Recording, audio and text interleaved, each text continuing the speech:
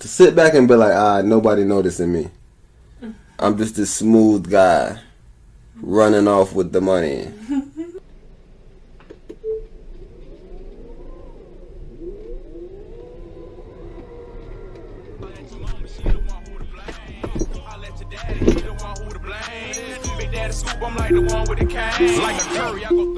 Current location 01010 Matrix Boulevard, somewhere in the American Society. Manifesto. Head west on Memory Lane toward North Babylon Trail for 0.3 miles. Turn left onto less traveled road in 700 feet.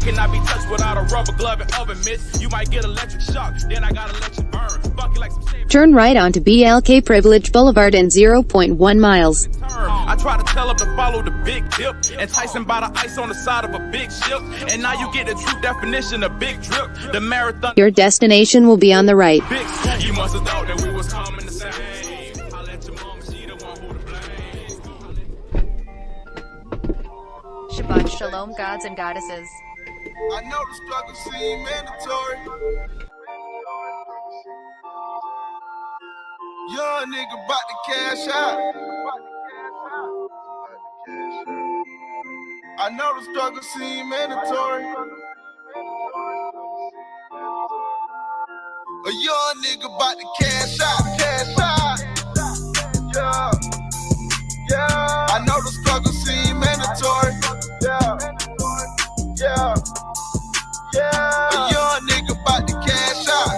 Yeah, yeah, yeah. I know the struggle seems mandatory. Yeah, yeah, yeah. A young nigga bout to cash out. Yeah, yeah, yeah. I know the struggle seems mandatory. Yeah, yeah, yeah. A young nigga bout to cash out. Yeah, yeah, yeah. I know the struggle seems mandatory. Yeah, yeah, yeah. Doing right and getting penalized. Seeing the world through the devil eyes. Speaking the truth couldn't stop the lies. And through the hate, I'm immortalized. Time will tell, will I prevail? I made it through hell. They want me to fail, take a L, but I can't lose. I can't snooze. My hopes and dreams, it revolves around buying my little girl shoes. My lifestyle wasn't given. That's why you see my black ass chasing the green, dodging the state prison. I thank the Lord just for living. Gotta keep the bond in order to win and just to stay winning. Another day, another dollar. Take the lead, no time for greed. Used to seed and they soon follow. Never worry about who's hotter. I just stay in my lane, far as the hate, there's a whole lot of. I grab a leap and get my roll on. Sometimes I don't know when to let go of the hold on. Got no time for the stressing. Every minute and every hour, I thank the Lord is a real blessing. Stack that money to the roof, just know that currency is man-made and love is the real root. To succeed, I smoke my weed, I'm knocking on heaven's door, I done lost my keys. A young nigga about to cash out. I know the struggle seems mandatory. A young nigga about to cash out. I know the struggle seems mandatory. Young nigga about to cash out. I know the struggle seems mandatory. Say, exclusive nigga.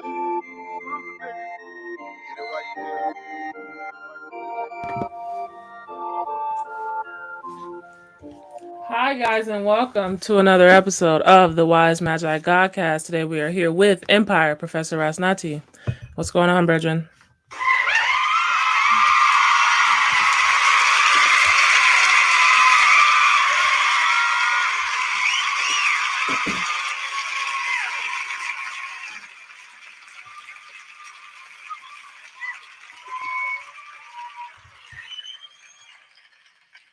We in the building. We in the building. Nah, this shit though. We in the building. This is a freestyle Friday. I'm already freestyling in the beginning. I'm just freestyling for no reason. Right now, I'm freestyling. Look, I see that lion share. I see y'all boys live. Let me jump in here. I'm in here, y'all. Shout out to everybody that's tuned in. About to tune up. You know, like a nigga with a bad car. But what I've been seeing going on, it's been some basketball going on. Oh, exactly. I can't go on notebook on my phone. I've been having to do everything through the internet today.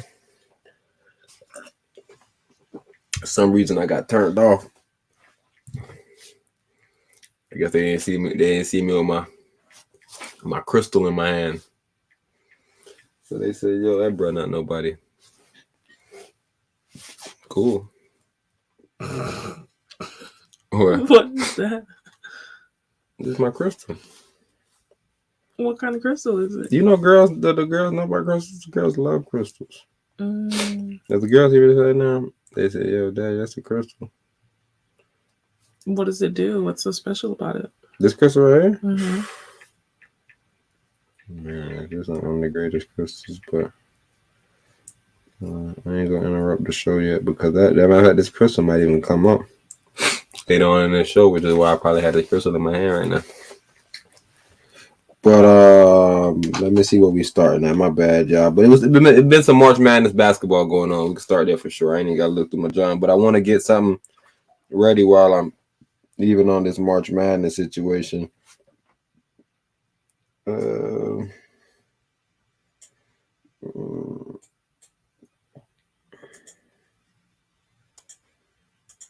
right, to go to Russia. What's Taraji P. Henson do? Yeah, go to yeah, just go with whoever you want to go. Either Taraji, because usually they Where's Russia? They're technically in order. Russia is the next one. Oh, okay. Yeah. But yeah, they technically in order, but they not though, because I know that I put some stuff early, and then I put some stuff the day of.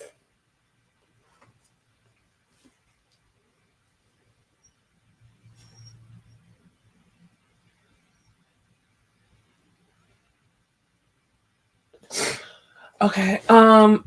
Emmett Till's cousin loves Taraji spotlight on Emmett when talking juicy. The system's unfair to people of color. Taraji P. Henson thinks there's a parallel between Jussie Smollett and Emmett Till. Oh, I see what you did there, sis. She did an anagram. Did you? Arguably, it would be more like Emmett Jill versus Emmett Till. Like what are you saying? Like, what? There's letters that coincide. I don't think that'd be an anagram though. You can't turn that into. No, it's not a complete anagram, but it's pretty close. Anyways, and wouldn't you know it's the late teens own. Wait, and wouldn't you know the late teens own family agrees? Excuse me. Nothing. Emmett's cousin, Deborah Watts, the co-founder of the Emmett Till Legacy Foundation, tells us Taraji's heart is in the right place, namely that Black people and other people of color Just watch this, though. Watch how sneaky this article is, because this lady right here, she's not dumb. Unfairly treated in the criminal justice system. Yeah, when I hear heart is in the right place, that means brain is not. Mm-hmm. So, should I play this clip? Okay. I had no plans, but yeah, you could run it. It ain't hurt to nothing. I think it's most unfortunate the experiences that Jussie is experiencing right now, and I do truly appreciate Taraji P. Henson, sharing her compassion and support for him. I mean, anyone in that situation, I think, would love encouragement and support from their friends.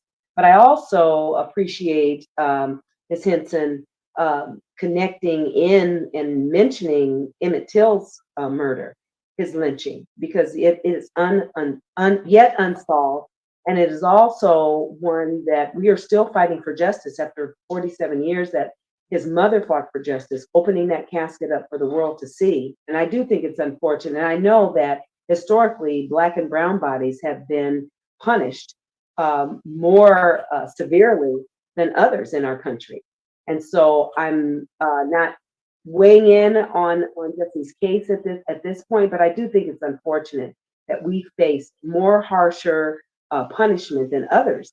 And that is historical, and that is something that is on record, and that is something that the data shows that.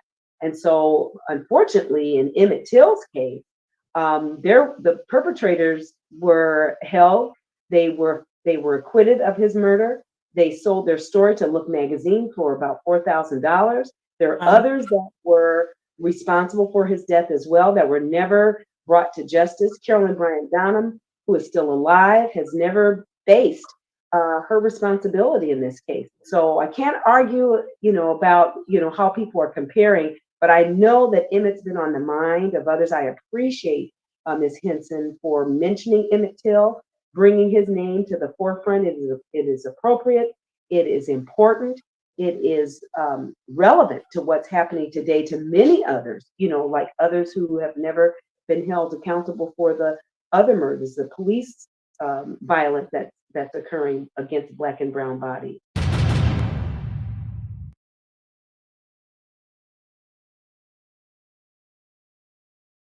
Alrighty, guys. So you guys heard that video. You have any thoughts before I continue with the article? No, I don't want to knock nothing off yet. Okay, so Taraji made the point while Jussie is serving jail time for a crime that wasn't violent. Nobody did any time or was even found guilty in Emmett's case all those years ago, suggesting race was at play in how Jussie was sentenced.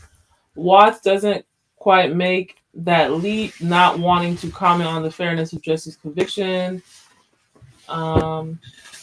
Big picture, she actually agrees that the BIPOC? What is that? I'll look this real quick. Black, Indigenous, and People of Color. BIPOC is how it's pronounced. Agrees that disproportionately incarcerated compared to white people for the same sorts of offenses. Something she says is proven in data, and something she thinks Taraji was trying to spotlight. To that end, Watts tells us she appreciates TPH's support for getting Emmett's name back into the public because his case was never officially solved. Of course, many will still agree that Taraji's premise that Jussie was sent to jail simply because he's Black. That is the conclusion of that article. Yeah, so she's trying to be smart about it. Like I said, we have to be justified. So she's trying to be smart about it. If she want to get any justice, she has to be very, very careful about the situation. Unbiased. Yeah, she has to be careful about the situation. But I understand support, right? Because like I said, people want justice for Emmett. So the fact that somebody with a platform or whatever situation, is shed some light on it.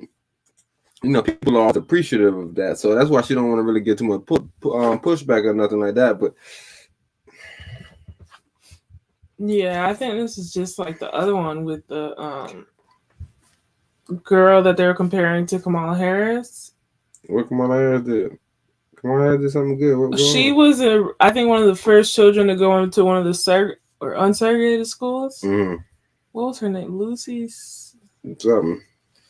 Yeah, but it's that same thing, and What you mean the same thing as far as what? What you conflating two ideas.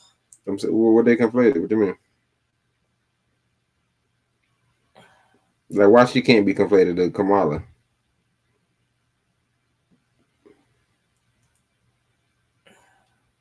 Good question.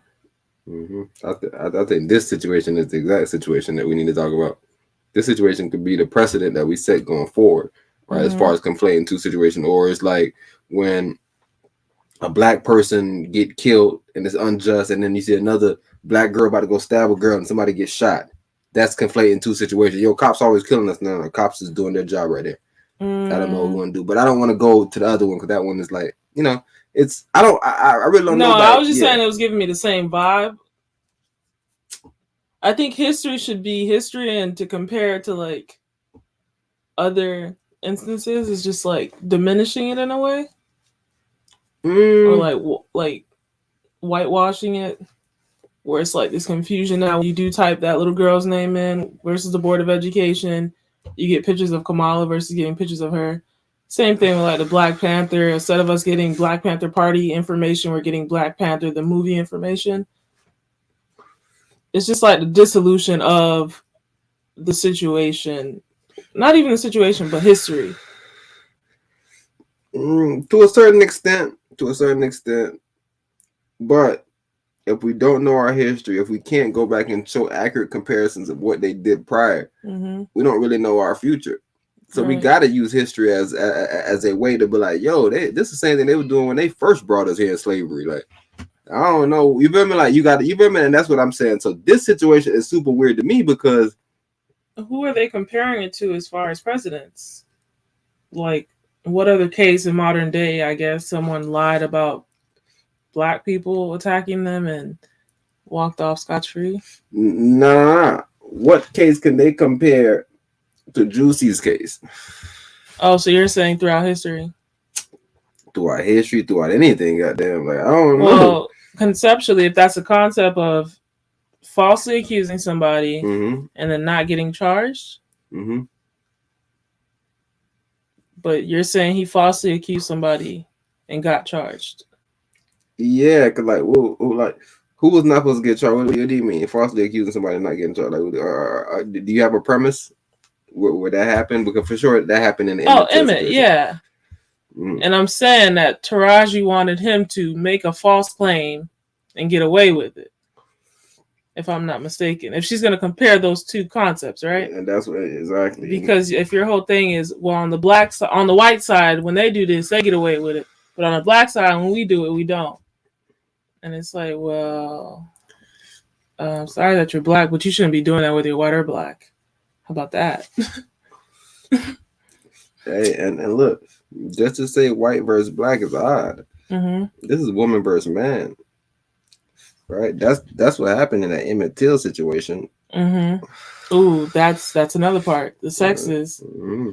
It's definitely, sexuality was completely different. So that's another thing. And then on top of that, you know how we were just talking about like how they brought back all those, you know, clips of Rogan saying the nigga word or whatever the case was, like that. What was? I lost it that fast. With Joe Rogan saying the nigga. Yeah, they were trying to convict him on like something that was like kind of statute of limitation situations. You know what I'm saying? I don't want to say that because I don't want people to try to use my words and say, yo, you think Joe racist? I don't think Joe racist. I don't think Bill raped nobody. I don't think statute of limitations saved any of those two guys. I think there's no compelling evidence, right? Statute of limit, like, so I don't want to use statute of limitation personally in Joe Rogan, but maybe you got a point to make, right? Yeah, I'm saying as far as like them using old behavior or actions that people took and bringing it to the forefront, like we're playing by the same rules. It's like, no, the rules have changed. But I'm still about to bring it to the forefront, though. If it's wrong, it's wrong. Right? If you had slaves, bro. Like, you feel me? Like, I don't care what people try to convey to me. Like, yo, bro, this is, you feel me? Like, because you got to think about it, Empress. Jonson and Jonson, right? They did prison trials back in the days. I doubt this was relevant, right? More than 50 years ago, nearly a dozen men incarcerated outside of Philadelphia enrolled in an experiment funded by Johnson & Johnson. I'm telling you. I got a story to see. I'm just waiting for stories. Like I said, this cast is going to be a lot of information. So definitely stay tuned. And, you know, if you like information, definitely tap in. We're some information gurus. But what I'm telling y'all is, more than 50 years ago, Johnson & Johnson did some odd shit. And their thing was, yo, back then it wasn't against no experimental John. So what we did was within the rules or whatever the situation is. And it's like, okay, cool. So you did all that stuff within the rules around that time, made all that money. When you going, You ain't go fund them the people family that got the little disease in the arm. You not having them, right? You feel me? Like to tell me that some shit old is to tell me that the people that it happened to got dealt with already. Like, so to tell me like, yo, slavery old, bro, that mean that the niggas that was in slavery got their recoup. And it's like, yo, bro, you can't be talking about that no more, bro. We got to pay you off of that. Hey, if we doing that, Empress, I'm completely fine with it. But if we just saying like, what about in the instance of like Putin, right? Where it's like he's not gonna pay the Ukraine's reparations or whatever, but what if he actually listens to the pleas for him to stop? Stop what? The invasion or whatever, the special military operation that he's conducting, that people are begging him to stop. Yeah, I don't know what he's doing, but I heard that I heard that he said he was having talks with Zelensky. Things are going well, and then I heard today that they said that they stuff getting hit, stuff doing. I don't know. Okay, well, let's go even further then. With the whole Jewish situation and how they were killed or whatever in the internment camps, what if they would have stopped and just went back to being civil? Like, oh, all right, we'll chill out, bro. If who stopped? The Nazis, I guess. I don't know who you call it. Like the people that were killing them, I guess. Or those are Nazis, right? And you and what you saying? Them people randomly started killing them? No, I'm not saying they randomly started killing them, but what if they randomly stopped and just kept going on, where people or Jewish people didn't have to flee in order to save themselves? It's like, all right, we're done. We're done bullying you guys. We're going back into our cave. But now y'all know not to play with us, type thing. Yo, they told me they got a Jewish president over there in Ukraine. Yeah. Anyways, the whole point that I'm trying to get to is we're in America where slavery existed, and somehow they found the restraints to stop it. What you mean? Stop? Well, what? I guess they didn't stop it. What? It's just moderate. What Sorry, guys. I set myself up for that one. Yeah, and that's why I keep on stopping you every 2 seconds, saying like, let's not go into the gray areas, right? Because gray areas, I could always pull out stat here. Right. There's clear shit right here. A black man, Emmett Till, was accused of raping a white woman, which they do a lot. This happened to Bill Cosby. If you want to liken it to somebody, liken it to Bill Cosby. Don't liken it to Jussie Smollett because he's a part of y'all little fucking gang. Fuck Jussie, really and truly. Let me not say that because I got no problem with Jussie. But no, bro. I hope. I'm telling you, bro. I hope, and I don't even want to talk about your case no more. I hope, bro. I'm hoping for your sake and for whoever else comparing you to goddamn Emmett Till, bro. Emmett Till case was a black boy, bro, that they said whistled at a white woman, bro, and that wasn't even true because the white woman damn near came down and said, "Yo, that was baby." Yeah, it is, let me. Huh? Right? It was another one that happened in Roseville, Florida. Yo, white woman said the man raped her. Like, we understand what white women do, bro, but to tell me that this is about some white man, that's crazy, bro.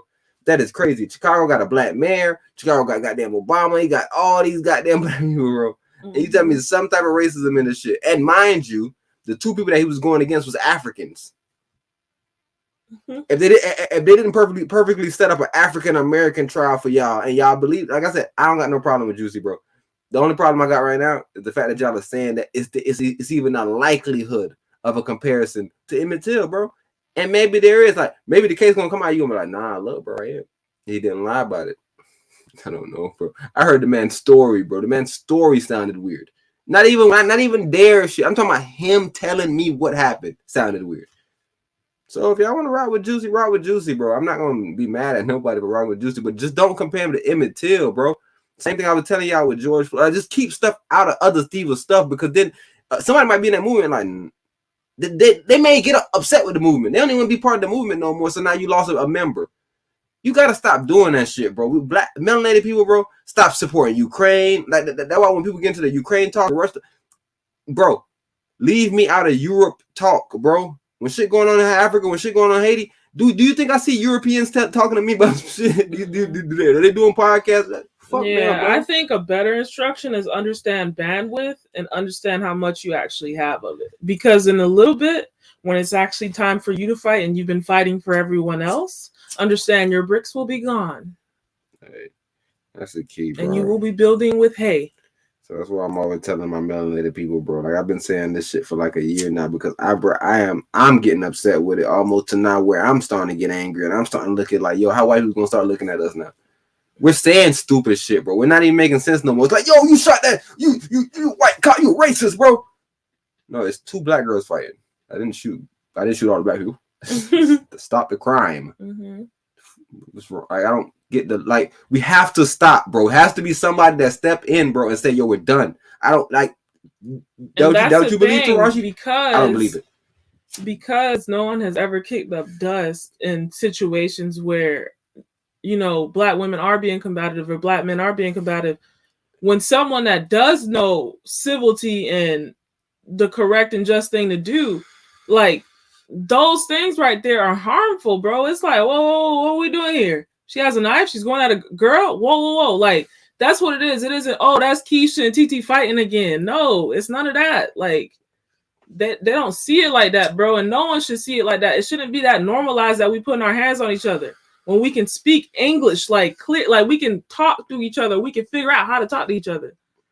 Like, that part is not fair at all, bro. So, yeah, we definitely have to understand like right is right and wrong is wrong. And you putting your hands on someone is wrong. They don't know how to be around us. Well, okay, when they come around us, let's just stop fighting. Let's wait till they leave and then we can handle it. If you're telling me that it's because they don't know how we act and we just bumping and we about to get over it after we done, we don't even need them. Let's just wait for them to leave because they caught us fighting and we're gonna stop. We're gonna tell them who's playing. Cool. I don't get the angle where you're saying, yo, I know that they hate me. I'm gonna play with them though. What? You just told me that you know that they hate you. Or conceptually, they've never grown up because majority of women don't grow up with consequences for their actions.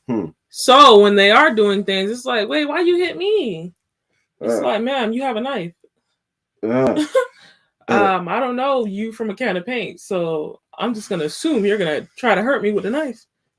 I don't know what to do. Like, why do you have a knife in your hand? I don't know who to hit, who to not hit. All I see is the person with the weapon needs to be stopped. We can get you some food. Like, are you not hunting? Like, what is the knife about? Are you hunting me?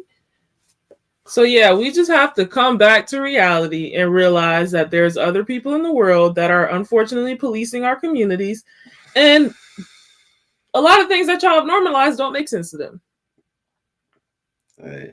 And like I said, man, this is nothing against the brother Jussie, bro. I'm telling you, me personally, I hope, for my personal sake, I hope Jussie telling the truth and some white people did some weird shit, whatever the situation is, bro. The story you told, though, bro, like I heard it. It was maybe you was under anxiety, maybe you was stressed, maybe I don't know, bro. I do not know. You got to appeal right now. They said you out. So, you know, do your appealing thing, try to figure out what goes where and how thing goes. And, you know, hopefully you'll be back. Yo, shout out to the legend in the building, man. Big ups. I see the brother got the emperor on the goddamn shit. Shout out to that brother. That brother knows something, goddamn. And he knows something. That brother always supporting, though. That's the brother that he usually had a logo. Gang. The gang members. He's a triber. Tribal members. You walking around with this tribal tattoo. Real tribunal over here. All right, bam. You ready for this? Okay, Russian lawmaker demands return of Alaska, California fort, and reparations amid U.S.-led sanctions. Parliament member Oleg Matveychev listed his demands during a Sunday interview on a state-owned news program. Should we play this? Who that is right there? What are you talking about? Journalist. Okay, this is about the journalist that was killed. Okay. In Ukraine. That were Fox News. Then they're not covering it right there. They just got it up there because it's a okay. Another story too. Take your attention away. But anyways, a Russian lawmaker made an outlandish demand over the weekend that the United States return Alaska and a historic settlement in California, in addition to paying reparations to Russia over crippling American-led sanctions that have put Moscow's economy in a tailspin. Oleg Matveychev, a member of the State Duma, outlined on Russian state television a set of demands for the U.S. and Ukraine after Kyiv's demilitarization is completed. The Express newspaper in the United Kingdom reported, the demands include the return of Alaska, which the U.S. purchased from the Russian Empire in 1867 as part of the Alaska Purchase, and the former Russian settlement of Fort Ross, California, 90 miles north of San Francisco. We should be thinking about reparations from the damage that was caused by the sanctions and the war itself, because the two cost money and we should get it back, Matveychev said during a Sunday interview. He also called for the return of all Russian properties, those of the Russian Empire, the Soviet Union, and current Russia, which has been seized in the United States, and so on. Afterward, he asked if he meant Alaska and Fort Ross. Hold on really quick. Like, who is this person? Is this like the spokesperson for Putin, or is this just a random official making claims? Well, no random official could really make claims unless they're against the regime. And because he's in Moscow and whatever the situation is, I know he's part of the regime, right? So he has to be speaking on behalf. I don't know if Putin telling them that this is what we're doing, but he's speaking on behalf of the people over there, right? So people saying this, right? Putin may be even thinking it, right? Because like I said, they're on the same regime, right? It's like a Democrat saying some shit and Biden being like, and he don't say nothing, but you're like, bro, y'all damn, I know you would have talked to him, but you feel me? So that's how I'm looking at it right now. But I'm gonna look into Oleg a little bit. Okay. That was my next point, as well as the Antarctic. He said, we discovered it, so it belongs to us. The sale of Alaska marked the end of Russian Empire's trade expansion and settlement efforts to the Pacific coast of the U.S., according to the State Department. The territory was sold to the U.S. government for $7.2 million. Opponents of the sale labeled it Seward's Folly, referring then Secretary of State William H. Seward, who was a prominent of American expansion.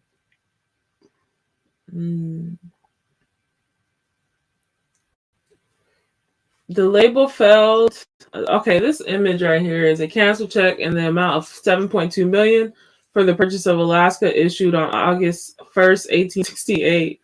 Hold on, what? A canceled check? In other words, they never purchased it because they never cashed it. That's all I'm trying to think. Man. What was Oleg saying? Russia is on another level with this. Okay, the label failed to stick after 1896, when hundreds of thousands of people migrated to the territory in search of gold. A Russian colony was established, Fort Ross in California's Sonoma coast, in 1812. After several years of struggling to grow crops and tensions with Americans in the area, the property was sold in 1841 after it became clear the area was a financial liability, according to the Fort Ross Conservancy. The demands made by Matveychev were likely to be ignored as the U.S. ratchets up sanctions on Moscow over its invasion of Ukraine. On Monday, the State Department announced fresh sanctions on President Alexander Lukashenko, the Kremlin's ally in Belarus, and 11 other Russian officials. On Tuesday, Moscow imposed retaliatory sanctions against President Biden and administration officials. White House Press Secretary Jen Psaki brushed off the potential impact the measures could have. I would say is that won't surprise any of you that none of us are planning tourist trips to Russia, she said. None of us have bank accounts that we won't be able to access, so we will forge ahead. That is the conclusion of that article. Very intriguing, to say the least. And the brother right there, Oleg, he's the Russian politician chemical consultant, and spin doctor. Called the man a spin doctor. So Like he does spin class? I click on it. I say, what is a spin doctor? They say in public relations and politics, spin is a form of propaganda, right? Put spin on it. Achieved through knowingly providing a biased interpretation of an event or campaign to influence public opinion about some organization or public figure. So that's his whole job, they saying, for the Kremlin. He is currently a professor at a financial university under the government of the Russian Federation in Moscow. He's one of the most popular Russian bloggers. Also, he's 52 years old. This is the brother. He got a charity. You know, you always got to make the bad guy seem good, but shout out to this brother. He got a charity. He's on the board of Right to Smile, a children's charity set up by ex-spy Anna Chapman. And then you go to Anna Chapman. You know, Anna Chapman, she was arrested in the United States. Actually, she was arrested in the United States June 2010 as a part of an illegal program spying. At the time of her arrest, she was accused of espionage on behalf of the Russian Federation. She had previously gained British citizenship through marriage, which she used to gain residency in the U.S. Yeah. Sneaky. Bro, we really in a time where, like, people are called spies. Like, what was they spying on? What they got from us? What they needed? Yo, these folks is out here, bro. In 2015, Russian online magazine Starhit reported that Chapman had given birth to her first child, a son.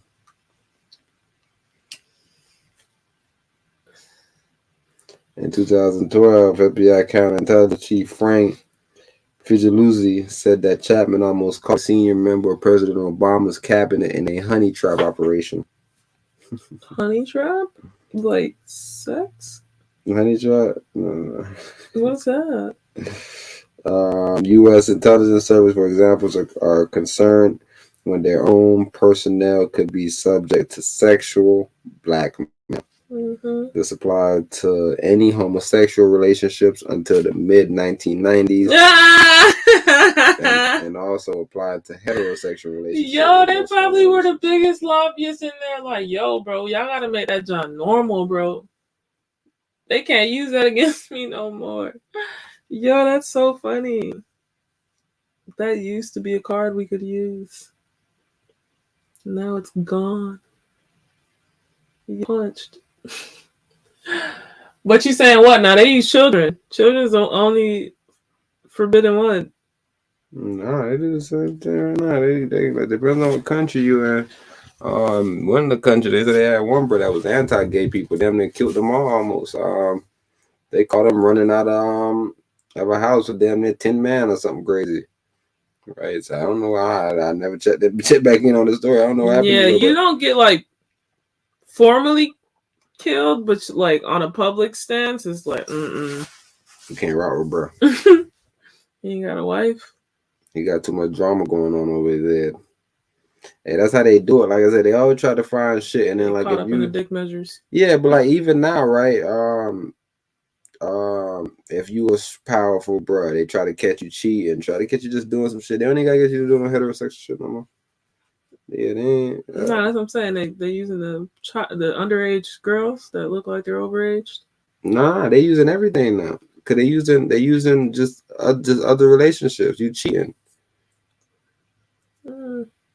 right? Yeah. They could just use anything right now. Right now, they use that on Bill Gates. You would say. What, cheating? Bill Gates, they used them kind of like the way you were saying, but it was association with Epstein. Right? Bill Gates? No. Bill Clinton. Oh yeah, Clinton. Yeah, Clinton. They used cheating on him. All right, they used cheating on him to get him up out of there. Like your dick sucked. You getting your dick sucked. You see, but Trump was dating that stormy person afterwards or before his wife currently, and then he kind of always had that demeanor of like, I'm a polygamy type of guy, anyways. Yeah, Trump. I don't think Trump ever been called out on cheating type vibe. Nah. It was just He's a bachelor. Woman that say he lose, boom, boom. That man have a story about him doing this. But yeah, you ain't calling them out on. Like I said, bro, when you true to yourself, they could really call. Like niggas will call you out on anything, and you like, you throwing them rocks on. The sun could get mad. You actually throwing rocks at it. Somebody could be like, man, that nigga be throwing rocks at the sun. So he somebody could be mad about it. But the sun don't. You remember the sun don't. So them boys saying they want Alaska, a piece of Cali, a piece of San Fran almost, 90 miles north of San Fran, and Antarctica. I'm not playing. They want stuff back. They say, yeah, playing with us like that. You know what I was thinking about? Y'all was reparations too. They treating them like France treated Haiti, bro. Right, the same way France came in and was like, yo, you know what? Cool. Haiti, we need your help though. What happens when two bulls go at it? Did they eventually just walk off, or does one has to die? Oh yeah. Anytime, any situation, somebody gotta die. Somebody gotta die. I'm gonna tell you about New Orleans. Because New Orleans is super important. A lot of people don't really be on it like they're supposed to, but they talk about the historical French quarters, and they always talk about voodoo this and Maria this and that and all this cool shit, blah. But then they tell you about Louisiana Purchase, and they say, yo, United States did this and did that. And then you say, oh, how? What happened? Why did the France give it, like, what, you feel me? Why did France give it up?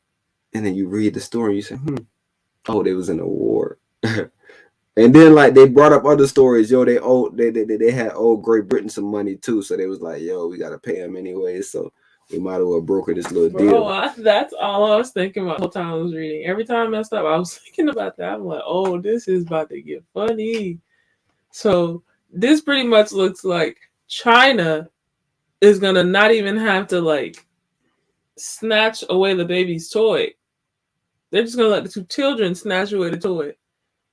And they know the older child is going to eventually get the toy. So now it's just like, all right, we're just going to let the two little kids fight. Once they figure it out, we'll take everything else over. And here we are with the one world ownership. That's interesting. That's interesting. Japan got hit with a 7.4 earthquake yesterday, damn near. I guess Osaka was warning us about that when she was doing all the situation. But it happened right where Fukushima had happened the last time, and it had hit the reactors, and the reactors went off and caused that big situation in Fukushima. That fucked up the waters. Fukushima fucked up the waters, not Hiroshima. Hiroshima was another one when they dropped bombs on them. Fukushima was the other one, I'm pretty sure. So you're saying the water just got messed up? Yes, ma'am. But they said this time it was 7.4, same spot basically, but it didn't damage the reactor. Officials say, you know, when officials say, so like they built a nuclear plant on a fault line. You know, maybe they weren't thinking about it, or maybe is that what's causing it to create a fault line? You know, people never think about the stuff because they even tell you that when them people shut off the nuclear reactor and the big situation happened, Chernobyl. They thought it was a grand idea. People don't be thinking at the time. I feel like you got to be one nigga that really know the science, and everybody else is workers. And then that one nigga that know the science probably passed. Maybe just something happens. He got rules. You feel me? He got rules on the table. And he said, "Yo, follow these bitches." And nigga say, "Yo, what'd happen if I just shut the whole shit down? I'm tired of it, anyways. I'm just gonna shut it down." He like, "No, you can never shut it down. I didn't tell you that. That's why I said I didn't want to build it because I didn't know how to build it where you could shut it down and turn it back on, leave it on." Right? It's bro. Go watch Chernobyl. It was a good series, bro. Good little TV series. Lovely little long boys. I have a question for like people that actually can't get out of like places like Chernobyl or places like Ukraine right now. Like, what happens to them as citizens? You're saying they just get new papers once everything settles, or they're just fending for themselves and they're just there? This is one of the weirdest war I've seen. I've never seen a lot of modern wars, so I can't say one of the weirdest ones I've seen is. But like as far as me watching them, right, and kind of seeing them, or even just being in a third world country where you see weird chaos happen. Like, what's next after war? What happens after war?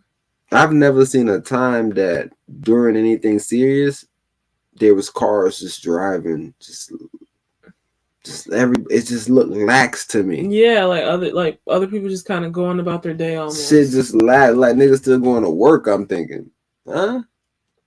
I guess it's not a world war.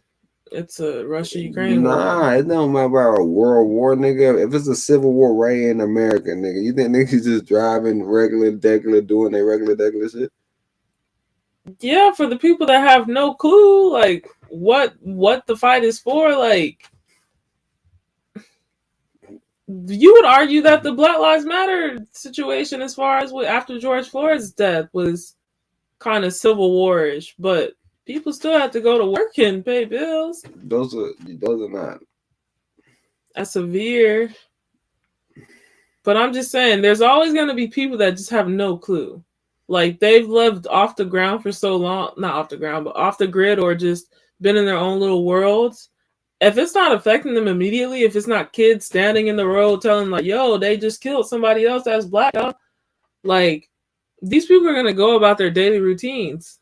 It's not about your daily routines or nothing. I'm telling you that I've been in third world country, and you can think you can go about your daily routine until you see shit happen. It's just like when niggas say, yo, it's an earthquake, I'm just about to go to school.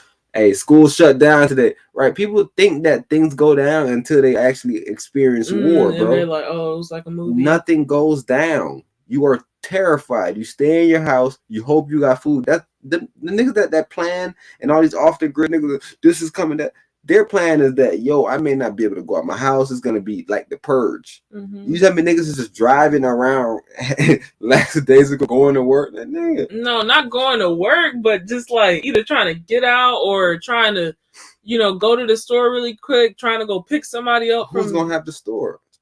Who's gonna stay open, keep stores open? When there's a purge going on, if I catch you out in a store, I'm killing you. Oh, nobody at that point. That's what I'm telling you. I was just thinking in the aspect of you saying you just seeing cars dilly-dally around Ukraine with the situation People going still on. driving, bro. They just it's just like their section. It's like a tornado or whatever. Not tornado, but a hurricane. It's like your section chill until y'all get hit. When y'all get hit, y'all take cover, come back out. Oh, it's done. Oh man, they still dropping bombs. Dang, let's hope they don't hit our building. We in this bomb shelter, bro. We'll come out when they done. If we live, we live. If we don't, shoot.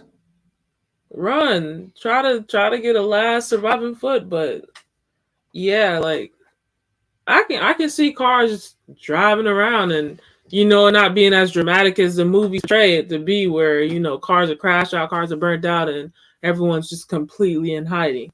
Yeah, I can see it getting there if it gets that extreme, but I feel like that dramatization kind of has us like kind of confused, because even like with Corona, like the way the news was portraying it, you would think like everyone was in this stalemate, but we had essential workers. We were part of that crew that had to get in the car and just dilly-dally while the rest of the world was shut down. See, but that's nothing real though. All right, see, I don't even want to say it's nothing real, but you saying there's no bombs being dropped? Fuck bombs, right? It don't even have to be bombs. Bio warfare, right? Say somebody go outside and their face melt off, or somebody's or they say, yo, people get in this, bro, and they're exploding. None of us will play with, right? But it's just, it's not as extreme. Hey, throw this on.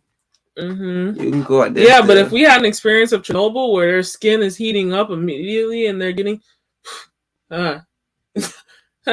you'll see people in the back trying to dig holes, and they back like you'll see people trying to truly hide, like but it happened instinctively. It happened because our country is soft, so there's a lot of people. Not our whole country, but it's 50-50 damn near.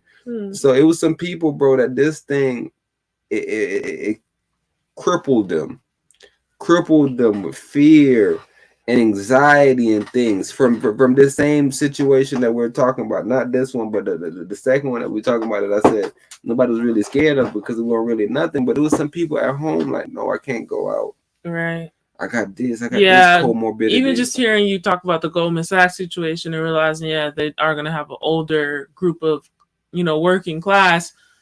And it's like, they are like, no, like, I'm not going in unless everybody's vaxxed, bro. And they have that paranoia, and that's actually a situation in their minds. Whereas people with, they've taken preventative measures, or they're younger, so their immune system strong, or whatever case that kind of makes you feel kind of unfearful of what could happen. It's just like, it's conflicting with the older people. So the older people feel like they're at war, possibly. They got about 3 or 4 reasons why some people haven't gotten this thing yet. One of the first thing they said, when you give warnings, a lot of people take precautions. So just be moving so precautious with your face situation on and all your things that you're doing, you keep yourself safe. That's what they say. That's one of the first ones. They said second one could be environment, right? You're around people. Heard. Right? They didn't say it though. They didn't say it. They kept talking around. I was like, nigga, y'all, I like what y'all. It's interesting. I like it. So they kept talking around. And the third one they said was genetics. So then they brought us some random shit. And I said, oh, that's the trick though, right? So what they say is maybe you ain't get it because you may be at risk for HIV. And now you may even just want to get it. Man, I called it, bro. I had called it. I ain't at risk for nothing. Tricky, bro. Tricky. They have a way to combat you everywhere. What they call him, Mr. Spin? Spin doctor. Spin doctor. Right, Empress? Spin. Because they got it everywhere. Because you would be looking at it like, oh, I ain't get it because they say my genetics. They like, no, your genetic, not in a good way. I'm talking about you at risk. Boy, you about to get activated. You about to get active. You at risk, and it's like, what? And it's like, dang, no, but I had called it though. I had called it early. Yeah. It's like, so you got it? All right, so you might be a super spreader. There's no way you can win with them folks. You just gotta let you just choose your side, bro. Like I was saying last episode, choose your character, bro. Who do you want to be? Do you want to be Fetch Man? They said you just gotta test me for that HIV then, boy. Yay. Oh, they them genetics, huh? It's a junk DNA. You feel me? You may have to just test me for something else, brother. Because I don't got it. Right? But that's why I was like, yo, it's compelling. Because I'm telling you, because everybody's starting to think it now. Like, yo, bro, you remember when they scared everybody? Because they had a clip from them. Cool. That clip for the people in the news. Oh, okay. And they was like, everybody's gonna get it for sure. You remember when the last the one that was spreading fast? When they kind of threw their hands up. Everybody's gonna get this one. Everybody. So now they coming out and they saying, yo, I know some people ain't get it. Bro, in that same breath, they said that I looked in the sky and there was stuff being sprayed in the air from a mechanism I've never seen in my life. So maybe there was some facts to that one. Hey, there's some John you running, but run me a YouTube video first, though. Okay. I ain't even gonna lie. Empress. Throw me one of them YouTube videos on. Because I want to give a break. Give your mouth a break. But today you got your talking mouth. I'm arguably well rested.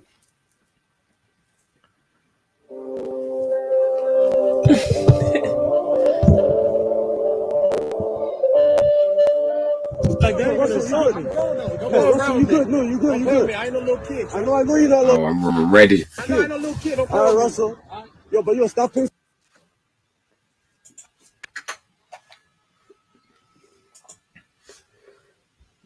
So you could have did that now to drag it for you, knock him out over here. Like that, Russell, you good? No, you good. You good? I ain't no little kid. I know you're not a little kid. I ain't no little kid. All right, Russell. Yo, but yo, stop playing some shit. That's all I'm saying. You're good. You're nice. Russell, you're nice. You're not a little kid, Russell. I know. You're Russell. Russell, I fuck with you. I just want you to play better. I bet on you every night. I bet on you. You're good. Yo, let's cut. Take it easy, Russell. You're up. You're a goof. You're a goof, bud. You're a goof, bud. Oh my God. So this is what comes with being a celebrity. Mm-hmm. You can't even react like a man. You can't even, because Russ is saying I'm not no goofing bro, but it's just like, why would I even waste? You feel me? Risk this situation with you. You don't got nothing to lose, bro.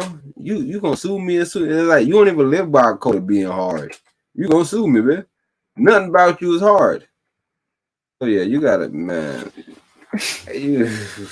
Yo, I just want you to I have better. a project from freaking 2013, bro. Showing Westbrook having people walk on eggshells in the locker room. Showing Westbrook disrespect KD. Showing Westbrook do a lot of Westbrook. I did not mean to say that. Westbrook do a lot of things that warrants this type of energy, bro. I've never seen. I feel like this is a taste of his own stinky medicine, bro. I've never seen Westbrook do nothing. What? Yeah, man, I gotta go pull up my video. Yeah, I never seen him do nothing. I gotta go pull up my video. You know I'm not looking nothing emotional, so it might be hard to get me on anything. Nah, these are highlights of him being emotional. Yeah. But do you see that's on? Because I remember last time I seen Kevin Durant on the OKC, he shot 0 shots. Mm-hmm. And he switched teams. And he switched teams to go to another team to beat somebody. I ain't like I'm saying, nobody deserves nothing. Hold on, what you saying? Because KD wasn't loyal? Yeah. What? For me to say that Russell treated KD anyway is to say that these are not a bunch of grown men and nigga, they all ain't got their own ways of moving. So that's all I'm saying.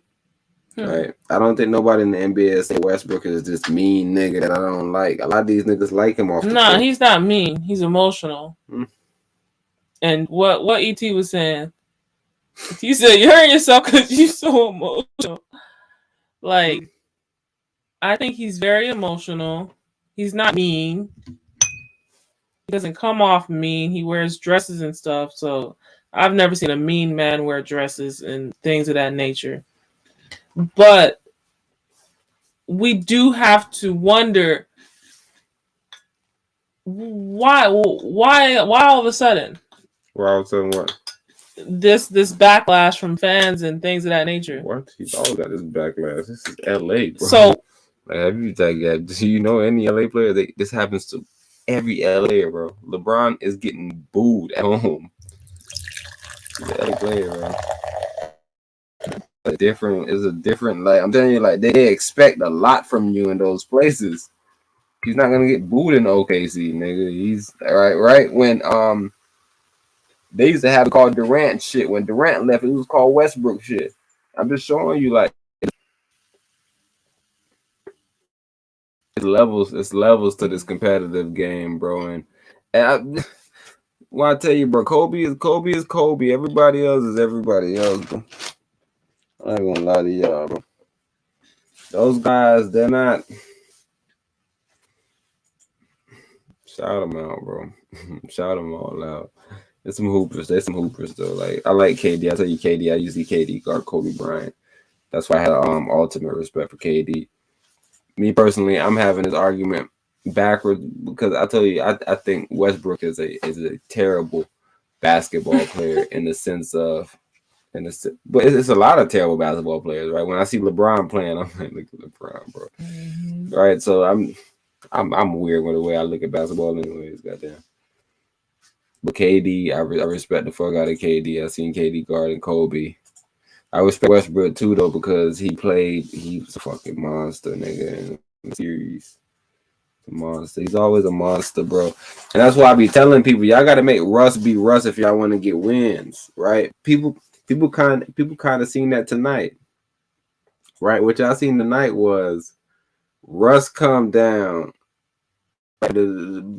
To win the game, LeBron is not going to pass the ball, but he's not trying to win the game. I'm telling you about LeBron, bro. He's a unique guy where he's not really trying to win the game. Nevertheless, he comes down, shoots three-pointer. He misses. Westbrook gets a rebound and fucking airballs that bitch.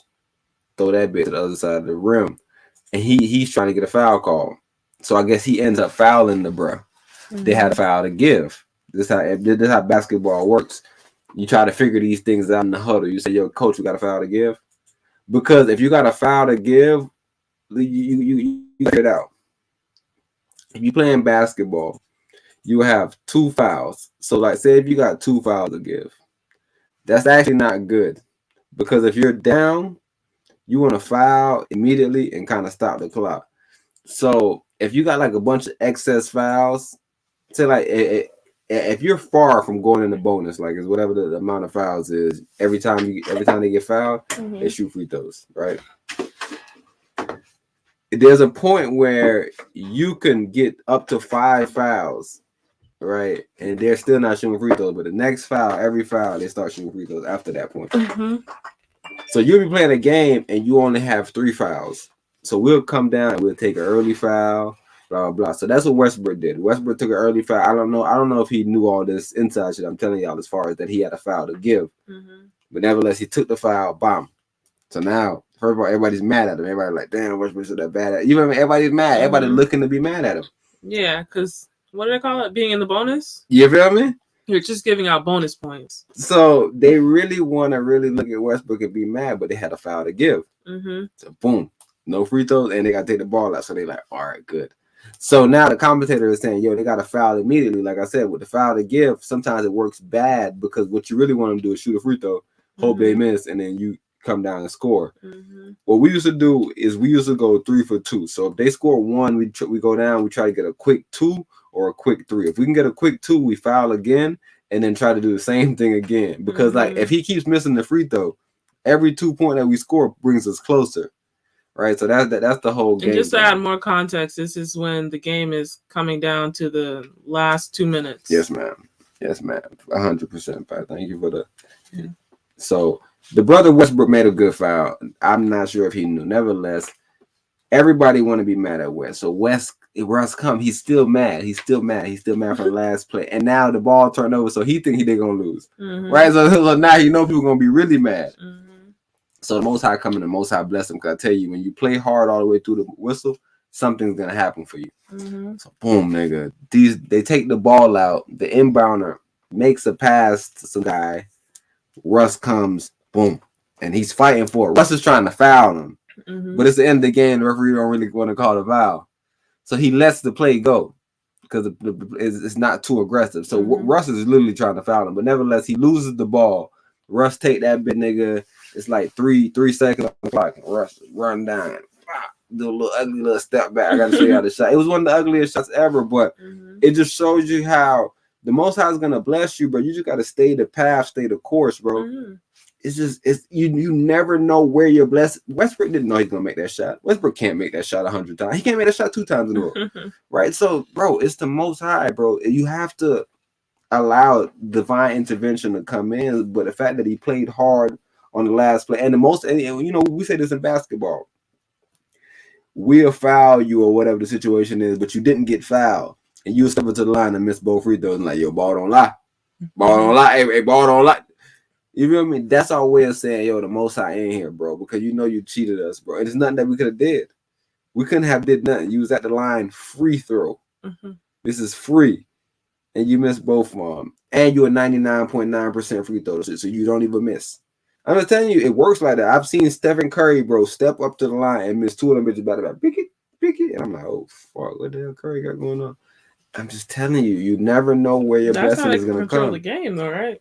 Literally. Keep it close. Mm-hmm. Have a couple of the players in on the John, and you run it. We're going to foul him. You're going to miss those 2, and y'all going to win the game. And everybody wins their bets. How can we guarantee that we're going to make our shot? Do we have to leave you open? Nah, the point is you don't make the shots. Nah, so you saying we up and you just miss both the free throws? Should look bad on paper. Slip out on paper, but you got a video that you got. Yes. I created a video in 2014. And it's an ad hoc press conference, and my whole spiel was that Kevin Durant wanted to leave Oklahoma City Thunder to go to the Miami Heat due to the bad relations with him and Westbrook. So yeah, here it goes.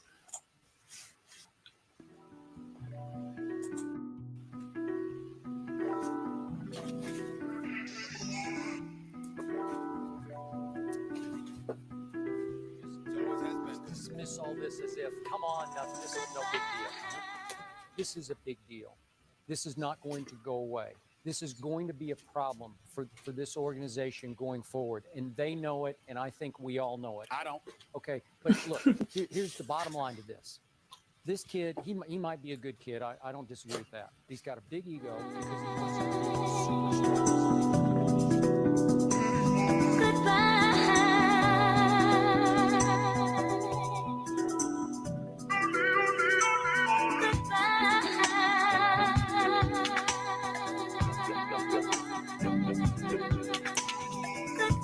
What's going on? Huh? What you saying? Westbrook just being me. What do you mean? What was that? Like I want to. He's trying to.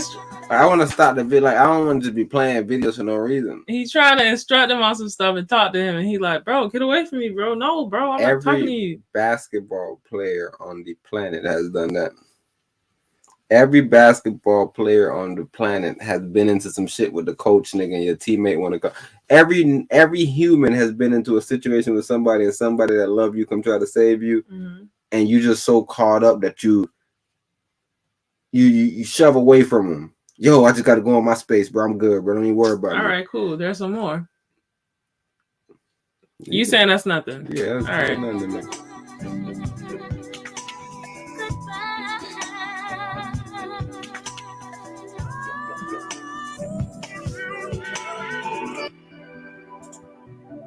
Dang, the highest quality. You know, he's upset not only that he got 5 seconds, because he should have passed the ball. So that's why I said, Coach, why did you throw the ball to him? So Scott Brooks understood that he was the reason, so he took him out the game. Look, he don't want to have his teammates up. But the chemistry. He's angry, bro. I'm talking about he dapped them up. I hate. Wait, what? He pushed that man hand away. And so Scott Brooks understood that he. You good, bro? You good? Man, fuck out of here, boy. Man, I don't know if y'all ever play basketball, bro. But I'm telling you, if you dap, like, all right, fine. You said that's not one either. All right, I got some more. That's Hashim to beat, bro. That's my guy, bro. I don't think Hashim to beat to take this shit. You look like Johnny. This is my guy. Hashim to beat. My main dude. Oh, that's his brother. But the chemistry, like I said, is fragile. And I hate to walk around the locker room. Look at Mo cheeks. Something like this. Now you can't act natural around this guy for a couple days. And look at Mo cheeks. That really messes your team morale. And you saying that's normal? What? For a nigga to walk off the court like that? What? What do you mean? You say you like a teammate like this, bro? You'll stay at OKC with a teammate like this? He don't do this every game, bro. Like you literally everything that you're telling me happened in one game. Bro, you don't have to do it every game. You do it once, I think it's odd. But I'm telling you, every player has these moments. Like I can show you. Bro, show me moments with KD doing this. Pushing teammates' hands away. Hold on. This is hands down. Go ahead, play the video. Everybody came ready to play. Everything was going your way. You had a big lead. You were playing terrific. And also, look, and this is when he was still normal with his clothes. He just got a regular long sleeve shirt on. He never was normal with his clothes. Huh? He never was normal with his clothes. Hey, and that's where he from too. That brother from. From what? LA. He went to UCLA. That's his area. So he just back in his pool. It's like going back home. Folks not liking him. everything was going your way. You had a big lead. You were playing terrific. And also in the third quarter, Westbrook's changed. What got you so upset? Look. Why was it? Like, every time the man hit him front hand and then backhand him. Like, bro, my bad, right? Oh, my bad, bro. I'm angry, bro. Because, like, you know you're angry, bro. You don't want to be angry, nigga. But you're angry. Shit is going bad, and you know you're fucking up. Like, bro, it takes a special type of player, bro. I'm telling you that, and I tell you that's why I love Kobe Bryant game, because it takes a special type of player to change mid-game, right? To get out of their emotion. Most players, bro, they feed into that shit, bro. And it's like, sometimes it works out. It works out. Sometimes they come down, they dunk basketballs hard. That's why you see Westbrook, he'll get some hard dunks, right? So, hey. It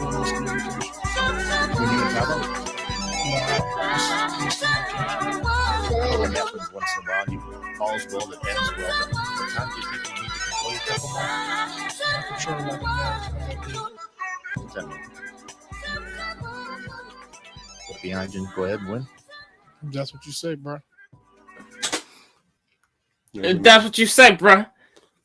Man, please don't talk about West. You don't talk about Westbrook with the media, because I can show you KD with the media. Replace him, bro. Replace him with Harden, bro. Harden was a way better teammate than this guy, bro. Shout out to E. Manor, my guy. Yeah, Eric Manor was a real deal guard. But I'm telling you, that Eric Manor shit, like, see, I don't know if y'all don't play basketball, so y'all be interested in this shit. I'm really talking about you, Skip. But, bro, Eric Manor was able to do that shit. Eric Manor was a solid basketball player, but he was able to do that shit based on rust, bro. Like, it's two different styles of play.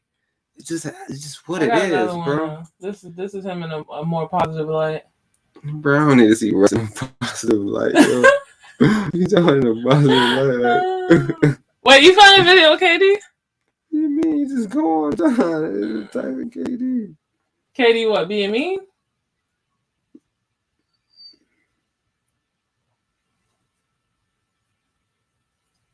What happened? I'm like, why you showing that video though? The one that you got to play right now? Oh no, it was kind of funny because he took his family grocery shopping and he just kept saying the big one, the big one, the big one. Yeah, I did another one for myself, but I don't know what's going on. Yeah, it's not playing.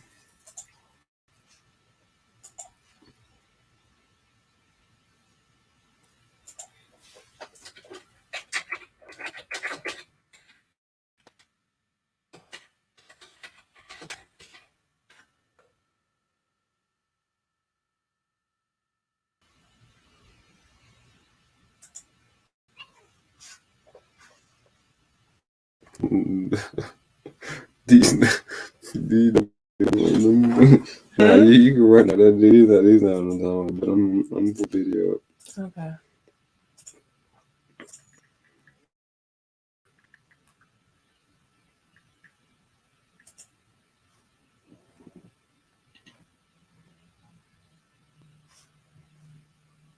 Getting the chance to imagine getting front row seats to a Warriors game and Kevin Durant tells you to shut the up, and imagine getting the chance to talk to KD in the DMs and he says this. Calm down, bro, we'll get there. These are times Kevin Durant got disrespectful. It was November 17th, 2018, Warriors versus Mavericks. KD was going off, dropping bucket after bucket like it was nothing, while making the Mavs look like garbage. Of course, this pissed off one of the fans, and coincidentally that fan had front row seats, so they took advantage and started talking shit to KD. But what they didn't know was KD wasn't gonna let something like that slide, and what he did next was disrespectful.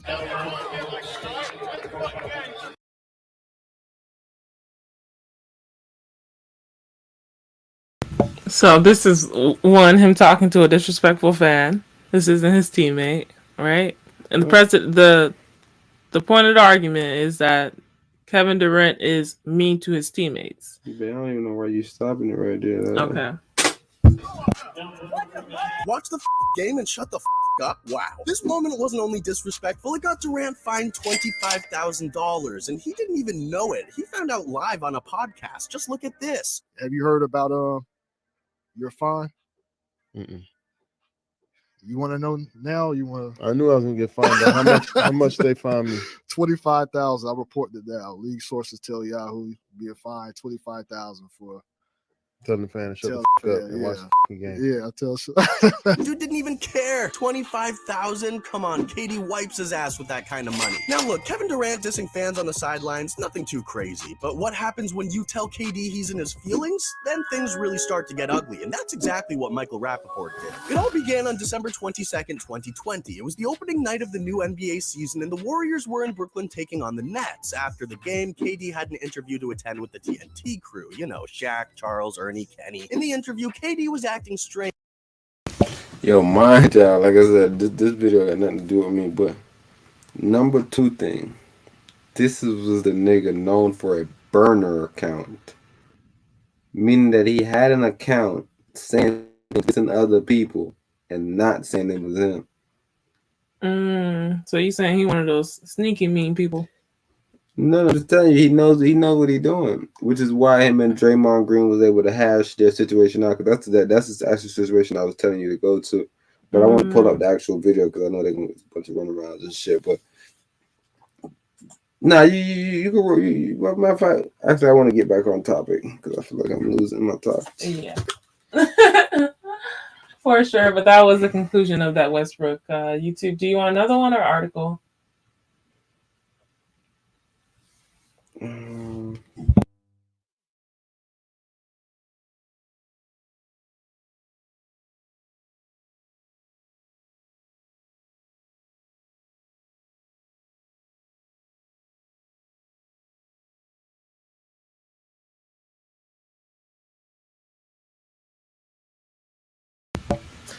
Alrighty, so Missy Elliott jumps into the Bad Bunny Safaera conversation and clarifies royalty details. Sadly, you missed all these people.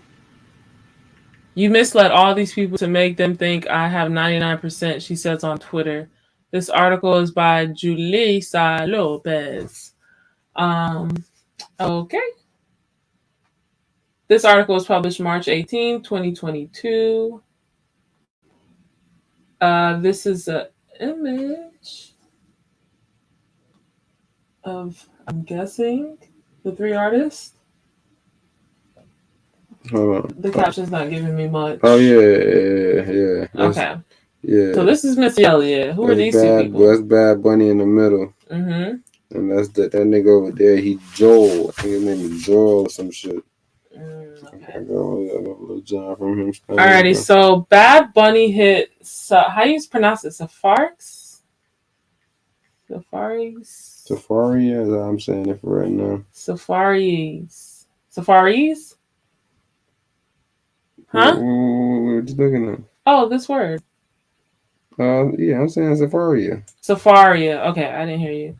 Which features the veteran reggaeton duo Joel and Randy, snakes through half a dozen samples and references, including the famed beat from Missy Elliott's 2000 hit Get Your Freak On. Last week, Joel ignited a Twitter storm by sharing details about the royalty splits on the track, claiming that Missy got most of the money while he, Bad Bunny, and Randy only got 1%. Now Missy is correcting the record and saying she gets just 25% of the royalties from Safaera.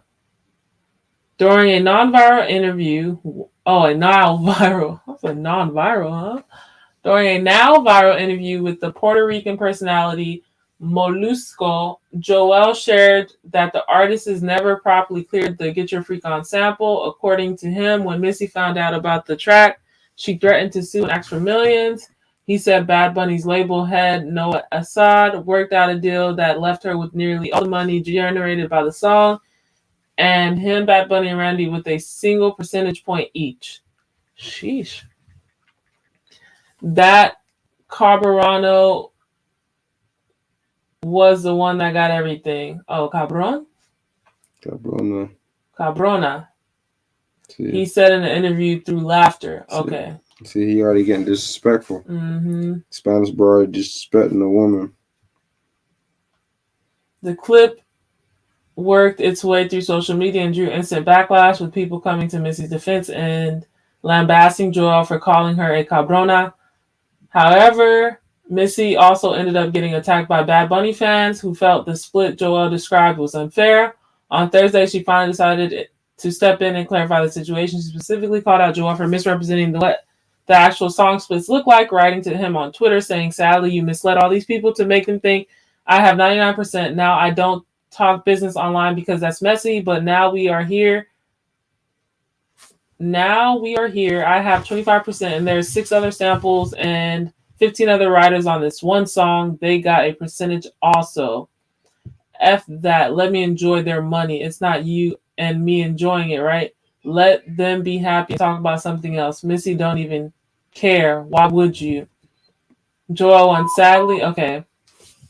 So she responded with the "Sadly, you misled all these people." Joel responded, "Missy, something got lost in translation because I never said you take 99%. That's impossible. There are a whole bunch of other people's in there. I'm cool with my 1%. Excuse me. Nothing but love from Puerto Rico to you. We are both in business. Let's enjoy what we have. Peace." Huh? You did all that stuff over the cast Squirrel the Flame. I'm glad he knew though. What? To shut it down. He baited you in though. What do you? Oh, ooh, I see what you did there. Sneaky guy. I want to sneaky folk. Sneaky folks in the building. Okay, replied to his olive branch by saying, "I'm glad that you now mentioned that there are many other samples / writers on the track that got their percentages that you hadn't named. We both in the music business and know how we must clear someone else's work. It's not the first time Safaera has faced sampling issues. Last October, Bad Bunny and the collaborators on the song got hit with a lawsuit accusing them of infringing the copyright of the Florida-based group AOM Music, which does business with BM Records. The lawsuit specifically cited alleged unauthorized incorporation of several songs from the Puerto Rican reggaeton pioneer DJ Polero. DJ Polero released a long statement on Instagram saying he's not involved with the lawsuit. The lawsuit is currently in a discovery / mediation phase with a hearing date listed for September 1st.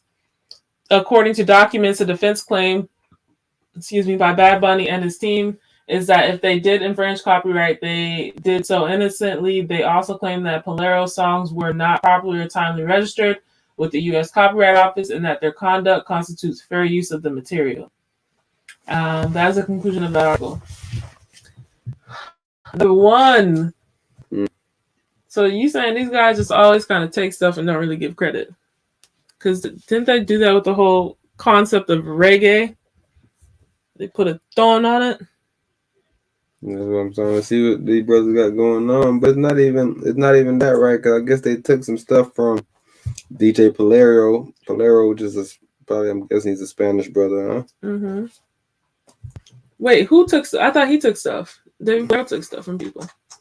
No, Polero saying that he's not with the lawsuit. His people suing them, but he's Spanish, so he's just saying, "No, it ain't me.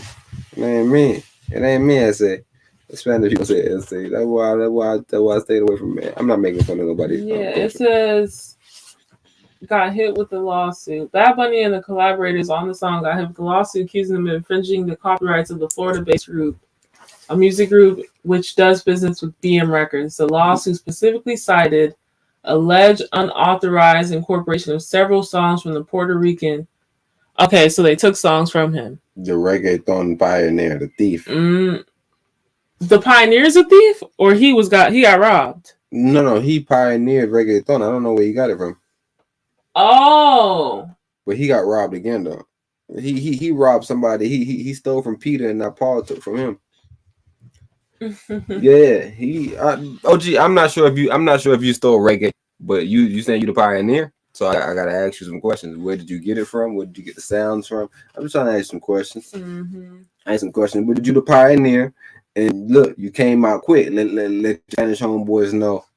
And you know, it ain't nothing with my Puerto Rican brothers, but I'm just saying, yo, OG, I know you. I don't know if you was playing. Like I said, I watched the interview, but it was in Spanish. My poquito. So that's what you saying. A lion's share. Poquito. I got poquito share. Oh, he got the rodent share. I got the little poquito share, right? But nevertheless, so you can't. No, you can't. First of all, you cannot talk about none of our black women like that. Matter of fact, that's what I'm doing all year with Wait, what does that word mean? With all the bodicas. All the bodicos. Hmm? You know, everything masculine and feminine. Yo, bro, don't be calling none of our women no bitches or no hoes, bro. You never heard that cabron? Never heard that cabron? I know it's an insult, but I never knew what kind of insult. Cabron. Cabrona. Like, it means you a villain, bro. I mean you a pussy. It mean you a bitch. Like, it could mean anything. It's a slang word. Mm-hmm. It's a slang word, but it's an insult. It embodies calling you a villain, though. Mm-hmm. Like, if you just want to get like the was term, he wasn't even insinuating she's getting the biggest percentage. He was just insinuating that. What are you saying? What are you saying? Read the subheading right there. Sadly, you misled all these people to make them think I have 99%. Yeah. And what are you saying right now? He said that they got 1% each, right? Mm-hmm. But he didn't know Missy Elliott's percentage. Mm-hmm. He did? He did say 99%. Read Missy Elliott again. You misled the people to think I was getting 99%. So what is Missy Elliott saying that you're not understanding? Because I made you read it right there, Empress. Why is Missy Elliott saying that if you're not understanding that that's what he did? Oh, yes, that's the initial thought. But once I read it all in its fluidity, it's like, hold on, what did he actually say? He called Cabrona and said that she got all the money from the song and they got 1%. That was his exact words. Missy Elliott sued. Read the article again, but run down. Bro. This is right here. Missy Elliott tried to sue us for $1 million and a bunch of shit he said. Is that not him saying that in this article right here? Or is that another article that I read 3 years ago? She threatened to sue and ask for millions. During a now viral interview with a Puerto Rican personality, Joel shared the artist. You feel me? Right here. Right here. According to him, properly cleared it. According to him, when Missy found out, it was Missy. So where do you say it? Like, what are you saying? That's what he said right there in that article. You could even watch the interview to see it. He's Spanish though. And what you missing though? Because I'm missing what you could be missing. Deal left her with nearly all the money. He said Bad Bunny's label had no Assad worked out a deal that left her with nearly all the money generated from the song, and him and Bad Bunny with a single percentage. So nearly all the money is what he said that was wrong, or him calling her a cabrona? I don't know. What do you mean? I'm confused. You're asking me, how did Missy Elliott and me think that he was saying that she basically got all the motherfucking proceeds instead of letting us know that there was 15 other writers? Instead of calling Missy out, there was sampling issues, clearance issues. Mm-hmm. He called Missy out and said Missy asked for millions of dollars right here. He said Bad Bunny label worked out a deal and she got nearly all the money. And after he said that, he said me and bro only got 1% apiece. Did that not just tell you everything you need to know about what he was insinuating? Or did you miss any of the insinuations? Yeah, he was saying she got 98% and they got 2%. Yes. So he insinuated she got everything, and then to super clear it up, because he didn't tell us nobody else that was writers or nothing. He said we got 1%. So now we say, damn, what? Does that mean Missy is 3 of y'all? And Missy got all the other ones, the rest of the percentage? Missy green for that. Nah, Missy green for that. And Missy, you know, Missy classy. Missy don't need be in none of these type of discussions with people, bro. But when you lie on somebody's name, you have to respond, bro, because there's confused people in the world, and maybe they don't read between the lines. They say, what you mean? How the hell somebody get 98% of the goddamn song, 99% of the song? How the hell somebody get some percentage of one song? Mm-hmm. Did you not have any writers, Jay? Like all these things, and then when she called you out, you said, "Oh, I'm cool with my 1%," because you know that y'all got it's a percentage cut up. Your whole team got a big percentage cut up. It's just you get 1%, bro. Y'all on the same team, my boy. Y'all total up to 25. This is my sample. I own it, nigga. Yeah, I just thought it was like a darker story where like somebody was siphoning money and these people came to a discovery. Like, hold on, you only got 1%. I only got 25%. Where's the rest of the percentage at? It's like, who's getting that? Like, I thought it was a discovery they're making, but they were just trying to get headlines. You get paid what you negotiate for. There's no reading in your contract. I'm like, oh, this is what I'm getting paid. Yeah, that's what you're getting paid. We talked about it. You talking about? And you didn't negotiate for that? Well, wait for your next contract and then resign. That's all I can tell you, bro. Right, I'm telling you, bro, we don't think logically no more. I'm just trying to think of how we're gonna deal with real problems. That's why Bitcoin is so important, because it kind of teach you how to deal with your own finance. But this is a weird one, bro. Like I said, he called out Cabrona. Maybe he was just playing. Like I said, bro, I understand jokes. It's all jokes. But I don't think bro.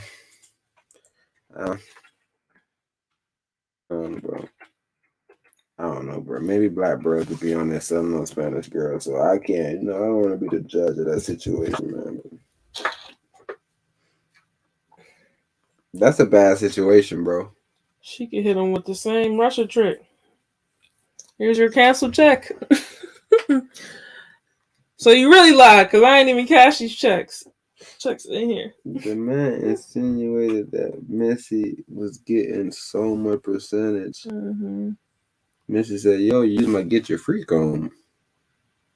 You might get your freak on. One of my biggest Johns, bro. You can't use my get your freak on and not expect to pay me at least 25%. Goddamn. I'm supposed to get 99%, but that's a get your freak on. If you put get your freak on anything, it's a hit. So I don't want to clear it. And I don't want to really clear stuff for Spanish people right now. Mm-hmm. I'm in a cold war with Spaniards. Pistolas. So I need to type in Bad Bunny featuring, and I need to see all American artists he's featuring with.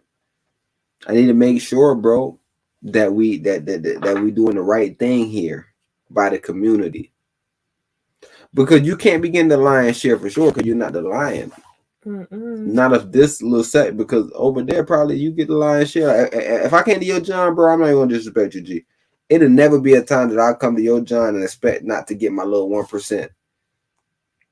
That's all I'm expecting to get. Is your John. I'm expecting you to take goddamn 90%. But then now, once more people get in, then maybe you make it 25, somebody else make it 25, somebody else make it 25, and then me and my people, we split up whatever percentage. And you may tell me, yo, you may want to bring some drivers, you may want to bring some different people because you're gonna need some people for the job. Or you can do it by yourself and get the full 25% by yourself. But if not, we're gonna split it up 2%, whatever the situation is, bro. So come on, bro. You can't do that. Nah, I don't want nobody doing it on Missy name at least, bro. You could probably do that on somebody else's name.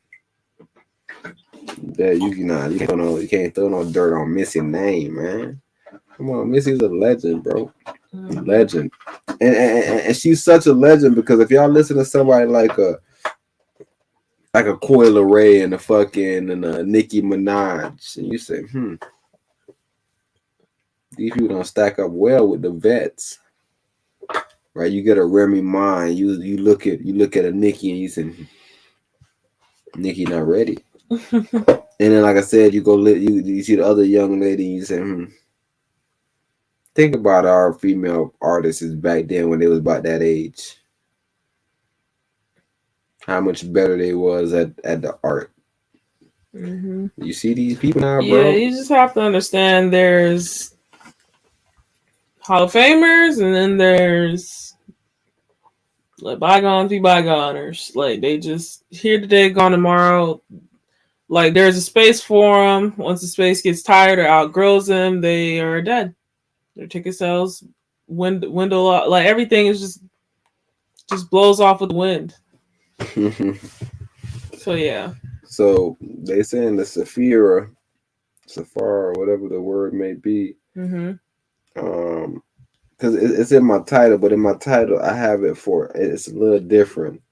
I did etymology with everything, and I seen the etymology come from Zafar, and Zafar means to release, to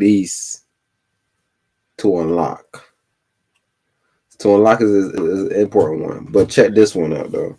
Also, it can refer to saving yourself from a troublesome situation. Right, so right after Safaera, I got Blick Blick. right? Anybody know anything about a gun, they may say, yo, I got the blicky, you know, them type of terminologies. Blicky. Right. So if you're watching this, YouTube be like, man, he's literally coasting through all his topics. I see him with titles. I see him coasting through them right now. Right. So I'm explaining that, and I'm explaining the blick blick. And then the last thing that I'm gonna do is this is not America, brother. Because we ain't in America. The reason why we're not in America because America used to put themselves first. Now America put foreign interests first. And they say, yo, our people, neck too red.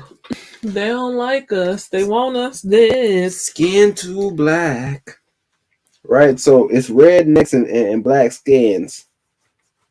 We got to link up. We got to link up and turn this thing into a red skin black. Boy, you sound like one of them Fred Hamptons now. Calm down now. Is that you?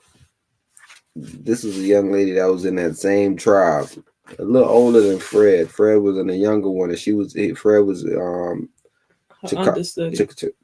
he was in shot. Right, you know, she was in New York. Okay. I see. Yes, ma'am. Yes, ma'am. She was on the New York wave. Mm-hmm. She wasn't even with Huey. Like I said, there was, you hear me? These little chapters. Yes, ma'am. Yes, Huey ma'am. was in California? Yes, ma'am. Oakland.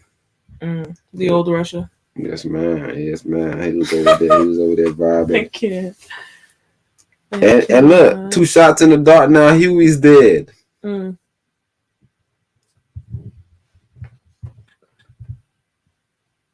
You ready?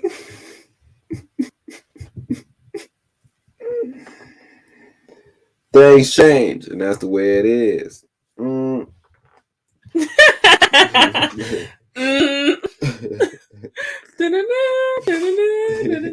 That's just the way it is. Hey. All right, you ready for this? Things will never be the same. Yeah. Artifact.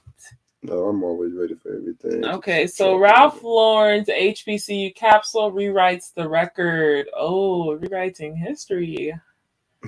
A forthcoming polo collection with Morehouse and Spelman College's Cole Brown Writes acknowledges that Black history and American history are one.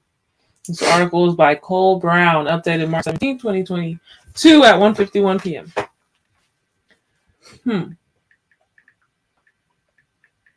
Okay.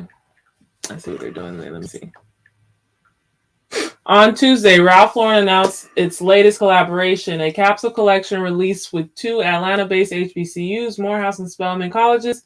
It's the first time in the brand's 50-year history that it has partnered with a university. The campaign, like the collection itself, captures campus life from an earlier era. The men have side parts and bow ties. The women, loafers with high white socks, white dresses, and tweed blazers. Homages to traditions on both campuses anchor the collection. Beyond that, it looks not unlike the tradition-informed gear Polo has been putting out for decades. But this collection is so much more than precision tailoring. For me, a Black man who once shuffled along prep school hallways, fitted in Polo. It is a long overdue embrace. As the quintessential American fashion brand, Ralph Lauren is in the unique position of both inventing and exemplifying American fashion. Historically, that's meant looking backwards, taking inspiration from any number of sources. The Ivy League, the Wild West, equestrianism. Despite having hired Black models for decades, being with Tyson Beckford and Naomi Campbell in the 90s, the core of the brand has always been nostalgia, albeit a nostalgia for a history often devoid of Black contributions. With this collection, the brand writes us back into the historical record.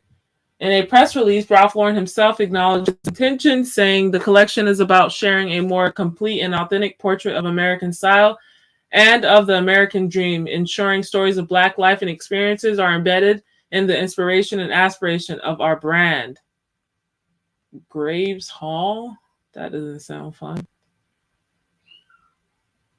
But yeah. This is one of the pictures from the collection, I'm guessing.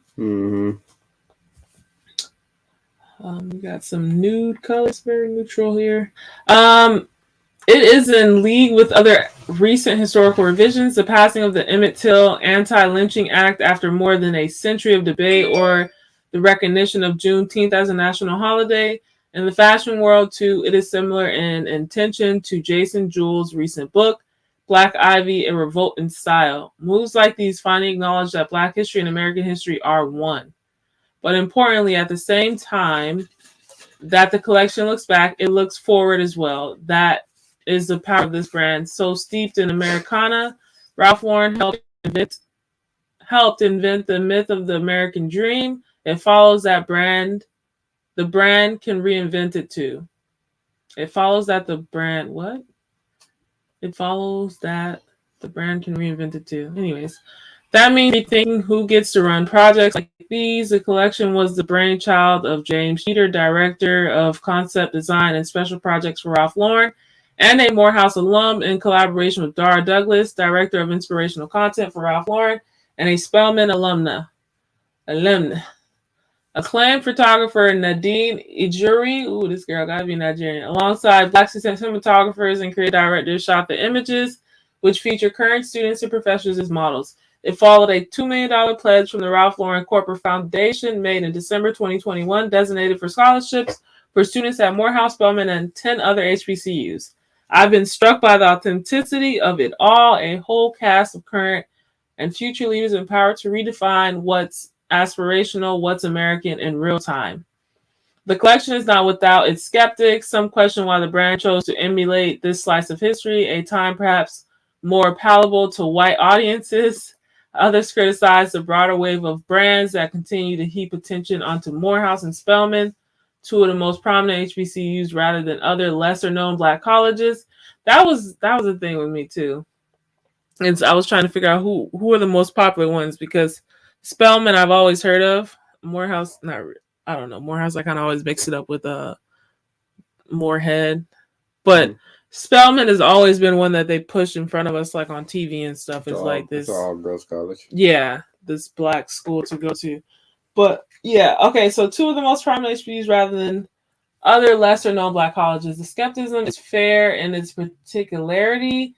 This is a complex history, and other HBCUs are deserving of praise, and also in its generality. It arises from a people that have long watched fashion brands co-opt our culture for profit.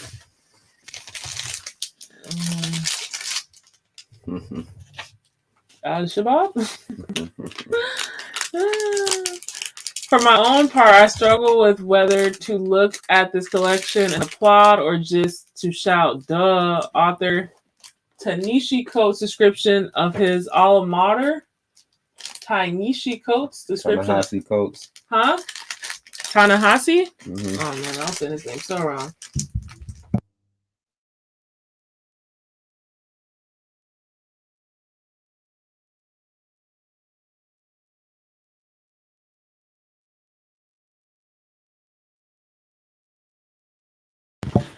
Alrighty, so Ta-Nehisi. Ta-Nehisi Coates. Ta-Nehisi Coates' description of his alma mater, Howard University, seems applicable here. His school, he's written, enjoyed a near monopoly on Black talent in Jim Crow's days, opened the aperture to include other HBCUs like Morehouse and Spelman, and the legacy is undeniable and exactly the thing popular fashion would do well to reflect. Consider the leaders these schools produce. Dr. Martin Luther King, Stacey Abrams, Spike Lee, Alice Walker. What could be more aspirational, more American than that? I see nothing particularly courageous about calling greatness greatness, but in a country that has long ignored, avoided, or subverted our history, Ralph Lauren chose to honor us. That's a win in my book. What this collection doesn't do, though, is the same thing that no institution can do: validate our history. The rich legacy of Spelmanites and Morehouse men were worthy long before Ralph Lauren deemed them so. Still, I can't help but smile seeing an iconic brand recognize the beauty that many of us knew was there all along. That is the conclusion of that article. And yeah. Four. I was talking about that thought she had a fork. I was just sitting back like a fork. Yeah, but this is definitely interesting to hear. They went with the school that was popular as far as media, and then they also went with schools that are segregated sexually. So Morehouse is an all men's college, and then Spelman's is an all women's college. Are they in close quarters with each other? And where were the women at? They didn't have any women pictures. These were no images. That dude right there probably went to Morehouse. So that's just his article. Okay. But everybody that seen the thumbnail seen that it was women. Mm-hmm. Yes, ma'am. Okay. Yeah, I was just looking for that picture, but okay. So yeah, that was the conclusion of that article. Do you have anything else to add? I got a little bit I want to jump in, but I got a little YouTube video. Yes.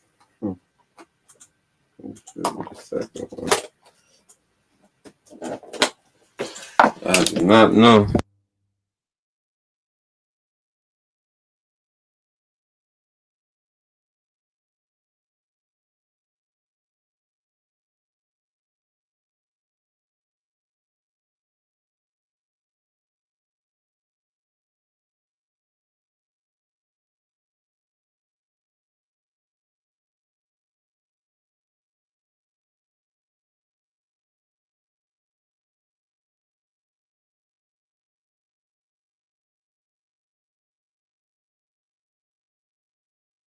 Night.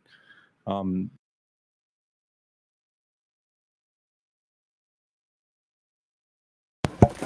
right, guys. So we're coming with some more Russell Westbrook content. So there you guys are. Enjoy. Is that? I mean, how do you kind of handle that, and how does it seem particularly notable tonight compared to other games? I honestly don't pay no mind to it. Maybe the other guys are, and then they weren't talking to me. So they were talking to individual guys particularly, but the trash talking doesn't bother me none. Nobody over there has done anything that in this league that, make me put my eyes up like, oh, they're talking mess. Let me respond. No. So it's fine. They're good. They won a game. Happy for them.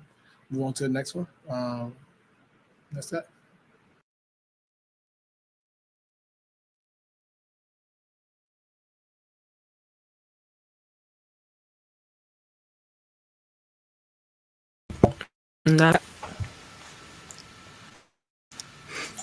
Right, so like Chris was explaining, so right, some of the colleges are considered the best HBCUs. Just check this out. A lot of these colleges now, and it's no knock on them because, like I said, they've always been here.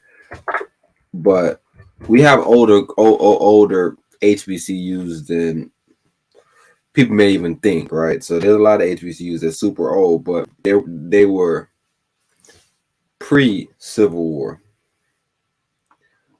Post-Civil War was different HBCUs, right? So post-Civil War was probably one of the first universities to be started at post-Civil War. They probably Howard.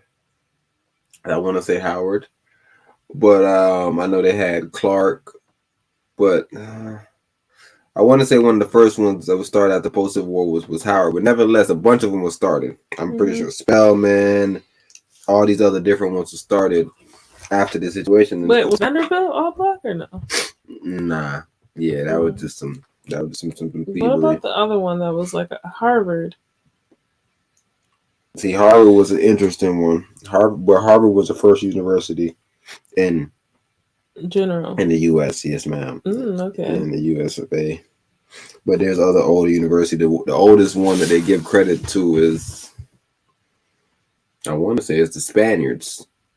I think that the one that says the Spaniards University of, I don't know, but the Spaniards had one like 1585. One of the first universities, they say. But what happened was the Freedmen's Bureau, and I was telling Empress about this the other day. But Shaw University in North Carolina would become the first HBCU to come about after the Civil War. So boom, I'm glad. I played them in college. Glad I reread this. So Shaw University was the first, blah blah blah, to the Civil War. The American Missionary Association, these are the guys I was telling you about the other day, AMA. American Missionary Association and the Freedom Bureau. This was the little. This is another little branch of groups. These American missionary people technically came from the North majority of the time. Found in many other historical black colleges. Even more would come about due to the Second Morrill Act in 1890. It required states to give land grants to institutions to admit black students. However, it was only if there wasn't another local option that didn't take race into account for admissions. Right, so like I said, a lot of this stuff stuck after the Civil War, right? So that's why when what about Voorhees? What you saying? That's not a big one. You just saying is that an HBCU? Yeah. I don't think so. But man, I'm telling you, bro, HBCU been sneaking up on that. Yeah, and I'm saying, what kind of constitutes an HBCU besides obviously it being historically black? If it is no longer historically black and a whole bunch of minority people start trying to get scholarships and things, what is it? It's still historically black because it started as a historically black school? Well, at all historically black colleges, the black population is the majority. Yeah. And I don't know if we could say that for any other PWIs. I mean, any PWIs is what I'm saying. Wait, I'm kind of confused. What did I just ask you? In every black school, black people are the majority. We don't do no white school. We don't do what? Black majority at white schools? We don't have no majority nowhere else. Okay, but you're saying if it does become a majority black school, does that now make it HBCU versus a PWI? If that was a possibility. Oh, okay. Because I'm really trying to figure out, is there like a set list of HBCUs, or do they kind of change with the population? Yeah, no, HBCUs. Historic is history. You don't change history. Okay. Yeah, historically. So historically, what are how many are there? About 107, but about roughly 107. And are they all like 107 dated back establishment in the 1900 area, or is there any HBCUs that are, I guess, developed in the 2000s or 1995 and above? I don't know if it'd be historic. Okay, so what makes it historic as far as history? Yeah, but how far down the line? Is it 1950 and back, or 1980 back, 1960? Where's the line at of historically? When can they stop doing it? Yeah. And why can't in 2030, a school that started in 2000 be an historically black school? They could do that. Okay. I'm just telling you right now, it's not. Right. And in our current time, it's not historically black. Okay, school. But I'm saying in the past, were there schools that were on the historically black list, and then there was more that were added on, in the 1950s, 1960s, or all of them came about at the same time? Yeah, now you're too early. Those are just black schools. Those are schools accepting blacks. History comes once you look back and you say, "Oh, snap! Those schools always been accepting blacks. It was started by some black people." Right? Okay. The history is what makes it historical black colleges. So, you're saying Howard historically was a black college as far as the starters and the owners, or no? See, that's after Civil War, so that's the American missionaries. But that was a black school, though. That school was for black people. Okay. Right, but it was the missionaries that did it for black people. Okay, right? gotcha. So that's the only difference. Like I said, this is post-Civil War. This is not pre-Civil War. So segregation is done with? Not done with, but it's different because we had to go fight together. It's a different setup right now. But this, like I said, it's Civil War. So now we have white. Today they're liberals, but back then there was white women that was Republicans and shit. That'll be fucking with us.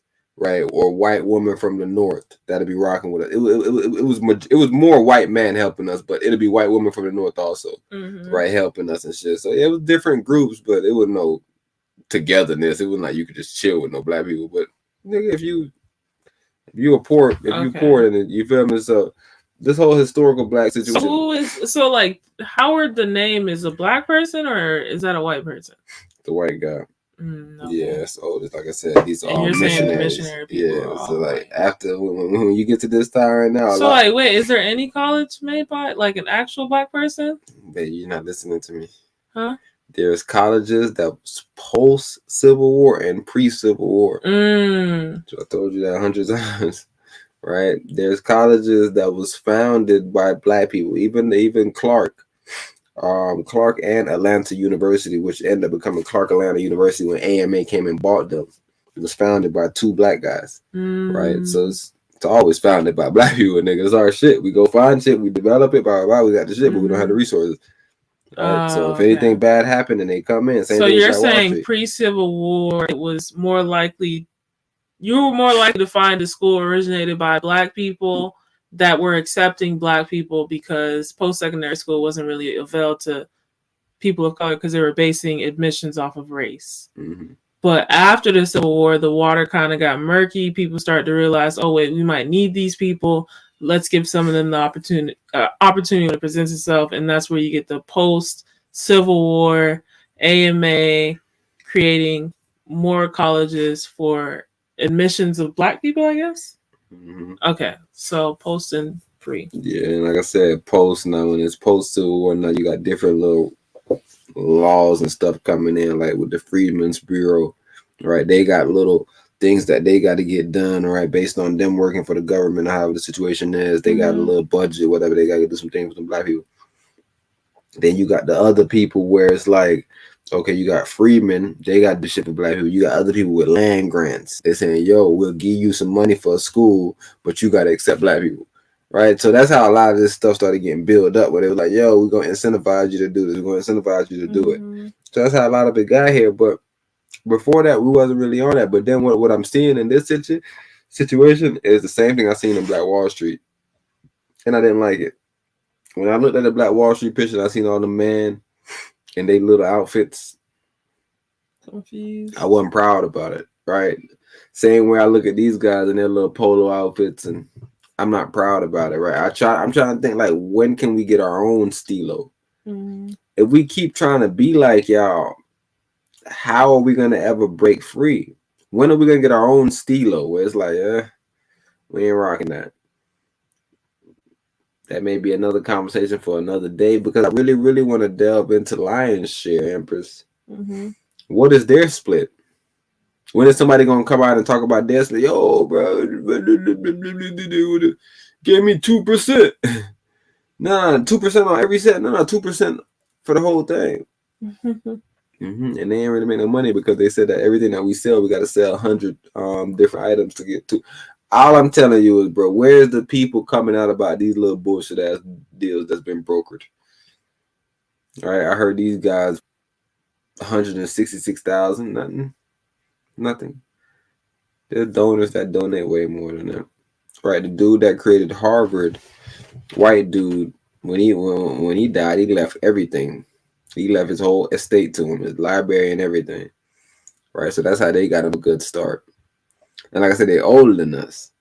So right, with time, and they had the good early push off. But it's just really time, right? So yeah, it's a lot of schools that's been here, and we do forget that there was black people in them bitches. They was hooing us. They didn't give us degrees and things of that sorts. But this is my problem with Esquires. You feel me? But this is my problem right now, Empress, with this whole picture that I see is painted. It's the same thing that I seen the W. Du Bois on when he was on the Talented 10th or whatever the situation was. And it was like these type of Howard type of guys, you know, the intellectual guys. And Marcus came here, Marcus Garvey, he said, yo, he's a baboon. He's an ape. He can't talk, right? So that's what I see going on. So the same way you point out, like, yo, why they went and chose 2 sex schools? Did they purposely do that? Did the white people say, yo, I don't want the mix and matching, I don't want man and woman hugging and doing, I want awkward and awkward. Shout out to y'all. I'm bullshit with y'all, bro. Matter of fact, let me do one research because I don't think so about that. So you're saying the Similac got us simulating, assimilating to the simulation. Nah, let me check one. It's like a bro in the metaverse trying to be somebody else instead of being themselves.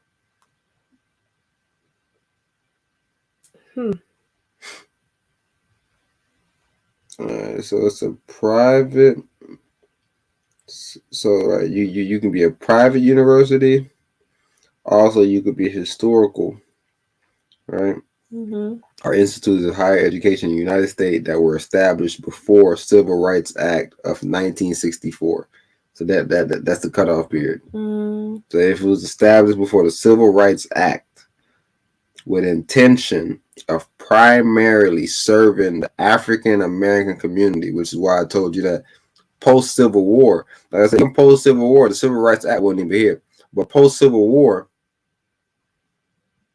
right, they came in and they said, no, look, I'm trying to help the black men. Come on, right? You tripping, bro. Look at the black people. Now I'm a missionary. Come on, bro. I believe in Christ. Yeah, I don't believe in slavery. I was telling y'all that. The Bible. So that's what they was going on for. So I can't blame them. I'm not saying that they were wrong or right. I'm not saying that I don't know if they fuck with Christ. You think Pooh ain't gonna take Cali back and tell all the black people to come over there and be good? Y'all want to get away from Biden and his racist ass. I want to come to Cali. We done cleared it out for y'all. It's y'all land. It's gonna split in a little bit and they ain't even gonna be able to message. So it's a most of these universities was found years after the Civil War and are consecrated in the southern United States during a period of segregation. The United States prior to the Civil Rights Act, the great majority of institutions of higher education serve predominantly white students. Hence the term PWI. And that's what I was saying. It's like we don't even call them historic, right? We just call them predominantly white institutions. Yo. Shout out to y'all. Shout out to y'all for doing this shit. Y'all tripping, bro. Y'all tripping, bro. Y'all tripping. And Ralph, please let me know the cut. I need to make sure you're not getting the line. You shouldn't. Ralph Lauren didn't insult the black people though. That was Tommy. They all insulted the black people though because they dress funny. He's saying they gotta come and pull up with African garbs. But how you feel about Ralph Lauren selling African garbs? No, I don't think that we should buy things from them because they don't buy things from us.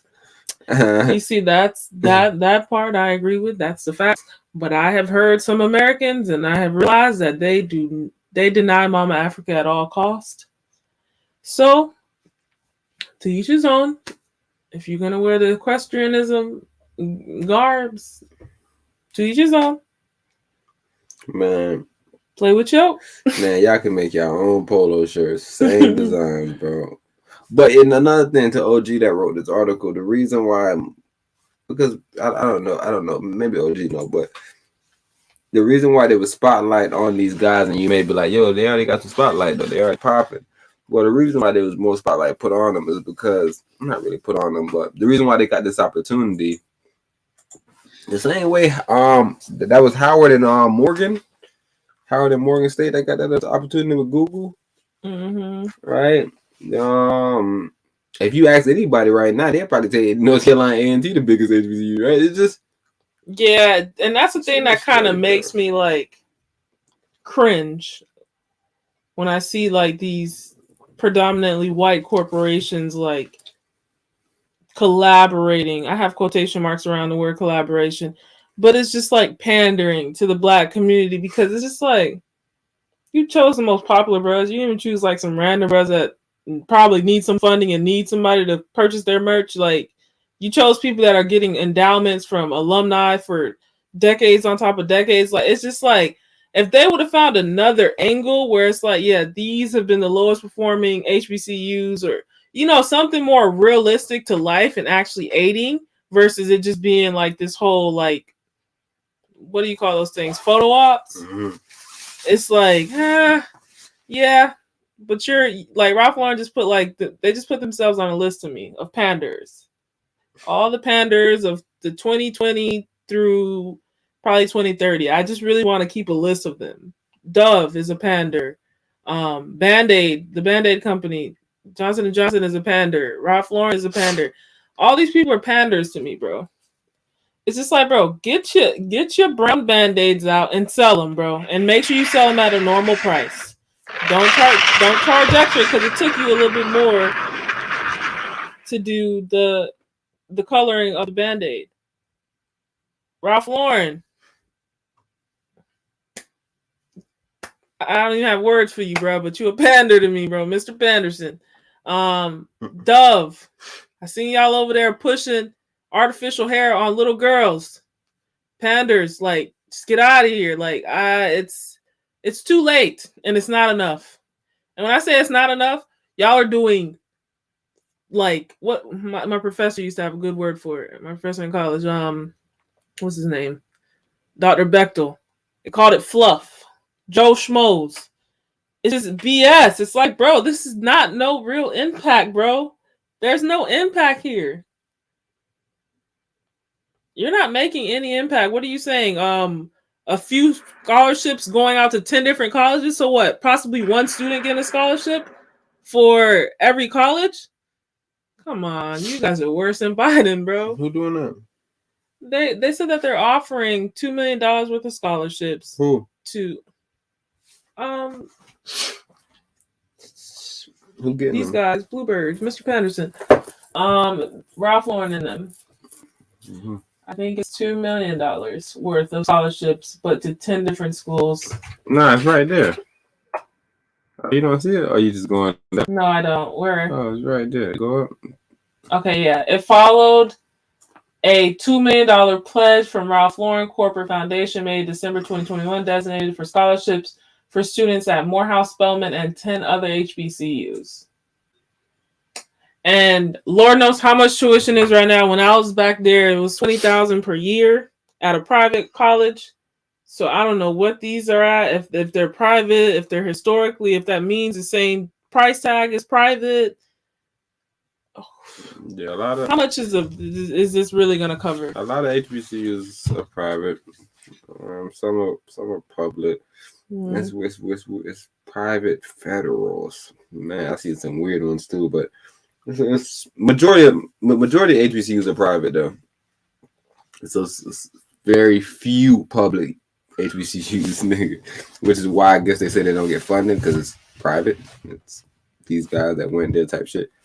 I don't know what they complaining about. I'm trying to be a white man, bro. I know what they complaining about, bro. They complaining about trying to get money from the white man, bro. We cannot get no money from the white man, bro. Look, they gave us $2 million. That's good, bro. That's good. We gotta take it. We gotta use it. Fuck it. Fuck it. We gotta use it. Gotta take it. Use it. That's all I can think, bro. Because what else can we do? They don't have to give us no money. For 50 years now. For 50 fucking years, these motherfuckers been sitting back, not doing nothing. I don't know what they've been doing. Maybe he throwing some little endowments here, throwing some shit right. I don't know, bro. But I'm saying for 50 years, the article said. 50 years. 50 years, bro. And it's very opportunistic how they did this right off the back of seeing what those support black college kids were able to do. Right? It's very opportunistic to me that somebody will come right off the back of seeing the success of it. Like they wasn't the pioneer of it. They literally seeing somebody eat. Everybody had jackets on. Drake wore the jackets, Brett said. When Drake wear the jackets, you know everybody got jackets. Drake got the braids. Everybody probably gonna get the braids sooner or later. So, bro, I don't know. 50 years now, they ain't do nothing. These support black college kids was like, yo, I went to Howard. I was like, shit, let me do some shit for the school. I rocked it. My dog was at another school. He said, "Damn, what the hell you doing that?" I'm like, "Yeah, I'm doing it for my little school." And they go, "Shit, you can do one for me for homecoming." Bam, I do one for him. He's one of his dogs from another HBCU, right? So, and they giving back. I told you, Empress 7%, a royal 7%. And you think they heard them boys say high end and went straight to the high end section? Because you know they got the high end stuff coming. Mm-hmm. They was listening to them on Carlos John and acted in a hurry. Yeah, but I'm standing by that though. That's what I'm technically saying right now. Right, that's the picture I'm paying, because either they trying to set us up where they like, yo, black man need to be on your own feet, black woman be on your own feet. What you talking about that? Right, like, you know what I mean? Let's break all this relationship stuff down. Is all I could be thinking they be saying, bro, because I don't know, but they said 10 other university, man. What's your thoughts, Empress, on 10 other universities being involved? So a total of 12. So they're doing the Royal 12. Divided by 2 million. They're doing the Royal 12, bro. That's no millions. Yo, why did they stop at 2 million? Come on, brother, keep going like Putin, bro. Bae. What's up?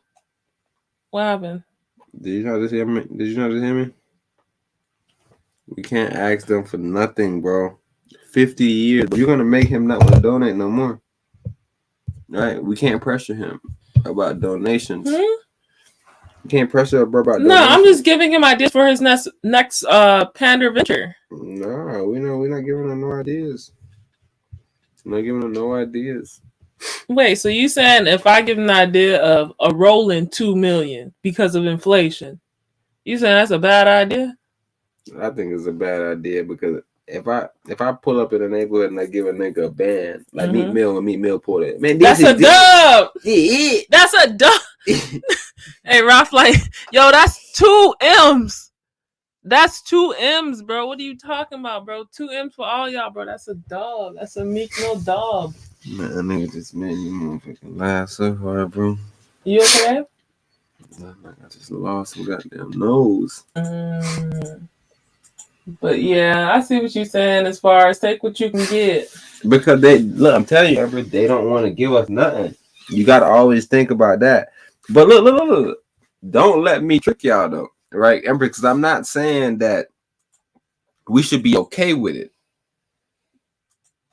Because, right, that's what people say. People say, yo, they do this anyways, bro. What can we do about it? I'm not on that type of time. I'm saying that, yo, they don't want to give us shit anyways. Fuck them. That's the only difference that I'm saying. Like, I don't want you to be like the other angles. So you saying they just pretty much paid them the 2 million to kind of like use their campus for the photo ops? Use their campus, use they us likeness. To get some sales. Right? Because people want to buy some stuff now. Mm-hmm. Same thing with college campuses. Where they say, yo, these players go one and done. So they say, yo, let's pay them. Let's pay them. See if they're going to stay a little longer. Mm-hmm. They still don't want to stay. Fuck them. But we don't need them to stay. That was a trick that we tricked them with. Mm-hmm. Right? Because all we need you to do is play 1 year, because for the rest of your life, you're done. Your jersey. We making money off your jersey sales. Even if you're a bum in the NBA, we got your John retired at Duke because you made it to the NBA. You made it, brother. You deserved your jersey to be retired. Yeah, that amateurism.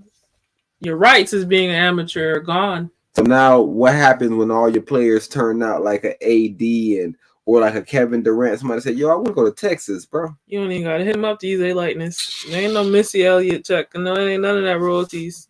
Get out of here, little kid. Man, you had your opportunity to make your bag. Heard nigga talking about SNL, and that's how I know that Skeets culture. Right? He said over there SNL is dirty. It's a dirty game because it's a hierarchical situation, right? Mm-hmm. And say you a bottom writer, you a bottom boy writer, but not because you a bottom boy writer, but you just brand new, so they put you at the bottom. Mm-hmm. If you come in and you got a hard ass skit, they'll take your skit and give it to the top writer, and give him the whole skit. So now he does a skit. Now you ain't got no skit. Now you got to come up with another bullshit skit. And check this out. Say you go and audition for them. You got a bunch of skits you wrote. If you don't make it, all your material belongs to them. Mm-hmm. Man, I heard Joe Rogan and that white man Shane talking about that shit, bro. I was like, man, oh man. Yeah, I just seen a headline where what's called was saying they stole some of his stuff. Steve Harvey? SNL? No, not SNL, but one of those predominantly white institutions. One of them PWIs got him. Yeah. PWI got OG. Yeah, but you ready to talk about this PWI driver? He'll sound like some privilege was on his butt. You get that, man? Huh? Nah, you not privileged, man. Empress, bro, what are you talking about, bro? I know everybody can see me and Empress in a lot of arguments tonight, bro. Hey, a 13-year-old driving legally? Yo, can I use this under fair use? Fair use is a minute, right? Mm-hmm. Heard somebody say fair use is a minute, bro. I should be able to use this. I'll be able to play this song, bro.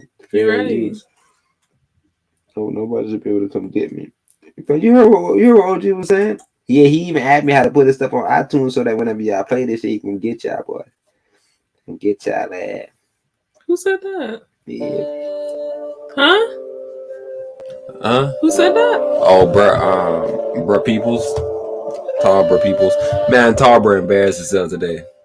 Why? Because I got a politic with him. I gotta hit him up.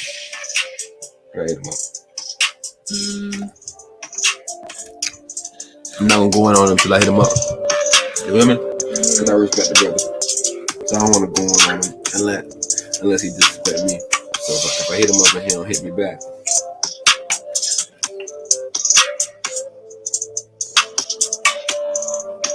If I hit him up and he don't hit me back, that mean that a nigga just too black. White people will wanna give me money. They want me to dance funny. People calling me a coon. I'ma make it home soon. Nigga don't wanna call me back. Guess what? I'm black. I'm like a shack attack. Black bruh. I'm a black bruh. So what you saying? A real bottom boy survivor. Getting his skits took. You went hard. That sounds like another Missy Elliott story. They was trying to take her bars and give it to a little skinnier lady. Give it to skinny lady. And Missy Elliott came back with that safaric energy. How you pronounce it? Safari energy. Missy Elliott too black. Yeah, they mad cause she ain't gon' take that. We too black. We too fucking black. Polo don't wanna come and give us that sack cause we too fucking black. Missy Elliott said, I'm short on reparations. So he go to Morehouse. Oh snap. What you saying? Missy Elliott needs some reps. She gonna need them royalties back. Hey, cause she black. Straight like that. And they still try to use 25%. Nigga, that whole song would have never been ish. I don't know what the fuck DJ Pyro had. I ain't even listened to the Spanish song. My bad. But you ain't getting no more views. Whoa. You a attention-seeking whore. Yes, you. Cabrono, cabronex, whatever you want to call yourself. Don't disrespect us like that. You might get slapped. Slap yourself. Get some help. You at war with the Spanish Mafia? I don't know about Spanish, but I know about pistolas. Yeah, you at war with the Spaniards? No, I don't know about Spaniards. I know about pistolas. I know people who have guns, bro, and if they put you in harm's way, bro, it's a concept known as protect yourself. Spaniards. Arm yourself or harm yourself. I said they mad cause I'm too black. I don't even smoke blacks cause I'm too black. If I smoke the black, I'll be gone. On my way home to see some white people try to do some evil. Nah, white people. I'm not banging on y'all though because you know I love y'all. So because I love y'all so much, I got something. Yeah, who are white people? We have pistolas and PWIs. There's only 2 people here. PWI and pistolas. And we specifically say pistolas, not pistolos or pistolex. PWIs. Y'all mad at PWI?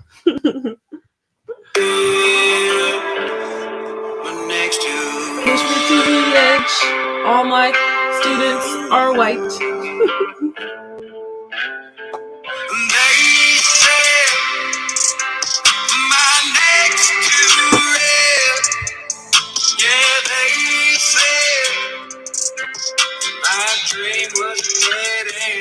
Hey.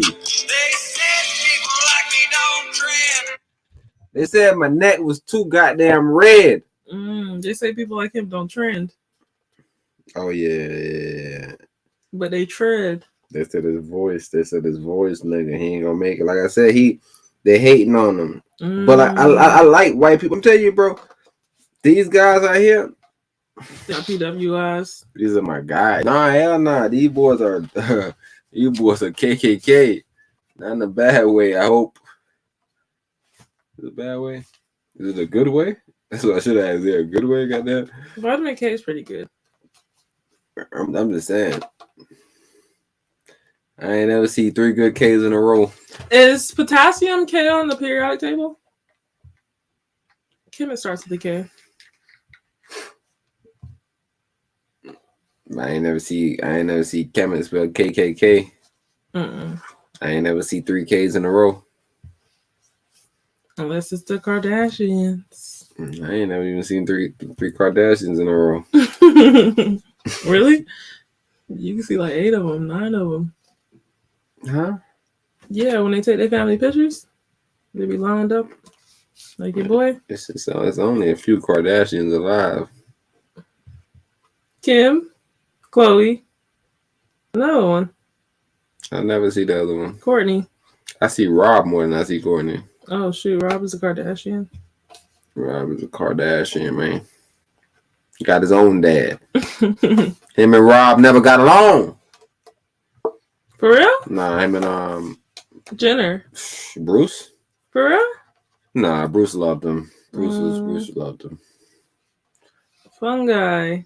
And the only reason why I'm calling him Bruce is I'm talking about old Bruce. Let Bruce hit it. All the fat girl, let Bruce hit it. Hey, Bruce hit it. Yeah, so don't you remember? You know, people come in the chat, Empress, and they're like, "Man, your neck's too red." Yeah, next to red. What your other homeboy said? Your neck's too red. Unfollow me. Unfollow me. Get out of here with negative comments. Yo, that song was different. Different. You gotta make those songs though. Yeah, you gotta make anthems. Oh yeah, that's like the whoop, Coopity doop. This your beat. I don't care. I'm gonna mess it up anyway. Yeah. Because this is supposed to be an anthem, bro. Everybody put like the only reason why you like it is because you saying it. Mm-hmm. It's like somebody come on there and diss you and you post a meme. Unfollow me. Yeah, I don't know if y'all ever seen Toby and with, you know, Africans. He African. He got way bigger mouth than me. I'm Jamaican. Right, I'm smaller than him. Mm-hmm. He got the green grills. The green? Oh. Yeah, he got the lime type colors. Green teal green. Yeah, teal type color. Yeah. This nigga said green grills. That boy right there sound like he need to go get them golds. He needs a new one. Clarified. He needs some new one. Might not be real gold. When gold start turning green, boy, you on that brass. You on that brass path to hell. Wait, are you ready for this one, or is this like too heavy for the crowd? And my neck's too red. Driver in West Texas. Now that's the thing though. You know, we really don't have too much other genres to cover. For real? Yeah. That right there. Mm-hmm. That right there could be covered, but can you go back to the notebook really fast? What's that next one that we got? No, Swimmer. Yeah, South by Southwest. yeah. I want to cover that singer by himself. I mean, not the singer, the swimmer, the singer. I want to cover that swimmer by herself. She was she won the national. She won the national situation. Yo, how do y'all feel about equality? That's why I'm saying I want to separate this. No, Empress, I want to cover this by itself. My bad for saying that. Maybe I confused you. What does that mean? I mean that I want to leave this. Like I don't want this to be on this show. Oh, okay. This right. Could you know what this show about? Show about getting your lion share, huh? Oh, okay. You feel me? Shares, yes. That's what it's all about, Empress, right? Because first we talked about this. We did Missy before we did Spellman. I feel like we just came off a Spellman talk. Yeah, we did. We did Missy then Spellman. Okay, so Missy won her lion's share. Mm-hmm. So now we trying to figure out who getting the lion's share of this deal because me and Empress looking at it like 50 years y'all didn't use us. Support Black colleges was just successful last year. Like what are y'all proving? And like I said, the only thing that I'm telling you, Empress, is a former Morehouse student is a creative designer over there with a situation.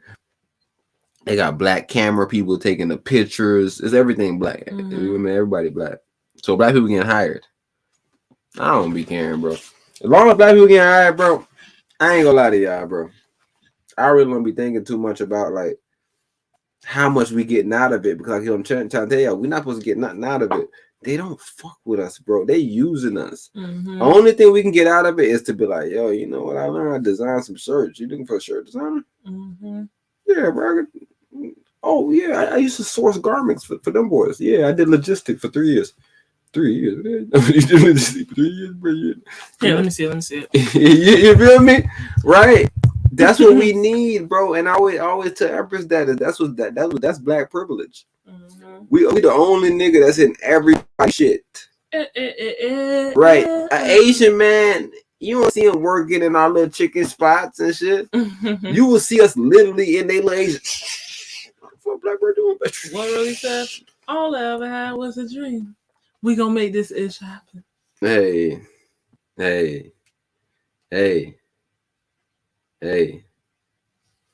The Wise Magi Godcast is where the Wise Magi sit down and Godcast. You feel me? Because you gotta do your incantation. Mm-hmm. You gotta cast all your words out, all your whatever you saying to the Most High. You gotta have the Most High view on your things. Like, oh yeah, I like that. Yep. That was inspired by me too. Yep, good shit. So shout out to the Most High for that shit, bro. For mouth. But yeah, I'm ready for the 13-year-old though. What's under that though? I see you looking down there. Swimmer, you said no, and then Young Thug, and then World Asia, and then Kanye West, and then a YouTube link. Oh, Kanye. I want a Kanye. I want a Ye. I think I want a Ye. I don't even know what that's about. That might be a Sunday cast too. I don't know. I know for sure, and that's so maybe I might read the article and I'm like, yo, this fits perfectly with the Sunday because Sunday, what I'm gonna talk about is, are we really equal? Are we really equal? That's what I'm talking about. Oh yeah, we covered this today because this ain't nothing that I'm covering on the Sunday cast. This is. Okay, Trevor Noah responds to Kanye West attack. It breaks my heart. Nigga sneaky. Man. All right, here we go. I don't care if you support Trump. I don't care if you roast Pete. I do, however, care when I see you on a path that's dangerously close to peril and pain. Who's peril and pain? Huh? What you mean? What does that mean? Oh, peril, nigga. You know that word from paralyze. And pain is pain. Pain is pain. Okay, so just death and destruction almost? See, look, you right on the head top. Okay, this article is by Jessica Bennett, updated March 18, 2022 at 2:01 p.m. Trevor Noah has taken a compassionate approach to addressing Kanye West's recent attack involving racial slurs. Kanye West's recent attack real quick before we Kanye West goes after Trevor Noah with racial slur for defending Kim Kardashian. West, come on, hold on, bro. So you got into this, like you got into the situation, and you think somebody attacked you? Come on, bro. Nothing breaks your heart, bro. You did some whole shit. Stay out of it, bro. And you don't know what's going on. Just stay out of it. Stay out of it. Stay out of it. Stay out of it. Like right now, if Kim Kardashian dissed me, it's warranted. Do you know they took him off IG? If Skeet dissed me, 24 hours or something like that. If Skeet dissed me, it's warranted. Mm-hmm. Why the hell is this brother jumping in somebody's battle and think that it's weird that Kanye? All Trevor knows, he next. You're next. He's next in line, bro. I remember posted. I literally was going down shorts to try to figure out if I could post one like on the desktop, and I seen a Pete Davidson one, and he was on some show talking about how he had dinner with Kanye and Kim, and he was saying how outrageous Kanye was. He was like, "Let's go to the back room. Let's go to the back room. Yeah, I want to eat in the back room." And then when they brought the menus out, he's like, "Bro, I want some shit off the menu. I want some shit that ain't on the menu." Yeah. And he was just ranting and raving about how good people they were and blah, blah, blah. And here we are. So you gotta watch niggas. You were just across the table, eating with this guy. Yeah, watch niggas around your lady, man. For that nigga doing sitting down with you. You don't know him. West's controversial post came after Noah discussed the ongoing drama between the rapper and Kim Kardashian and Pete Davidson on The Daily Show. This article is by Leah Bitsy, updated March 16, 2022 at 4:43 p.m. Kanye West directed a racial slur at Trevor Noah after the host of The Daily Show called the rapper out for harassing Kim Kardashian amid their divorce. All in together now, Kim Baya. Kinbaya, my lord, Kinbaya, my lord, Kinbaya, oh lord, Kinbaya. West captioned a screenshot from a Google search result describing Noah as a South African comedian, and they post shared to Instagram on Wednesday. Oh. Wait, what does Kinbaya mean? Is this a prayer or something? Yeah, this is shit that it's like every time. All together now, Kinbaya, my lord, Kinbaya, my lord. Yeah, it's how we see that. But Empress, can you go to share to Instagram? But this is traditionally what we see in like whenever you see the white Africans on like safari and you dream of like going back to the kingdom.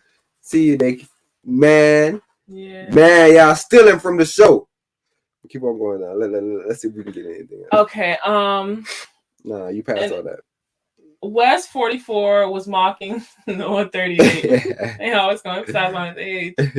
Y'all better the black 40 ain't the same white 40, okay? I mean the PWI 40.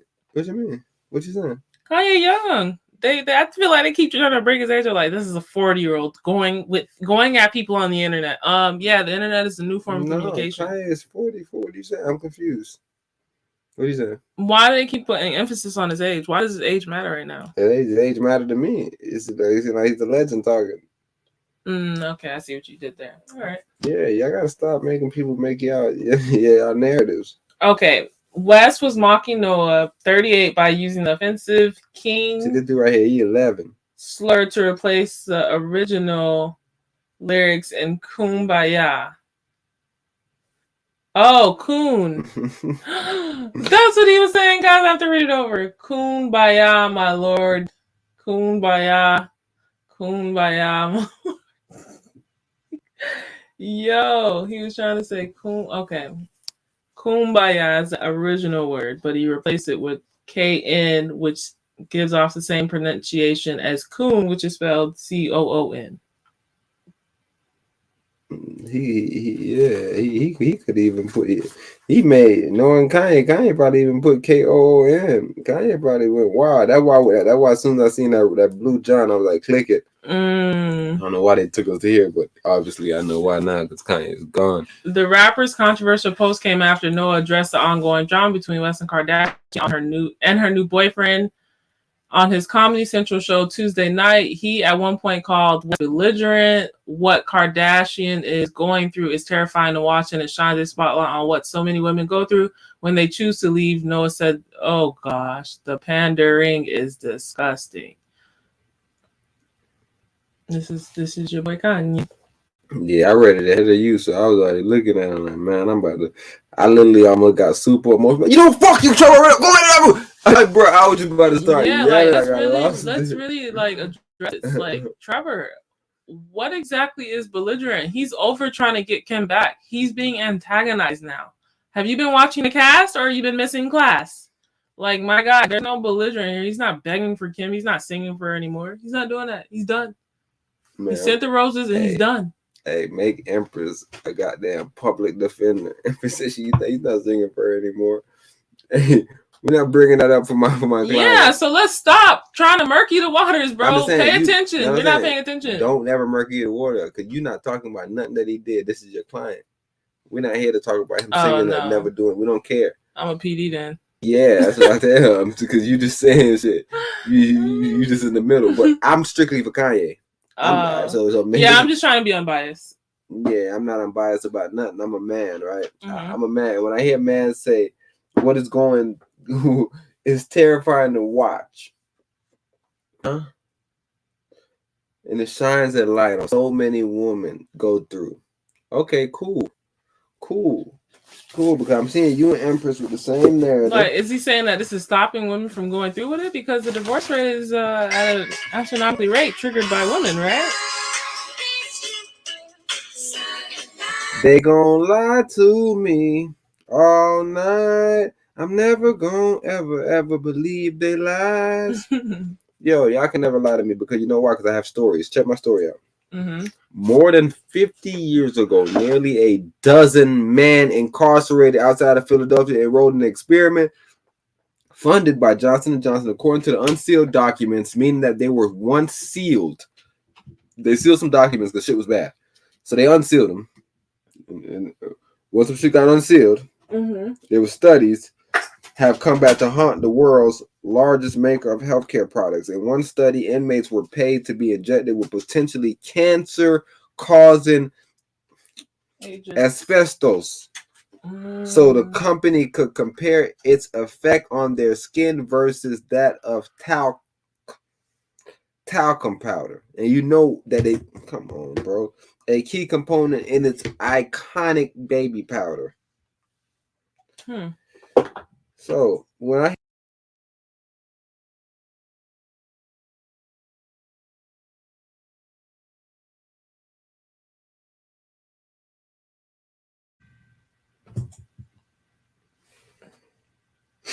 go to YouTube. Hold on.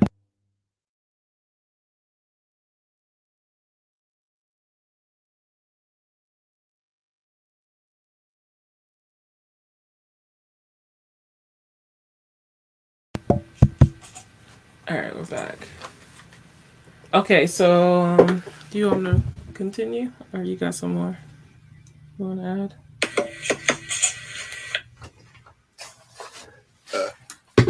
Yeah, I was like I said, I'm just put up some articles. I'm like, I said I wasn't gonna cover this, but what, the Kanye? I gotta cover it. Oh, the other one. Cover it. No, Kanye. Okay. Yeah, I gotta cover it. So yeah, we just addressed that. What do you call these ad hominems? Shine a spotlight on what so many go through. Like, what other woman's going through this? Because they're making shit up. Yeah. All he's saying is, yo, I know men are villains. So I know that nigga. If Kanye doing this, all the men out there abusing their woman and they're trying to kill them. Because all I can imagine this man Trevor saying. So I'm trying to figure out where he going with it. But yeah, go ahead. What we're seeing is one of the most powerful, one of the richest women in the world, unable to get her ex to stop texting her, to stop chasing after her, to stop harassing her. Excuse me, her ex? My guy, she was married. There was fruit bared in the freaking marriage, you goofball. Ay, Dios míos. I can't even talk to this person. This person is so stupid. Her ex, that's what you're going to minimize this to? Her ex? You're an idiot. You're an idiot. You're an idiot. You're an idiot who obviously doesn't have children. So you don't even get it. You don't even get to speak because you don't even understand conceptually how it feels for your freaking fruit that you have bared to be snatched away from you. You don't get it. Anyways, Noah compared the situation to his own experience of witnessing abuse. He recalled the time people thought his mother, Patricia, was overreacting before being shot in the head by his stepfather. Patricia miraculously survived the attempted murder. As a society, we have to ask ourselves questions. Do we wish to stand by and watch a car crash when we thought we saw it coming? Noah asked his audience. Throughout the show, Noah reflected on West's continuous social media tirades in which he's been bashing the Skims founder for making claims that she is keeping him from seeing their 4 children, North St. Chicago and Psalm. Kardashian 41. Previously denied West's claims, writing on Instagram, "Please stop with this narrative. You were just here this morning picking up the kids for school." Hey. Whoever wrote this article, I guess they didn't say in which Kanye responded to. I never complained about not being able to pick the kids up. I'm just saying that I asked for the kids to be at Sunday service, and y'all can go back and literally watch the video of Sunday service. I called the nanny. The nanny said they're all on the plane. Goddamn! When I show up, Kim called me and said North is not there. And he kept asking about Sunday service. What type of game y'all playing right here? Like. You picked him up for school this morning. Yeah, I had to pick him up and then drop you him made off a at school. mistake by not lying to me and telling me that everybody was on the plane and one of our children is not on the plane. But even the narrative of I have to pick him up for school. I pick him and take him to school. What am I gonna do? Steal him from I gotta take him to school right now. This is not my time with my youths, nigga. Right. They're in school. Like, another point. People fight for summers. Like they're taking the car ride from the house to the school is enough. He's a man. What Don Tripp say? I only get to see him once a week or some shit. And I guess most people will say, man, you lucky, man. At least you ain't got to worry about that kid. And he said, man, fuck culture, because no man is happy not seeing their youth. So even if you could justify, like, man, you a man, I know you want to do. No, I don't. And just imagine having like other youths and having like that true connection and bond with them, and then you have this child that like literally is disconnected from you because your visitation is once a month, once a week. Like there's no real embrace.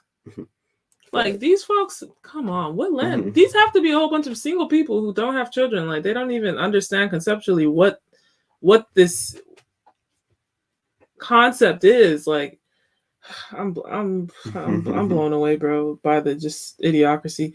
But anyways, West also set off alarm bells when he sent Kardashian a truckload of roses on Valentine's Day, despite the reality TV star being in a relationship with Davidson.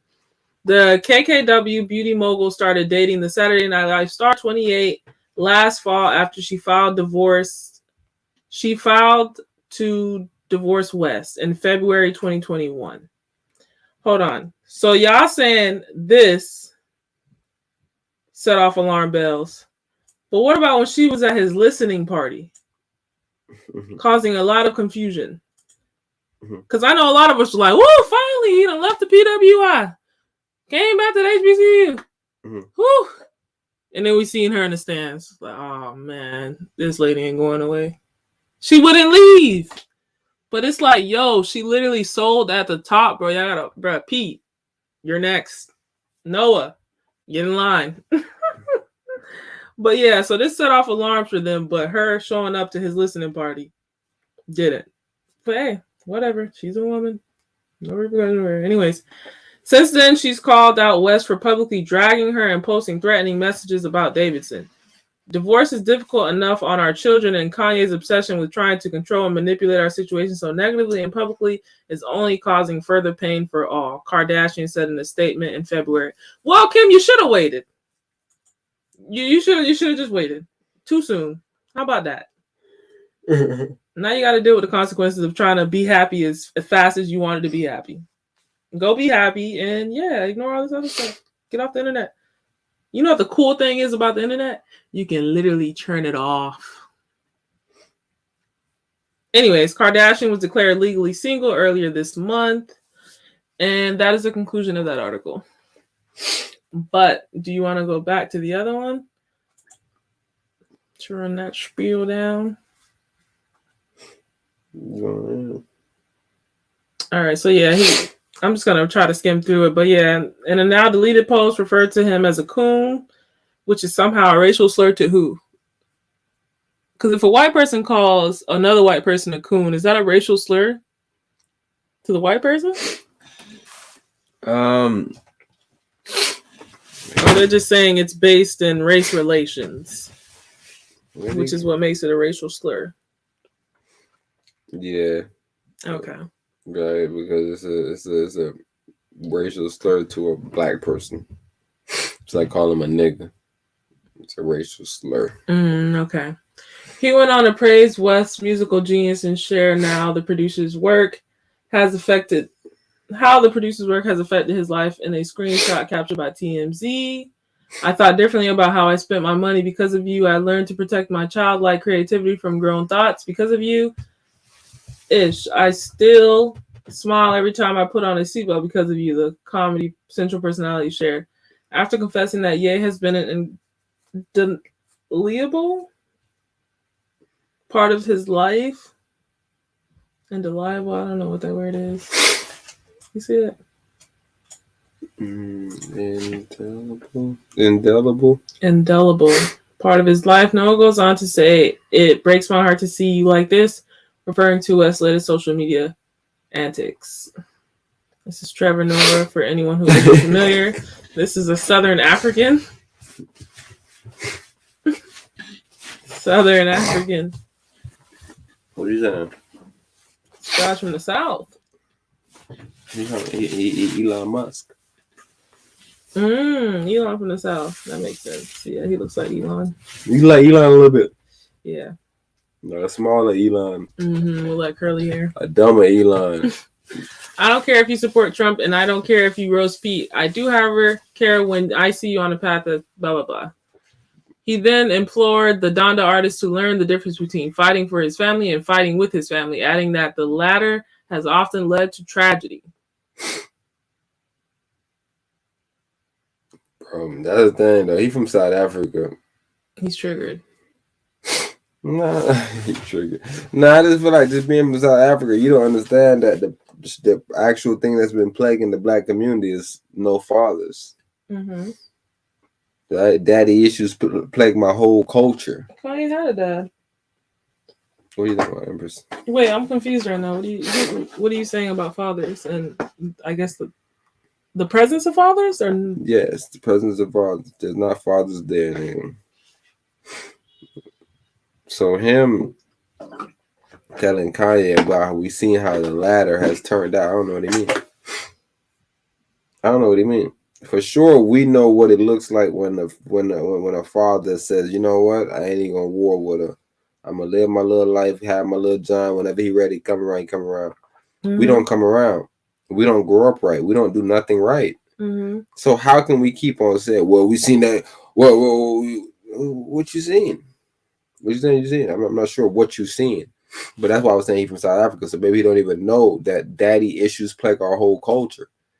That everybody you ask them, yo, you got a dad? You think everybody Jesus in the neighborhood, right? Because nobody got a dad, right? Nobody got a dad. Goddamn, you just think who the fuck made this nigga? Man, nobody has a dad in the neighborhood, bro. So yeah, that's what I was saying about this guy. He don't understand. Do you think those numbers are changing? What? Like in comparison to like 1990 to like 2020, I guess. What you saying? The numbers have increased in like present dads as far as like sticking with the mom. No, because you're saying divorce rates are still crazy. So you're saying it's still plaguing us to this day. Oh man, that sucks. That's the thing though. At a point it wasn't. At a point we was the most married race in America. At a point when? In 2000s or nah, okay, never in 2000s, because like I said, the year 2000 fucked us over. Like I said, it was a changeover. Male went like the first HBCU ever found ever founded in America was that it was like Cheyenne or something like that. I'm always forgetting the name. Shawnee?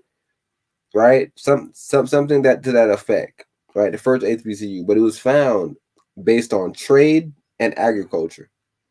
Right? So that's what we did. That's what we did. It. And FAMU is the same agriculture and is it mechanical? So you know me, nigga. I be on. Sorry, FAMU. Chisholm, where you at to come represent? I be on my smooth HBCU shit. Florida A&M University, bro. That's all we know, bro. Somebody break down that. All right, but no one's concerned for West's well-being, according to the Daily Show. I've woken up to too many times and read headlines that about men who've killed their exes, their children, and themselves. I never want to read that headline about you. Boy, what is you putting on me, boy? Boy, you better put this on yourself and your freaking traumas and situations. Yo, Wes, he trying to put a curse on you, bro. No. I was wrong about covering this article today. Mm-hmm. Because this article is actually going to change this show now. Now I want to pull up Dr. Tommy Curry. I want to pull up a couple of other little articles that I had. And just school Trevor Noah. Because I don't know what the fuck he's talking about. It seemed like he's pushing that assassinate black man campaign. Brother, you have watched one too many snap videos or something, boy. He's not from America, bro. He is governed by fear. He's an African brother like me. I mean, I like it. You can't be governed by fear, bro, and try to put your fear on other people, bro. You just seen what happened to Ryan Coogler, bro. Man, bro, you had to stop making up the fake ass stats. Goddamn, Trevor Noah. Pull the stats up. Yeah, he's on the anecdotal evidence. Man, and like I said, it always happened to us, bro. Like I said, I was raised with a single mother.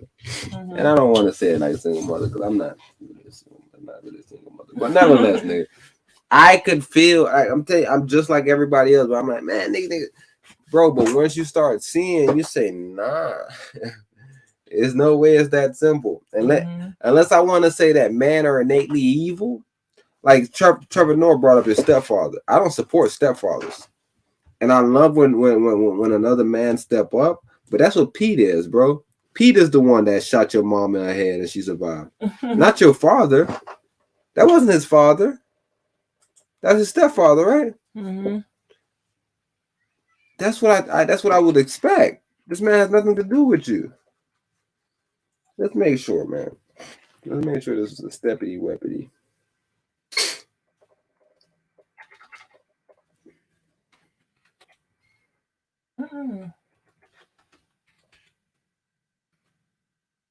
Oh, they bugged. Oh, they don't even want to show you stepfather. No, you keep going down. Keep on going down. Keep on going down. Okay, employee. Keep on down. Yeah, this is where we just was at. Oh, okay. So this at the end. So it's at the beginning. Because when he talking about his situation. Oh, wait. Was that from the other one? The other article? Well, We just was reading another article. Oh, randomly? Yeah, when we had to click on that link up top.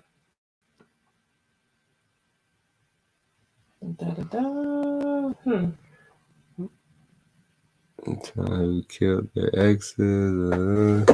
Yeah. Keep on going again. Keep on going. So yeah, this is a whole different article. Mm-hmm. Yes. Hold on one second.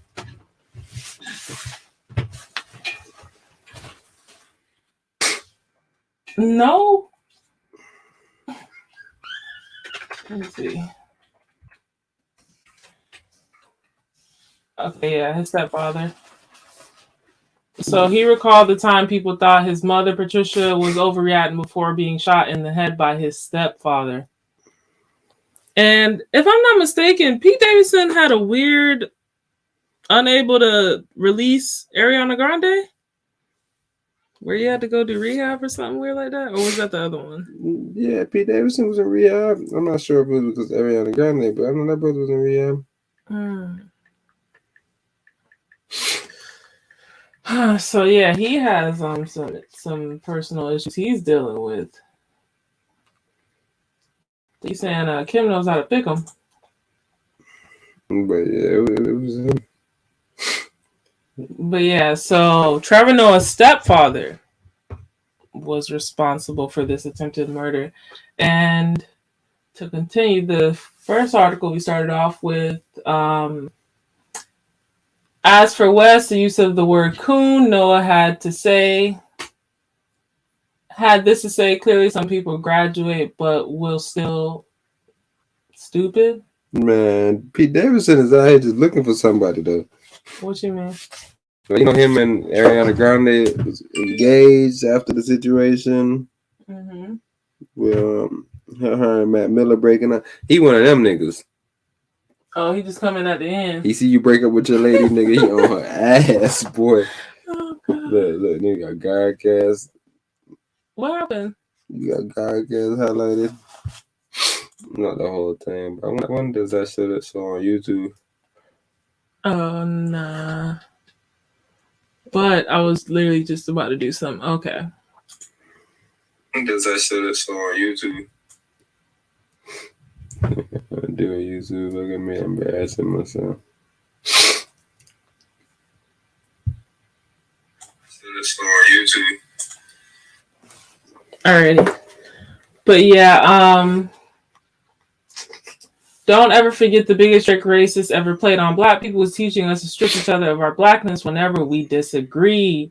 Wrapping up with a bit of levity, Noah called West Kumbaya, play on words, funny as ish, while adding that maybe they can share a laugh together in the future. No, boy.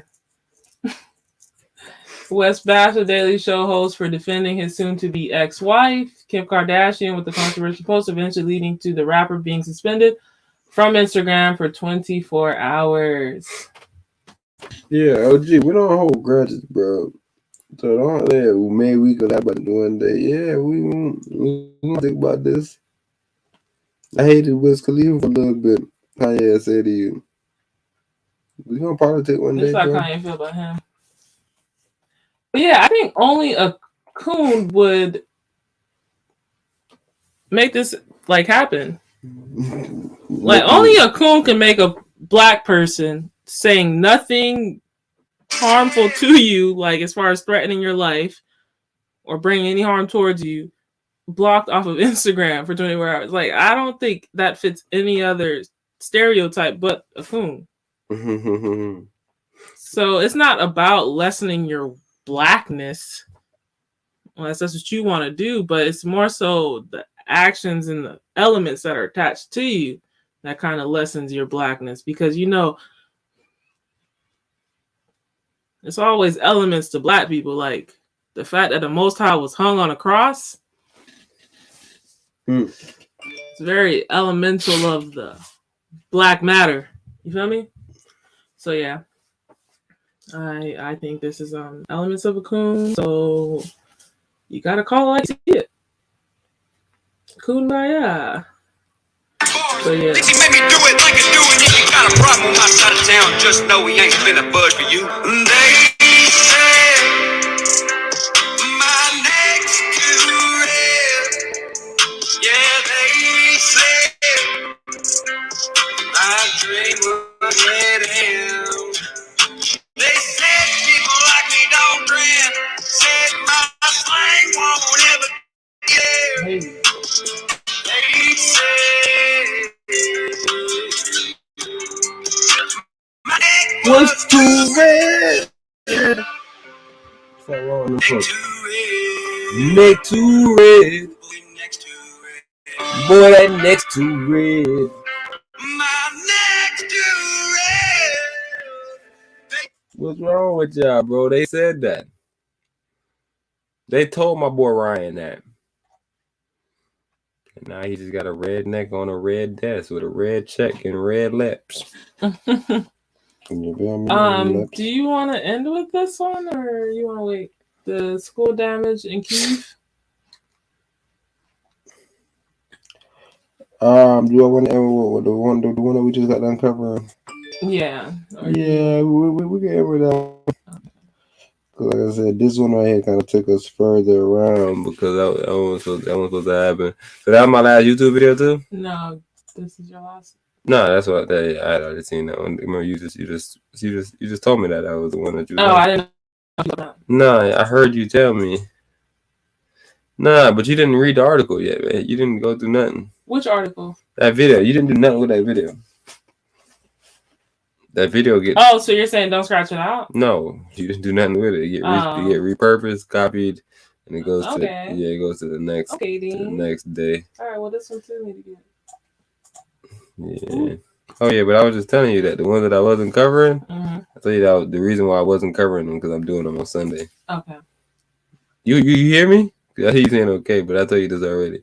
Oh yeah, you hear me? I hear you, but I've heard you say that multiple times, and we just end up covering other stuff that are more relevant and more up to date. Nah. But yeah. Do you know why we covered those first two articles? Because those are the first two ones from last episode. Okay. Yeah, those are my relevant topic. My relevant topic was really Missy and the other shit. But then I had the Russia Lawmaker. All that was from. Remember, I had the whole Russia cast last. Shit. Okay. I'm sorry. I wasn't aware. No, there's nothing wrong with you. I'm just telling you that there's always every show that I tell you that I'm covering something, especially if I put it in the John, because like especially with these. But like if I'm talking on the show and I say I'm gonna cover something, that's a different situation because then I forget. Right, but if we are actually on the casting and I got a topic and I'm like, we're gonna cover this next episode, I put that in this bucket. So if you wanted to right now, because I said, look, right now, right there on Taco Tuesday, click on Taco Tuesday. I got articles for Taco Tuesday that I don't have for Sunday yet. So go down, because I don't want nobody saying that ever about me. You see that? Next episode, I'm not even sure the date. The reason why I knew the other date was because we did that cast on Tuesday, and I was like, yo, this is a Friday cast. I did 3 days from Tuesday. That's how I got the 18th. So I was able to put the date before. This one right here, I was working, I was doing a thumbnail, whatever the situation was. I was like, yo, let me just put next episode because this topic didn't fit in. But what I was doing was I was researching different topics. So, you know, I got my little method of trying to find high search topics and different things like that. So I went through them and then I found one that was super interesting. I was like, man, this one interesting, but this is Taco Tuesday, boy. So I put that bit of Taco Tuesday. I wanted to do it Sunday because, you know, I want to cover them in relevancy. But like I said, sometimes I got to run through just 2 articles real fast. That's still going to add value, right? You don't want to. Right, so. I remember us. We were supposed to run that Adam project back, but yeah, I guess it wasn't really relevant. What you mean, run it back about what? No, we said that we were gonna cover it on the next cast. Yeah, after we watched it, we should speak about it. Did we finish it? We just finished it, so we didn't finish it.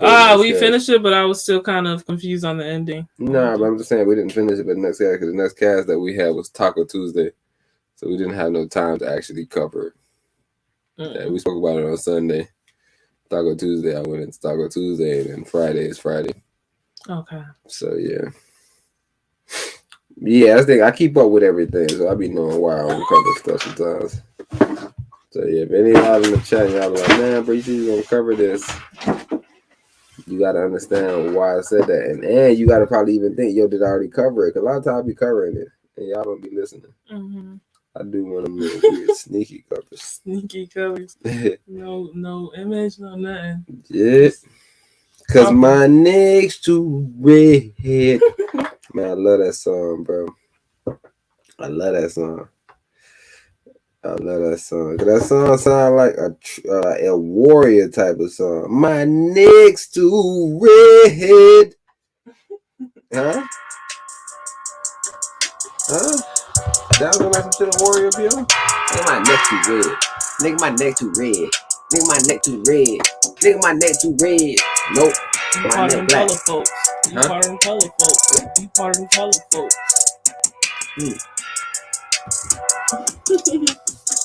Okay. Check this out. They said the first HBCU was named African University. They said they changed that name to Young Black Negro School. God damn, that shit cool. These niggas try to trick us like we was African food. Like the whole time that we came here, like our first time that we came here, we like, yo, we Africans. Everything we did was African. And they was like, no, they were niggas. And I tell you, that's why niggas like to say like, yo, they made that word. No, they didn't. They got Spanish food because their whole language is from Spanish. Remember I told you about the LBS bullshit that y'all see on all y'all goddamn weights? Where did that come from? Y'all never thought that POUNDS stand for pounds or spell pounds? How the fuck they got LBS? So don't tell me that they made up nigger, bro. You know where they get their language from, bro. Spaniards. Negros. You call it Latin, or is it Latinx? I don't know, but lady said brown and black, and I thought of myself. Whoa. Because I'm black and I'm brown. Yes, yes. Huh. You not about to squeeze no store owners on the corner in here. They ain't got the same grievance I got, so don't put them in here. We talking about the black and brown. Balanced, logical, and known. And yeah, my skin is brown. I don't know about you beige folks, but my skin is brown. So I'm black and brown. Hey, hold on, y'all. And my John a little far away from the mic, but you know the problem is I'm not loud. I was just telling Empress that we gonna have different mics. Is this peanut butter? No, the peanut butter. I want you to taste that one too. I was waiting because I don't want you to have that taste in your head top. The lady said, "Shout out the black and brown." I was like, that lady a clown. She sneaky. She ain't BIPOC nothing. No BIPOC here. My dears, we got the yellow man owning all the chicken stores. We got the other man over there wearing the chinchillas owning all the stores on the corners. You not about to put him in the same fight as me, brother. You better go put him in a fight with the neo-Nazis or somebody else, but not me. The man said his neck red and they got a problem with it. Summer 2015. Color ain't never been my problem. My favorite book.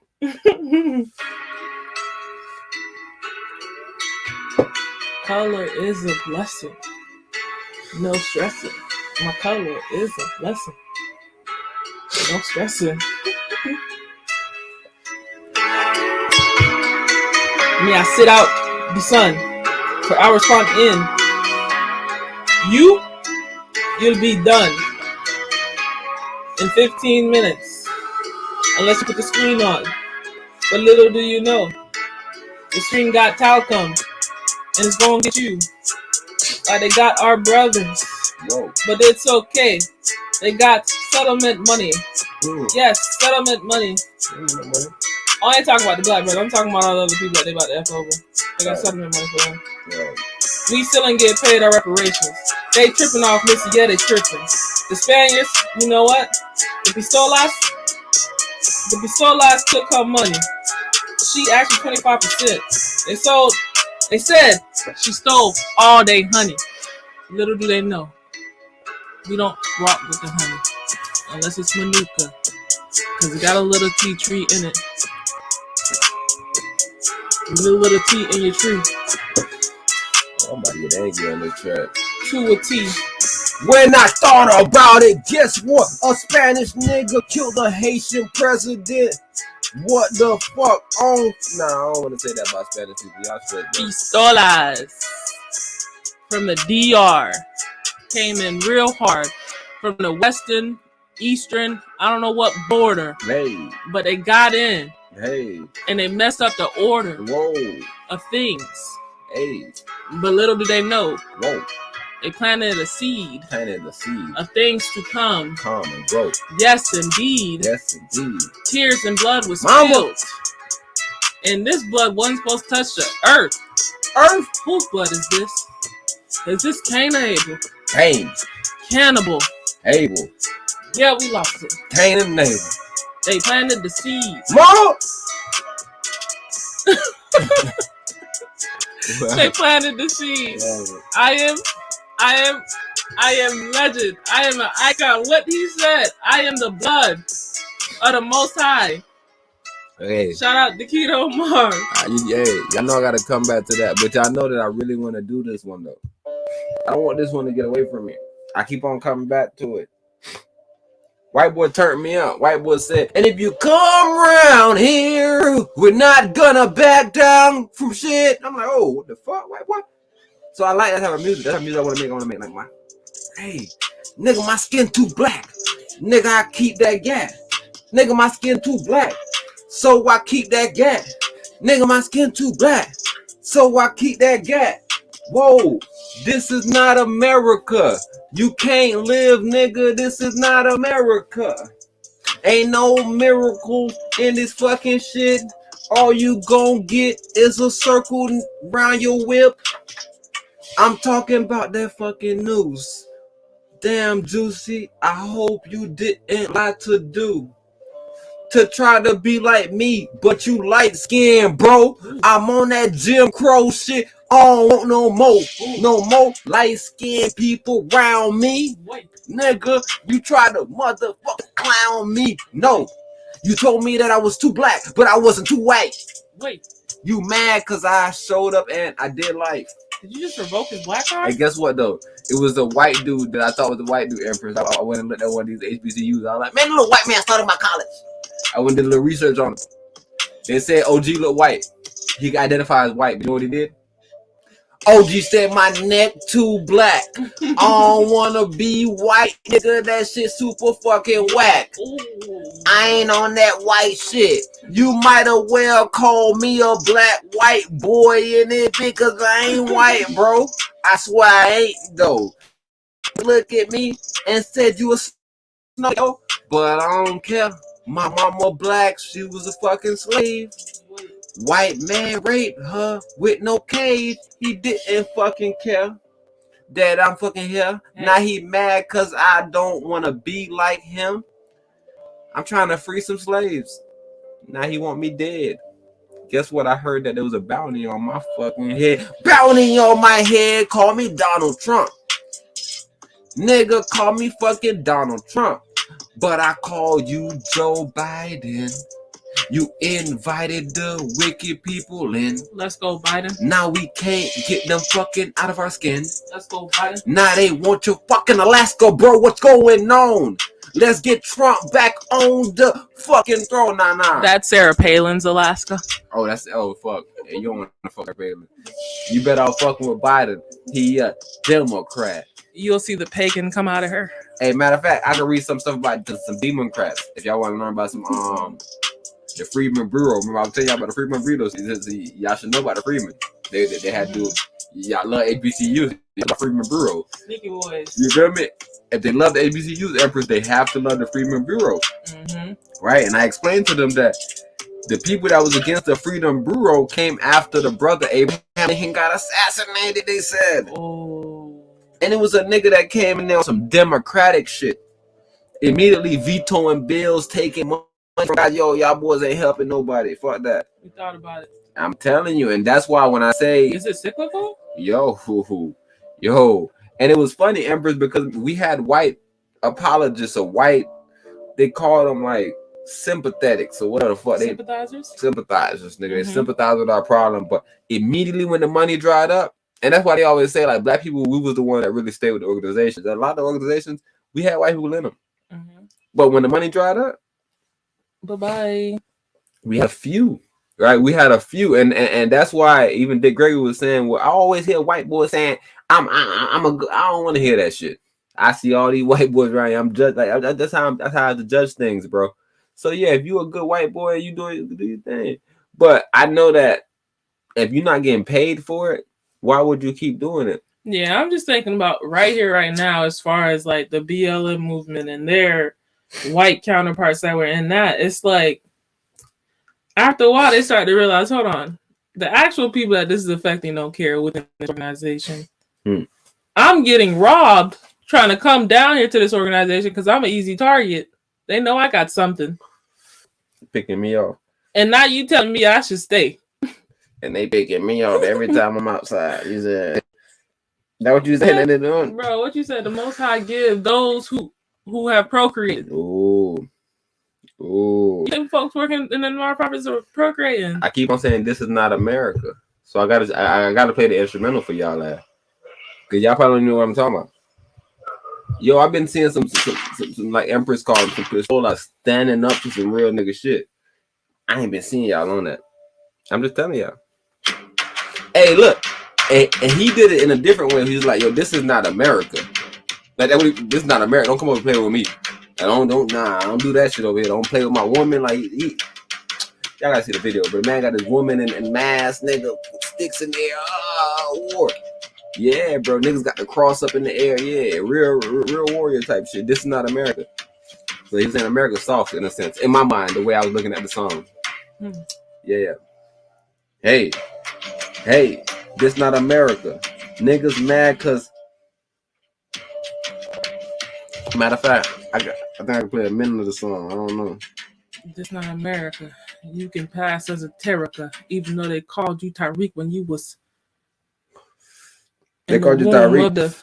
Cause I want to give you some energy. Era. I want to give you some melanated energy. Okay, let me see. This is a pistola though. Is it Pistola Beat? Oh yeah. Estamos aquí. Mírame, estamos aquí. Los ingratos, hoy le doy duro a los tambores. Hasta que me acusen de maltrato. Si no entiendes el dato, pues te lo tiro en cumbia. Bossa nova, tango o vallenato. A lo calaboy y bambú, bien frontú, con sangre caliente. Oh, this is conceptual. Where you from, too? Se llama Tupac, por Tupac Amaru del Perú. América no es solo USA, papá. Look, bro, I'm like, bro, when I say like this song cold, and I'm like, yo, they doing things a little different. They fighting the power structure, bro. Like we gotta change our music up. We gotta fight the power structure. I seen some white boys, I mean some Asian boys, Empress. They call themselves stray kids. I shouldn't even be playing them because they got 12 million views already. I'm about to mute my mic, y'all.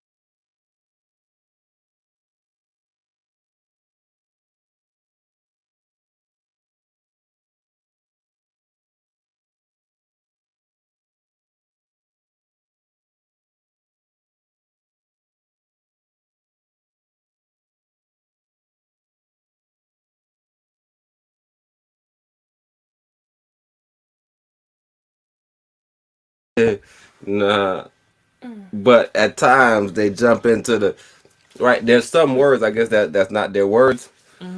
Same thing when you listen to the Spanish, bro. When they throw in the U.S. and they say little things like that, you're like, oh, okay, there you go. It's English. I don't know the English. There's probably two letters together. Two letters. Good shit. 2 letters. Right. So that's what it is, right? Those little simple words. That's it's kind of like that in Creole and stuff too, right? With those words are strictly American words. You gotta just really say them back American. Like there ain't really no way to really switch it around. Have a notion of the word. So yeah, that's the concept. But these brothers are here wigging out too, though. And I'm saying that's the energy I'm looking for. I see. I need some water. You got your coconut water. You got your hydration packs in here. You ain't short of nothing. What hydration packs?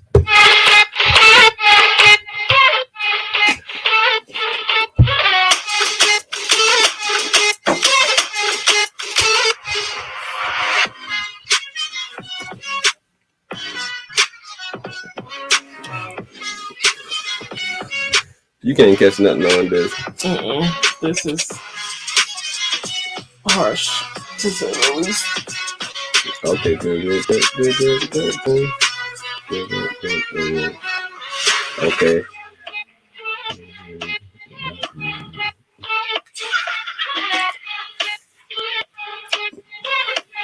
Yeah, I don't want to make them music videos. It just sounds synthesized and synthetic. Oh, it sounds fake.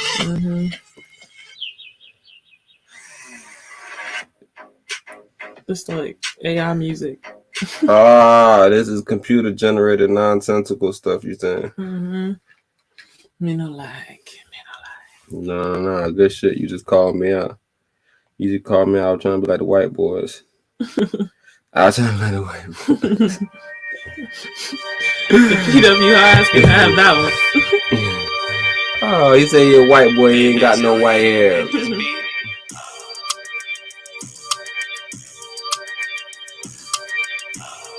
Hey, what I say? This is more. How you say you a white boy, you ain't got no money? You looking so bummy. You looking so bummy. How you say you a white boy but you ain't got no money? Pulled up to the show with no honeys. You ain't having no fun. Caught you in a honey pot with a homosexual bun. Having fun, but it's all good. You was young. Yeah, we gave you a pass. You my son. Not like the white young, but it's all good. I ain't gonna be mad.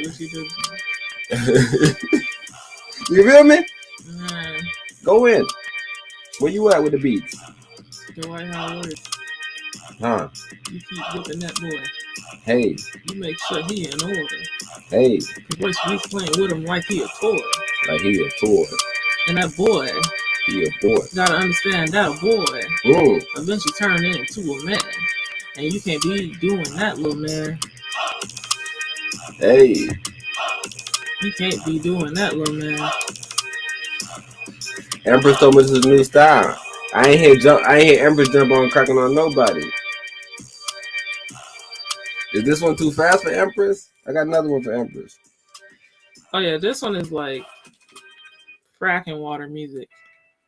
Yeah, that piano is harsh. Yeah, I know I always gotta do this song at least once, especially when I'm talking about everybody making this is not America and all those type of songs. West Coast. For my black song. If you black, throw your hood up. What that mean? If you black, throw your hood up. You a Robin Hood. And it's all good in the neighborhood. Hey. Unless you in San Fran. Because it might not be San Fran and a little bit the map ain't the territory. Whoa. Ras Natty told me that. Whoa. And now I'm looking at it. They ain't never catch that check. Whoa. So they might have to go get that shashi. Because these niggas done lost their marbles. Whoa. They let everybody pass. And then everybody say this ain't America. This ain't America? So you know what America is. What is it? What the world loves. Kevin Gates told you best. Hey. I ain't gonna say it with my chest. Hey. But you know what the world loves. Everybody know what the world loves. So if you got more than 2 views, the world love you. Hey, guess what?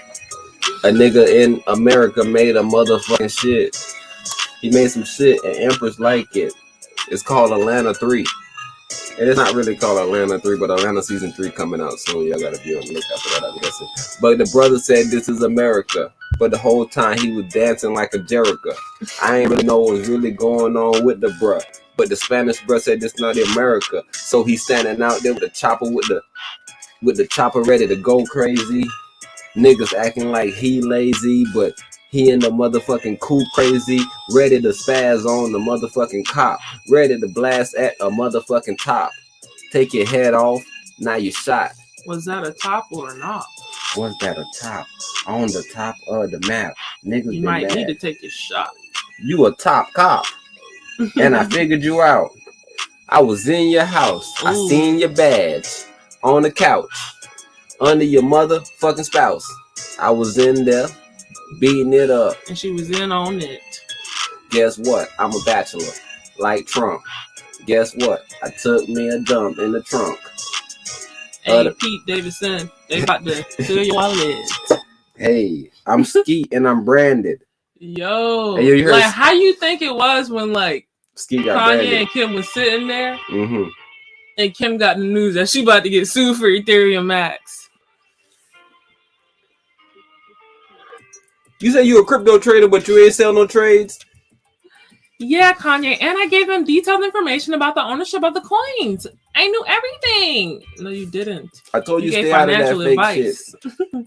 Look, I told you stay out of that fake business, and that's why when they be talking about, yo, Kim, what Kim legitimized? Your Kim business ain't profitable. You trying to compete against Rihanna, Kim? You ain't doing nothing. You don't have nothing going on with it. You ain't got nothing going on. I ain't gonna lie to you. You ain't got nothing going on. The Skims owner. She probably got mad. Don't put that there. Just say IG model. Skims ain't turned up right now. What you said? I don't know. I went and checked their prices out, and I was like, yeah, I don't know. But maybe people rocking with her. But I ain't really rocking with her. Hey.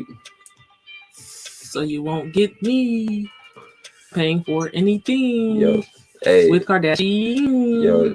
This is a skit. This is a skit where you in the studio with one of them DJs, mm-hmm. but he do everything in his room. So he got the beat low. And it's like, yo, turn the music up a little bit. All right, bro. That good? Hey, that's straight. What about that, bro? You can't hear it, man? Come on, bro. You got to clear your ears out. Turn your mic up, probably. I don't know. But the reason why I made that joke, because I wonder why the music's so low, bro. I tell you, I need I need my music blaring in my ears. Mm-hmm.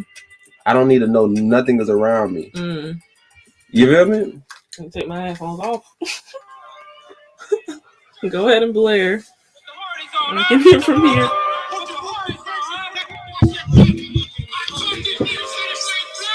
Black. Black. You can just say black.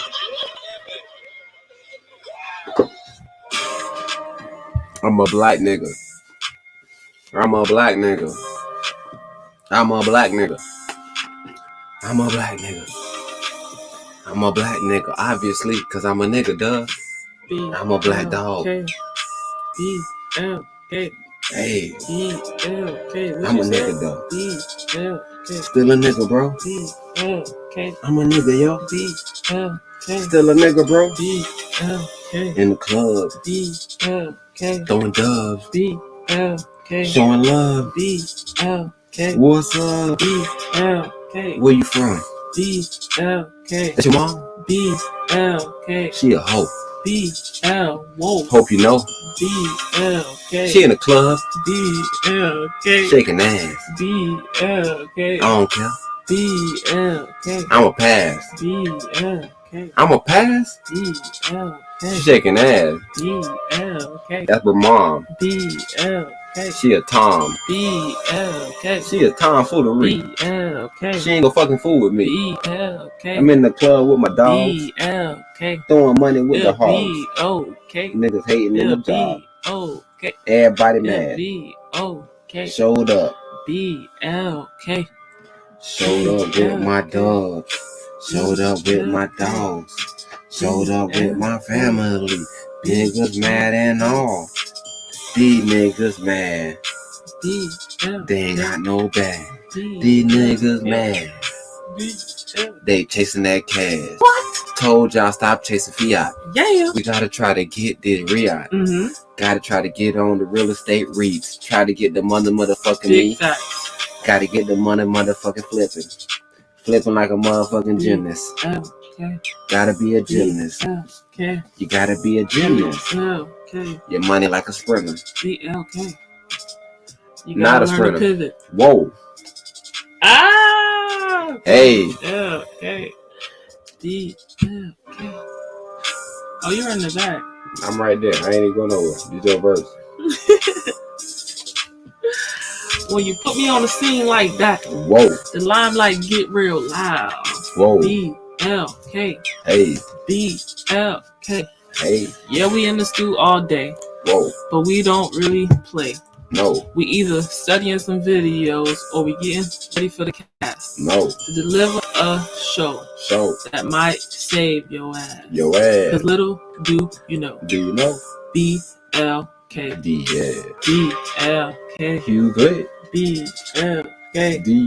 BLK. And Get you wild. will be okay. Whoa.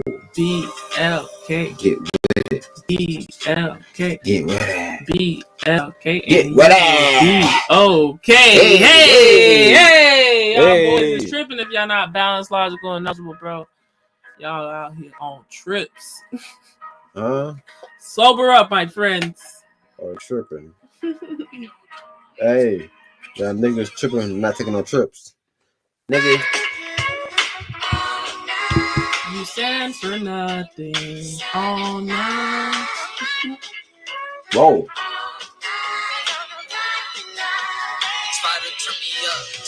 Stand on your square. There's no paradigm there. Whoa. If you stand on your square, Whoa. they can't paradigm you there. Whoa. Look at Kyrie Irving and Dave Chappelle. Whoa. Joe Rogan in this ish. Yeah, Italian on his list. Sicilian might be in his. Hey, Joe something Rogan. that rhyme with Liz.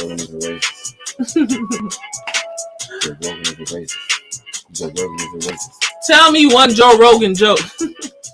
Joe Rogan, he's a racist guy. He said the sky is glide. He tried to fucking lie. Nah, this shit though. Joe Rogan says some racist shit one day. He said that. White brain. He said that we apes. He said we all apes. He said we all apes. He tripping.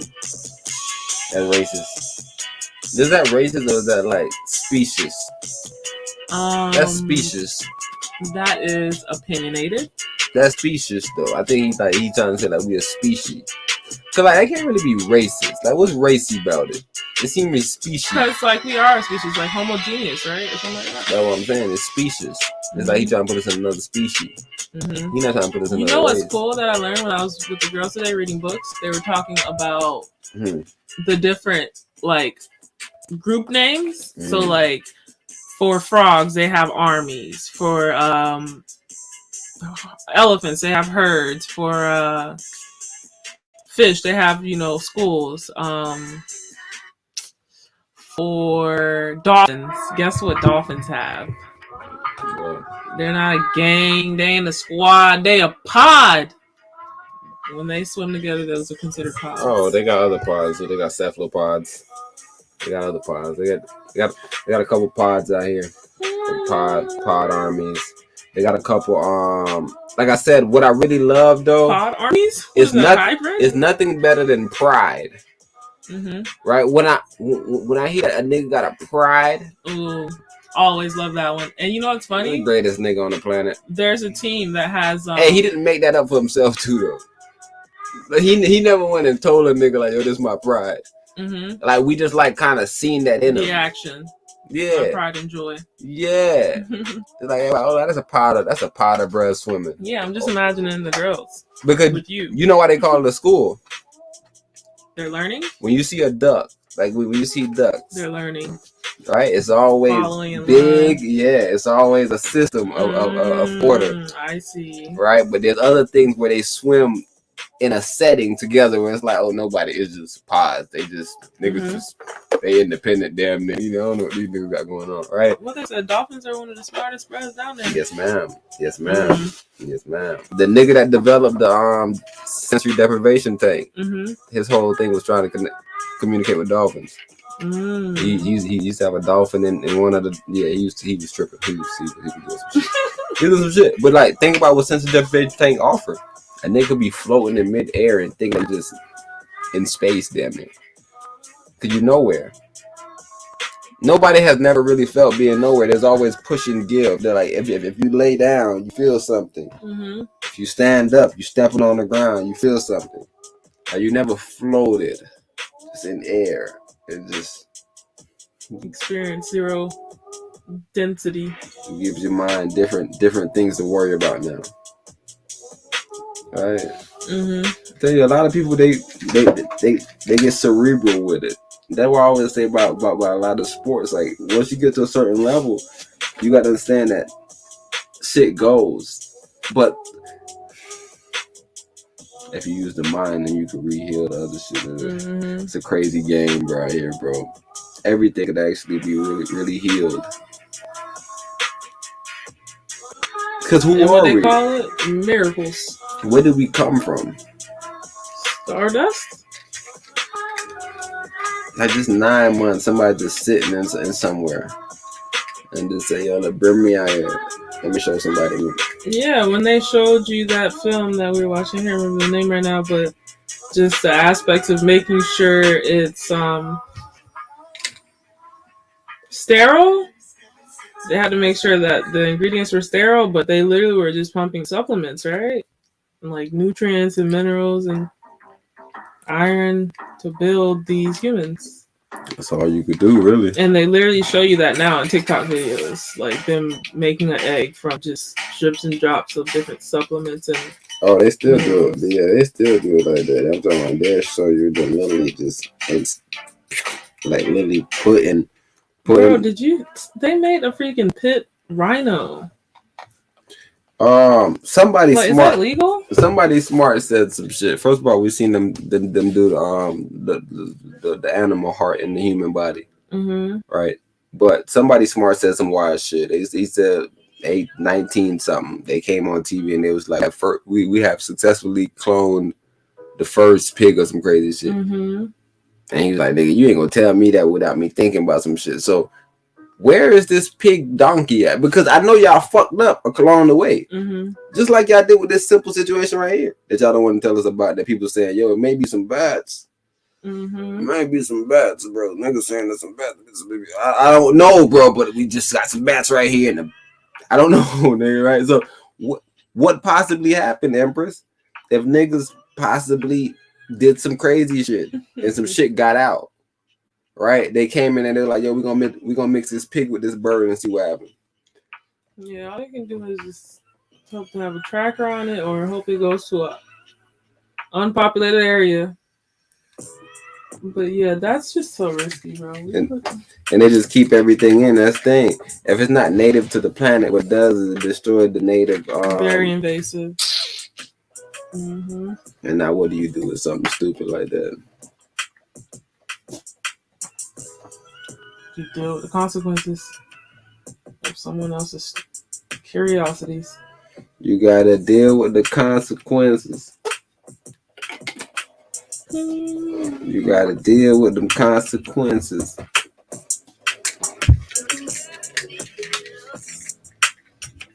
Hey, you gotta deal with them. Consequential. It's all in sequence. They say your shadow follow you around. That's probably looking at you like a clown. Cause everything you do gonna come back around. Keep doing that shit you doing, see where it gets you. Niggas be trying to live a life with no picture. Niggas be trying to paint a picture with no pencil. Goddamn nigga, this shit looks so helpful. To a nigga with no eyes, they said in the land of the blind, the man with one eye's king. Well, I'm him, but I got two, and I got you living like not like a cop do. Not like a cop do. Not like a cop. Go in, let me see where you're at. What you feeling right now? You said I'm helpful. Huh. I don't even know how to start. Whoa. Hey. No, but this person singing is really ruining me. Nobody know where to start. You gotta know where to go, nigga, just to fart. You gotta have your own space. Man cave. Yo, a nigga was playing with Westbrook, bro. What is Abraham Lincoln gear on? That was Abraham? Nah, Abraham Lincoln on his chest. What you saying? What's wrong with Abe? I don't know. What's right with him? Abe? I heard a conspiracy. It's a conspiracy that he helped free the slaves. They said slaves were in slavery years after he was assassinated and everything else. How why they assassinated him? To kind of elongate it. I'll tell you about the Freedmen Bureau. I'll tell you about Abe. Right after Abe got assassinated, a new nigga came in, switched the whole regime up, started taking away shit from this, and now the Ku Klux Klan, they starting to grow in the South. Starting to grow in the South. Right? Like I'm telling you, Abe got assassinated. So Abe, like I said, Abe ain't do nothing special. But I'm just saying Abe gone though, nevertheless. So I can't blame Abe. When Abe was here, Abe was stepping. That's why niggas had to kill Abe. Because Abe was a stepper. They don't kill nobody that ain't stepping. They blew Abe out in broad daylight. In broad daylight, they blew Abe head out. So hold on, what you saying? Is Biden stepping or is Putin stepping? No, Biden good. Who's stepping? Only person stepping right now, like as far as on the face, it's some steppers stepping. I don't know if Mugabe's still stepping. I think Mugabe got stepped on. I think I'm hoping Mugabe's still stepping. It's some niggas over there in Africa though, bro. It's some niggas over there in Africa, bro, completely stepping like a step of wood. I'm talking about right now in South Africa. They putting pressure on people. They putting pressure on white people right now. Take you and your European ancestors off my land. You and Elon, man. Take you and your ancestors off my land. Shaka Zulu sent me.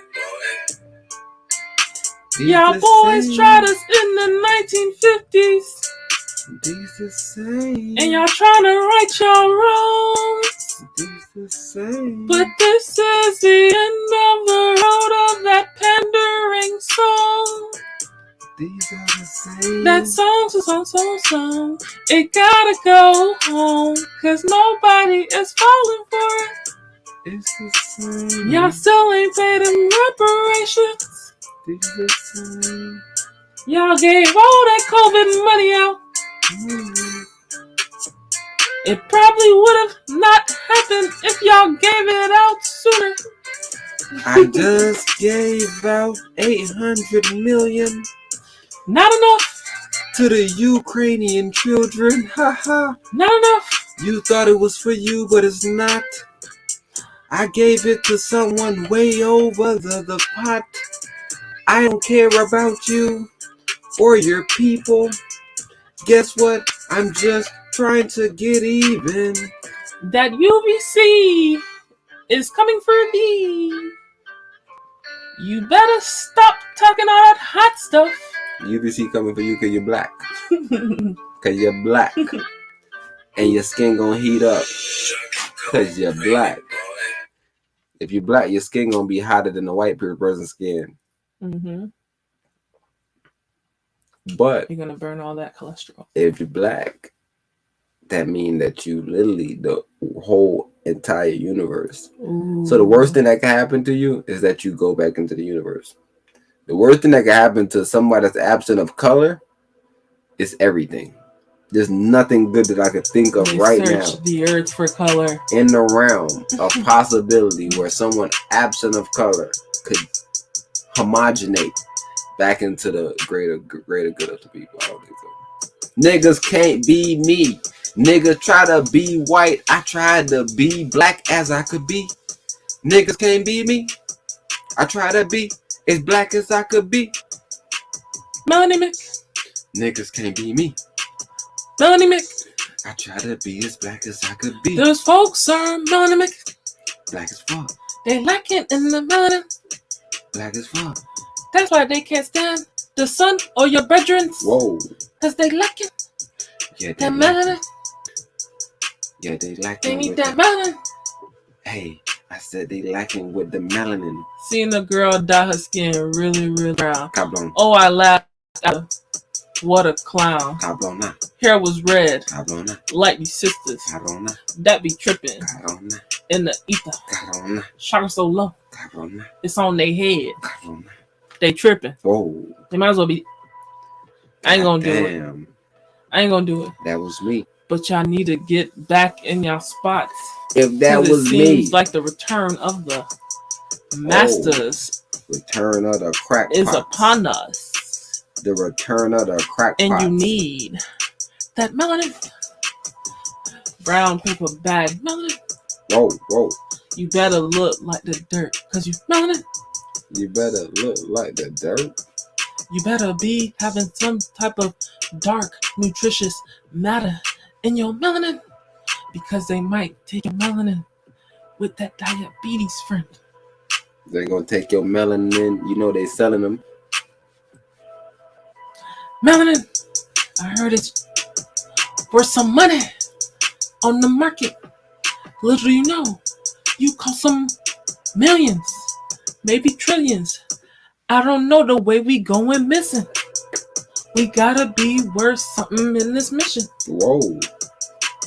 Michelin tires. Whoa. Running real dryer. 13-year-old, he ain't had no Michelin. He was driving on my motherfucking chillin'. Guess what? The brother said he lost control. But guess what? The police autopsy said he was drinking. He ain't even know he was drinking. He was driving crazy. He was 13. I guess he white. I guess he know what that mean. He gonna do life or not. In Texas, where they do all of that, no Sunday drinking. You telling me somebody managed to drink and hurt someone on the road? A 13-year-old. A 13-year-old that said that he was drinking and aggressively driving. I know he was white. It sounds like something a privileged human would do. No, this is a rule. No, this is a neck. As a redneck, I drove me a big truck since I was 6 with the check, driving me an F-150. That's all I fucking One of knew. them island boys. I'm a real fucking island boy too. Niggas don't know me, they don't know you. If they know me, then they don't know me. Cause I be 3 people at once. Looking like I'm 3 people at once. If they see that black kid driving that 13-inch donk, they gonna be checking his trunk. Whoa. But meanwhile, this boy was DUI swerving, and nobody thought they should hurt him. Whoa. Get him in a parking lot. Chill him out. Give him some Pedialyte, because he might be hungover after the night. But I don't know. He done took some lives. It might be more than that hangover. Nigga Pete, is that you in that car next to me, Skeet? I mush you, don't talk to me. I don't get no fucks. You a little white boy, I might smack you up. Don't talk to Ye about fucking no bitch. If that's your thing, nigga, do your thing and keep your lips shut. Cause me and Ye don't wanna hear your mouth, bro. Me and Ye might show up and that man is crashing out. We he not said gonna that he show was up. holding comedians back. Whoa. Then Trevor Noah came with the hey. Kumbaya. So what you saying? The comedian's coming back. He let the comedians loose. He let DL out. Go in, Empress. He let DL out. The hit out. And Steve Harvey, you told me. He said, "Hey, comedians. Huh. I got 3,000 per joke. I can see you on this beat. I'm not even about to mess you up. You I about can see to you crucify Ye with the jokes, bro. He let the comedians out. They tried though. He let the comedians out. He let the comedians out. He let the comedians out. He let the comedians out. Trevor Noah, D.L. Hughes, Steve Harvey. Trevor Noah, D.L. Hughes, Steve Harvey. Hey, but guess what? Trevor Noah. Ye let the chameleon out. Hey, let the chameleon out. Cause he gonna crack them jokes. He gonna get political. He gonna take care of them children, and he gonna do it all. Whoa. Ye's on the map. Whoa. Genius on Netflix. Whoa. Y'all boys over there tripping about some jokes. He got jokes and more of that, yo. Y'all boys stuck on these weak ass jokes. Trevor Noah trying to tether my dog to the sunken place. South Africa. What a disgrace. South Africa. Kumbaya. South Africa. Kumbaya. South Kumbaya. Africa. What you say? South I say kumbaya. South Africa. Don't censor me. South I said kumbaya, YouTube. South Africa. South Africa. South Africa. I said you South African. Trevor Noah, we ain't got no beef with you right now. But pipe down, Trevor bro. Noah think he African. think he in the South. Little do he know if he go back to his house, it ain't South Africa no more. It's just Africa. We done called on the ancestors and they answering. They told us take that land back so you and your effing friends can go back to that little landmass called Breadtown. Hey. Or wherever y'all came from. Go back. But I know it's not that land. Go back. Mama Africa spitting y'all out. Go back. Not taking too much gold. Go back. Little do y'all know. Our foundation wasn't supposed to be messed with. They told you if you mess with the Holy Bible, then you might have a holy survival situation. What they call it, bae? World ending.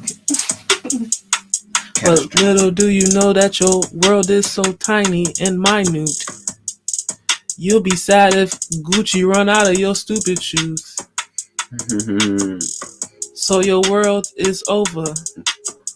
But for the real, it's just beginning. Paradise. Whoa. We on our way to the beginning. Cause in the beginning was the word.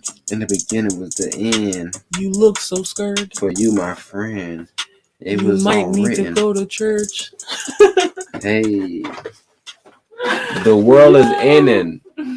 I tried to motherfucking log in and get some Gucci loafers, but they wasn't sending. They said they pending. World so small, brother. It's the end of the world for you can't get them Gucci shoes. You can't get that new Ralph Lauren. I got 9 days until I can get the ABCU set. I got the 9 days, right? So you got to order. You got to pre-order. You don't know you can pre-order. I got 9 days. Countdown. This is and then get in the count line. Oh, so they're gonna go crazy first day release. They gonna act like it so they can buy that stupid ish and buy. realize that investment wasn't worth it. I wanna buy because they got a real bruh already doing it. Stop swagger jacking. I wanna get back to lacking. I wanna buy. I wanna buy. Set my bots up and I'm gonna buy. If I buy 90 motherfucking sweaters, guess what? I sell them all for double and I make meta. I'm put at 0 sweaters. I'm not buying one of those sweaters. Give me 100 sweaters, 100 dresses. But I'll take some quarters. Give me 100 quarter cuts. My Angela quarter. 100 quarters. 100 dimes. Give me a penny. Give me a nickel. Give me a quarter. Give me a dime. Give me a quarter. Let me get a few of them guidelines. Give me a Bitcoin. Give me a Bitcoin. Since we talking about coins, give me a Bitcoin. That's all I want since we talking about coins. All I need is the Bitcoin, boy. What if the barrels are sold in Bitcoin? Keep your barrels. I'm going to keep my shovels. Guess what? We have to think about a new way to get gas. I heard a nigga was driving around on water. God damn, nigga, we need a Nah, this shit no. Why don't we be bringing them smart people to America? The people that I be seeing in Africa with all these cars that be made out of nonsense and they drive around, but what are they driving? Yeah, it's not sustainable. I don't have funding. What do you mean? Electrical. You don't have funding. Nigga, somebody see you? Are you viral? What was that? Oh, they're taking it. They're doing some stuff with it behind the scenes. They're gonna come. They are selling all my patents as we speak. Yeah. I don't know what the patent is, but they said that they're going to get the patents together, and I assume that they're going to take them because they are doing them. They're gonna take them back to Sri Lanka. They're gonna take them back to Sri Lanka. That's not hot. Guess what? There was a war in 1995. And 1990 people fucking died. It was a crack era. Guess what? It was way after, but I seen it with my eyes. Nah, this shit though. Oh, did you cry? I think Empress, they might think I'm Illuminati. Please stop. Look at the whole time she been like this. Oh, and you kind of got her hair over this eye close anyway in comparison to this eye. So maybe I'm supposed to be doing it like this. The illuminated one. The illuminated ones. See, we are here to deliver a message. Oh, this transmission. This that new John that just came out that I heard the other day. The new John I just heard the other day. Mm-hmm. Yeah, this is more synthesized as well, but it's more like ambient. Beat bop. Yeah, so like you can like turn yourself up in the speakers. Turn yourself up in the speakers. Turn yourself up in them. I got my crypto wallet in my fucking sneakers. I said turn yourself up in the speakers. Run it up. Got my crypto wallet fucked up. Goddamn, I forgot my pen. Damn, I lucked up. It was in my wife's pocket. I told her to keep the shit close like a rocket, like she Elon Musk. I got a rocket launcher. I got a rocket launcher. And I got a fire launcher. Cybertruck in the back. Elon Musk, you okay with that? I know you ain't released the Cybertrucks yet, but I needed to get my tanks in order just in case your crane come with the odor that NATO stepping in. Yeah, I heard they need help from our friends, but I'm like those Vietnam children. Stay out of it. Even with the sanctions, man. Cause they gonna set you up. Russia in the cut. With Xing Jing. If you know what I'm saying, then you'll catch me, man. But they is out here playing a game. It's called chess, not checkers or Connect 4. So you better listen, you little. Let's go, Brandon. Help him figure it out.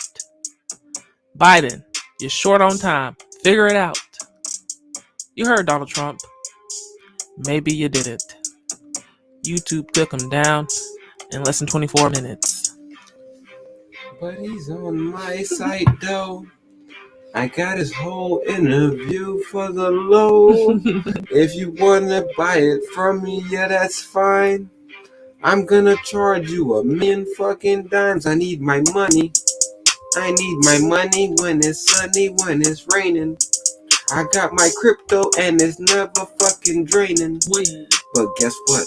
I got my shit in USD. Nigga tried to steal it from me. Oh, you got that shasha. He said he had the A2 fucking loans. So I researched it and I got on the A2 no. The A2 loans are good. They backed by assets. I'm guessing if you would or may not say it. Check this out. The A2 papers you don't know about A2 are papers, backed by the ruble. Nah, A2 papers are serious word, bro. A2 papers is not backed by no currency. Backed by the ruble. It's not backed by no currency. It's backed by actual exchange. It's backed by actual hard assets. Okay, then. Yeah. Nah, A2 loans is A2 loans is locked in. Mm-hmm. Worst come to worst is that they could default on a loan and everything that's already locked in get taken. They can't go over the A2 loan. They stuck. They can't go over that loan amount. Only thing they could do is try to get more assets. So maybe they might try to shot at. You can't really short it though because it's stable.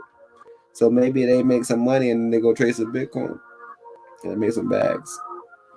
They bring the bag back home and they say, yo, we got real hard assets. What do you need?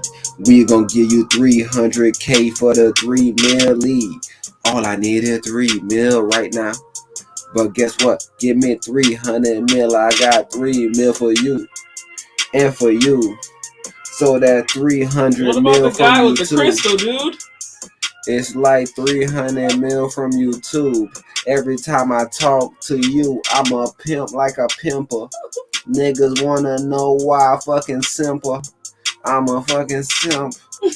And I walk with a limp. Walking down the aisle and I'm chilling with my children. That's your cordless cane. This my cordless cane.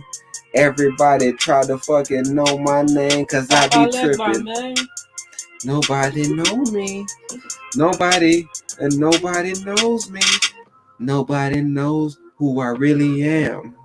Guess what? I call my name says scam. Cause I got a made up number. Even when I call nigga, I even wonder what I'm calling from. It's like I'm calling from my ears. I got no phone and I got no dears. Oh dear. And I got no dears. Oh, I got dear, no you get phone and I got no dears. Oh dear, why you said that? 0 deers. What do you mean 0 deers?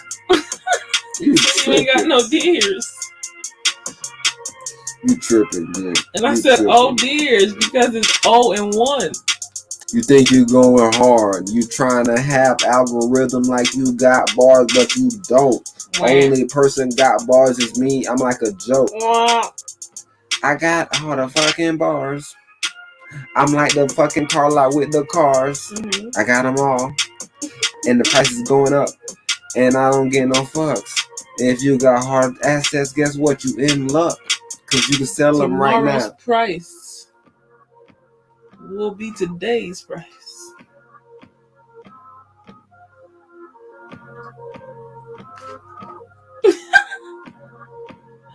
So your cars,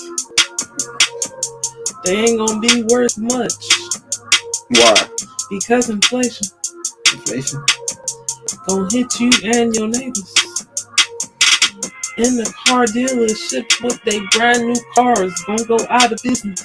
With the brand new cars Because going the out of pre-owned business. vehicles Pre-owned? is running you way cheaper. Way cheaper.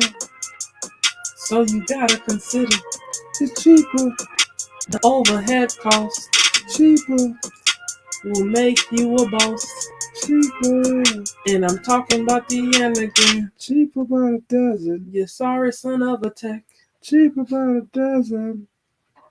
They said it's cheaper by the dozens. It's cheaper to keep her. Make her your wife. Make her a believer. But it's cheaper by the dozen. I said it's cheaper by the dozen. You gotta have 12. You gotta have 12. 12 what? Crystals? Utes. It's cheaper by the dozen. If you got a dozen utes, you winning. They stop counting after 10.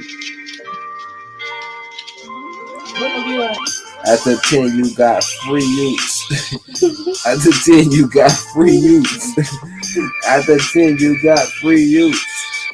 Nigga hating wanna be you. Hey, after 10, you got free utes. After 10, you got free utes. After 10, you got free utes. Niggas hating wanna be you. Hey, we took a look at them niggas' eyes, them niggas' lies, them niggas wanna be I, but they can't. Cause I be chillin', I don't even drink. I just be chillin'. All I do is think a lot. My brain is like a crack pot, rock, hard. The way I think is scarred. I make my mind in a bar. It's like I'm trapped in a cell. And I can't get well. I can't even get free. It's like I'm living for me and I'm living for she. Who is she? Not me. She my wife. She my life. Trying to be my knife. She trying to be my dulo twist. Put my lips in her lips. Trying to put my lips in her lips. Like the moon.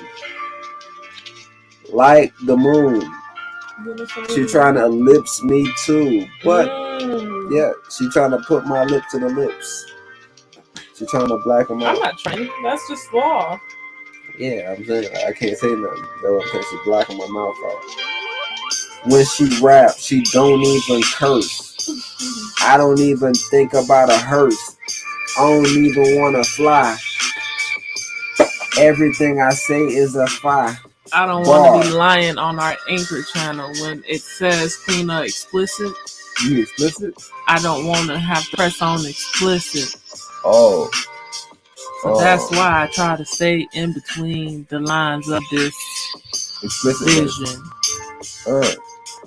But I really be wanting to go in. No, I'm tripping. I ain't no one explicit. Guess what, guys? We not explicit. When you see that explicit shit, I used to think that was cool, so I visit. But now somebody don't want that tag. They want to look lame like a lag, like a joke. And I never wanted to be choked, no. No choke, no joke. All I do is chill with my folks. And we all joke. And we all joke.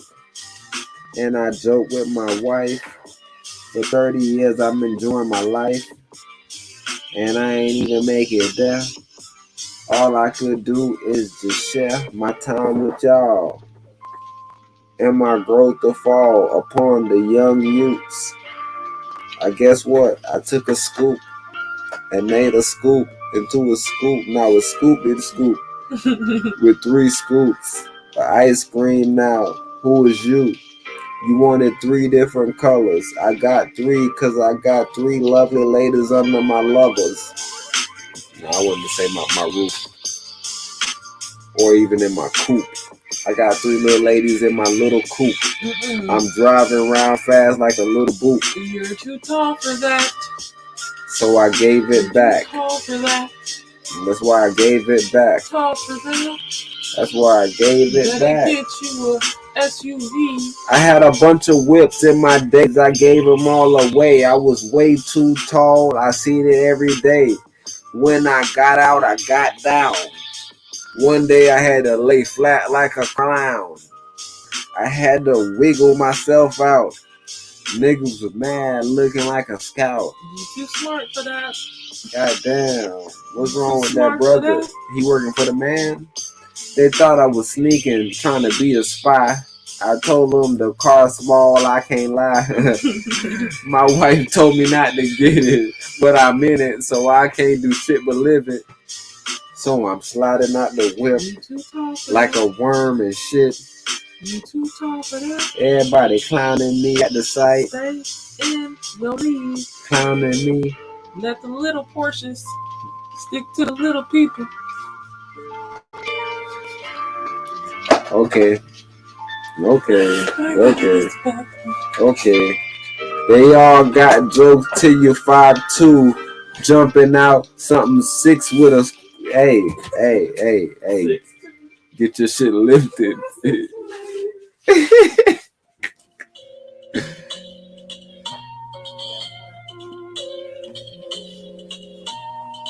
Oh man, something going on in that room. My camera's changed. I got a different camera settings. Guess what? My camera settings are different. And I'm looking at the motherfucking shit and I don't have a view no more. Somebody was just viewing, but they not looking no more. I guess they mad at me. They don't even fuck with the bro. They think I'm lame though. Damn, that fucked up. Thought I had a plan. That fucked up. Yeah, I thought I had a plan. Nobody watching me right now. They might be asleep. I can't get mad. I'm still in the streets. Making money. Looking bunny. No, not looking bunny. That shit never been funny to me. I keep my clothes clean like my teeth. I keep my outfit clean and I keep my life neat. I keep my life neat like the roster shit. When I say naughty, that mean neat, bitch. Do you know that? Or do you even know Kodak? You taking pictures and I'm trying to see where that throw that. Throw back. Where that throw pack. Trying to get lifted. Trying to get shifted. In the kitchen, trying to get it whipping. About to cook a dinner or something. Somebody coming over, so I started fronting, acting like a chef. putting it on my neck. I'm talking about the apron. I'm talking about looking stupid, yes. At least I tried. But when everybody showed up, they laughed, and I laughed, and I cried. Because I had my chef outfit. Yes, I had my chef outfit on. I had the chef outfit on. I had my chef outfit on. Was I on it? No, you wasn't, but you wanna be. Looking like you looking at me. Trying to fit into my schedule. So I put you on the fucking schedule. Every day, now you don't know what to do. Keep I going. look at you looking like some boo-boo. You ain't got no just more? sitting there like a hare. They wonder where do I stare when my eyes be crossed. Niggas be looking lost. I showed up late, but I ain't even show up with my cross. The devil was at the door. She was a devil before, but now she angel in the dress. She got white on, bro. She got all white on, trying to look real holy. Take her to the bed and make her hold me real freaking tight. Yo!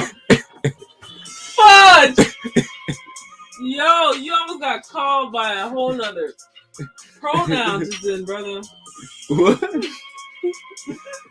When I say pronoun, you know I'm not talking about Twitter pronouns. Bro, you talking about because I said freaking? Bro. This nigga is so lame. Oh my god. You told me it's not explicit cast. I thought we had a big explicit bar by it. Freaking. I'm gonna hug you so freaking tight. Yo, I've never even thought about it like that, bro. What? It's freaking, bro. This the freaking weekend, baby. I'm about to get it poppin'. Get your freak on. Get your freak on. Don't sing that. Because you're going to have 10 riders on your song. It's the freaking weekend. Nah. I think he had a bunch of mixes in that song. I think that boy mixed that song up. No matter of fact, let me see something, bro. That boy was playing. I know we about to get up out of here. Matter of fact, I think we just about to end this. I was about to do something else, but we gave y'all too much. We might come back and just give y'all a little special on Sunday, but I got like 3 more songs. So I ain't gonna lie,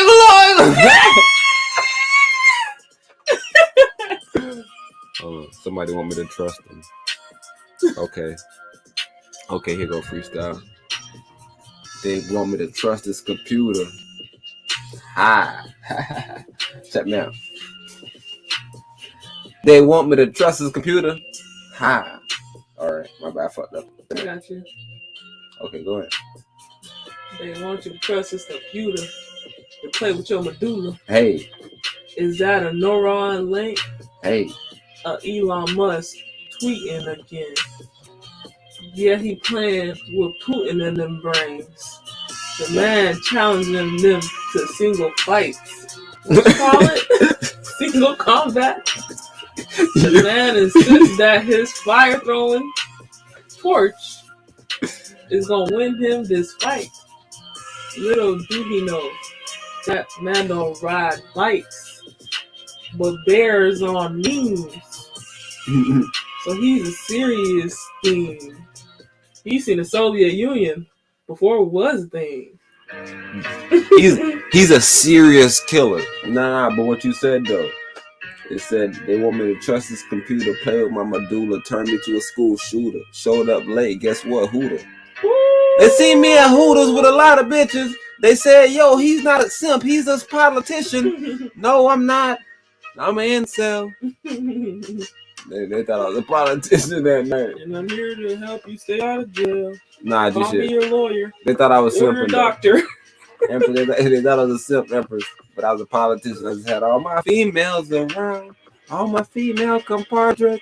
Oh, you Pence evil. They twin. thought I was a simp, but I was just a politician, though. Not named Pence. Not Pence, call me friends. Yo, Not Pence, clear call the me Pence friends. Pence, where are you at? He's going back to Russia. He went back to the back of the line. You gotta think about it. It's a small time to shine. You just come on with a president. You're not even the president. You his resident. But guess what? He's a VP though. But he's not a Republican. He was strange at the times. Nah, I like Pence. Pence is respectful. They gave us Uncle Sam. Turned him into Cam. Cam Newton.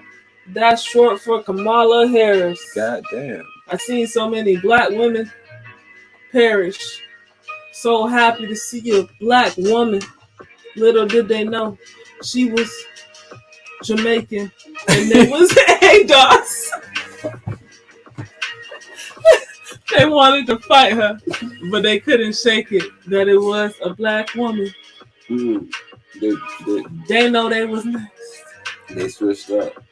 Biden picked a black woman judge. They said, yo, she's an Indian, one of the worst caste systems in the world. And guess what? She's a Jamaican little girl. Not really. She's really an Indian. Her mom is an Indian, so she's one of their children. But the Indian people there said they're racist. I even heard the Indian dude say some fake shit. The Indian dude said, we come over here and we beat you guys. I was like, what you talking about, nigga? Your shit ain't fly. Your shit smell like curry. Guess what? You better hurry and buy. Chinese people, hi. Is that Elizabeth Warren or is that an Indian? That's Nancy Pelosi. That's Nancy Pelosi. Or Kim. Know the stock for you know them. I know the stock for you know them. Oh, matter of fact, we gotta do our Black Wall Street best job because I just trust the computer, bro. That's fucked up. Man, everybody's about to get out of here, bro. I just told y'all that 1 second ago, bro. I'm still in here. We just trust the computer. I just trust. We gonna use it. I just trust the computer, so I gotta at least do one beat. But little do they know. I know you like Kanye. I know you like Kanye. He got some tricks. No cap in this bit. They say no cap in this bit, but I got a cap on. Oh. With the Mandar symbol. Oh. They say no cap in this bitch, but I got a cap on. Fighting these niggas is like Capcom. Who you thought you was? Who you thought you was? I ain't eating nothing that I love like Ramadan. Wait, it's Ramadan right now? Ramadan not right now. Ramadan soon though. Ramadan soon. I'm always forgetting. Right now it's Holly. It's Holly. That's a Hindu. That's a Hindu one. You gonna coexist, this brother? I want to coexist with everybody. Hold on, man. These are Kanye beats. Bro, life highlight. Yeah, this is so what? Kanye and Kanye beats. And it's whack because it's Ye beat without the Ye tweets. Because it's not high quality. Hold on, this man, bro. I almost got copywritten by motherfucking Angela Stanton. I mean, yeah. Man, Empress, I see some shit early. Man, the situation getting crazy. I ain't gonna lie to you. The situation is getting out of hand. It's looking bad. Outside the house? Nah, the situation with the guys that we seen, the 3 guys, the NBA guys, and YouTube guys. The NBA guys and the YouTube guys. The NBA guys and the YouTube guys. Yes, ma'am. The NBA guys and the YouTube guys. Wait, is that the tall fella? Yes, ma'am. Yes, ma'am. The tall fella and his ex-teammate showed up on his cast today, and it was a little back and forth. Yes, ma'am. Like I said, I need to yeah, this podcast is selling drama. Because this boy is literally on here. Just on here, bro. I guess arguing principles, but man. Man, everything done. Everything done. Everybody's ruined right now. Space is ruined. No peace in this space. It's two different. It's factions. It's this group of manosphere niggas, this group of manosphere niggas, this group of manosphere niggas, this group of manosphere niggas. Everybody different.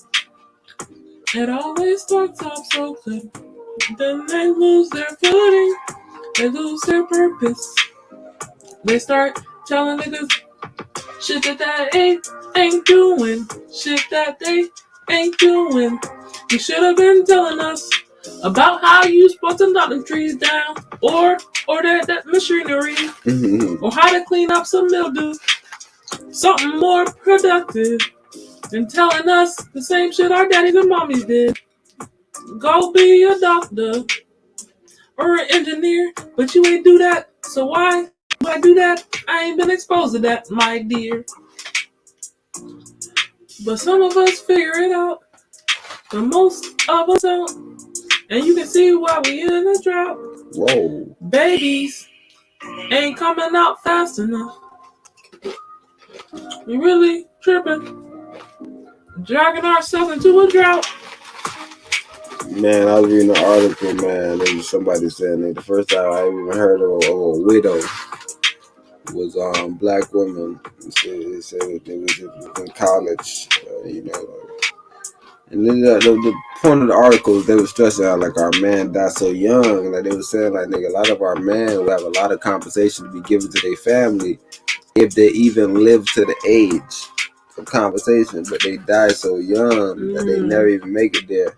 Right, so people trying to tell you, we gotta take a look at this, like what's actually going on, like, and the numbers are astounding as far as like them versus their white counterpart, the rate that they die in that damn minute. It's crazy, Yeah, I was shit crazy, but yeah. Dead. Are you more expensive when you're dead? What's going on? Shit, it's more expensive because the breadwinner, the provider, the actual person is gone. Right? So now everything falls back on the wife and all those things. Mm-hmm. And then you die. You die before you will get your full compensation, so you ain't really even had that much. So now the family falls into this cycle. It's just always falling backwards, right? And that's what they kept on stressing about as far as our man dying so young. And we gotta be strong and persevere. Get out there in that workforce, girl. Like what you said. Oh no, they're actually. It's a different stress that man is under as far as like I always told you this, as far as like, especially where I've always worked. I don't know how every job is, but most of the jobs that I work, man would be doing the labor and the woman have a managerial position. Right. So right, we both working. They probably got both of us working extra, nigga. But it's one person doing some fucking labor that may, just little small shit like that. Got little injuries, things like that. So, but then with black women, a lot of time on the job sitting down, doing a lot of those managerial shit, that catches up too, right? So it's all around attack on us, bro. It's all around attack on us, right? Because that's what they even say with, like, if you got the right amount of funds, right, you want your wife to be at home, and in between those 9 to 5 times or whatever it may be that you may be at work or whatever the situation is, you may be doing your entrepreneur shit or whatever the situation is. If she's just a stay-at-home mom, she get those times to do laundry, exercise, whatever she want to do in that, certain times. Or if y'all on some entrepreneur shit, that y'all traveling together within those times, making plays, and it's just showing you how the system works best. And I just heard somebody talking about this. And I'll tell you, every time somebody say that, there's always the immediate pushback where it's like, we don't make enough to even be able to do that. And it's like, but when are we going to change it, though? Like, when do we start to do it? Because if we keep on saying we don't have enough to do it, when do we start? You just have to take yourself out of that statistical group. It has to be an individual decision to be the change you want to see. And most people are not willing to bet on themselves. So it's like, oh, we got some employees. Why are you when we're done? Nah, you heard that black kid say, all right, bad myself. You heard right. Yeah, it's literally distinguished people that are here to build legacies, and there's people that are here to work for someone who's building a legacy. And I'm okay with that because I know what's up, man. No, that's all facts. Though. Everybody got a purpose, bro. But like I said, bro, I'm not about to keep Empress on too long, bro. We better get up out of here and relax our little minds and shit. But thank everybody though, because like we super went over. Like I'm telling you, like. So we super went over.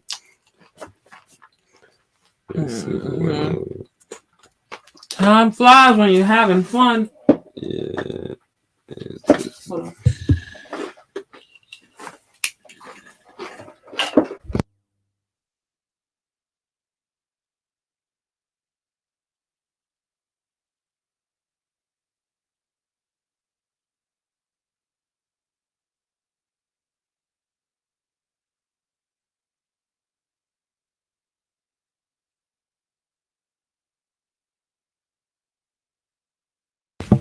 Alrighty, guys, that is the conclusion of episode 201 of the Wise Magi Godcast Freestyle Friday.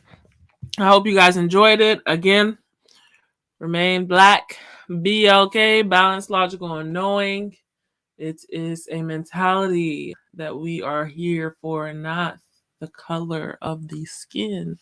Okay? So understand that mentality at all times. Until then, you guys continue to tune in to our clips, check those out, tune into our lives. And until then, well, actually, hold on. We will be back on Sunday with our Sunday dinner as cast. But until then, peace.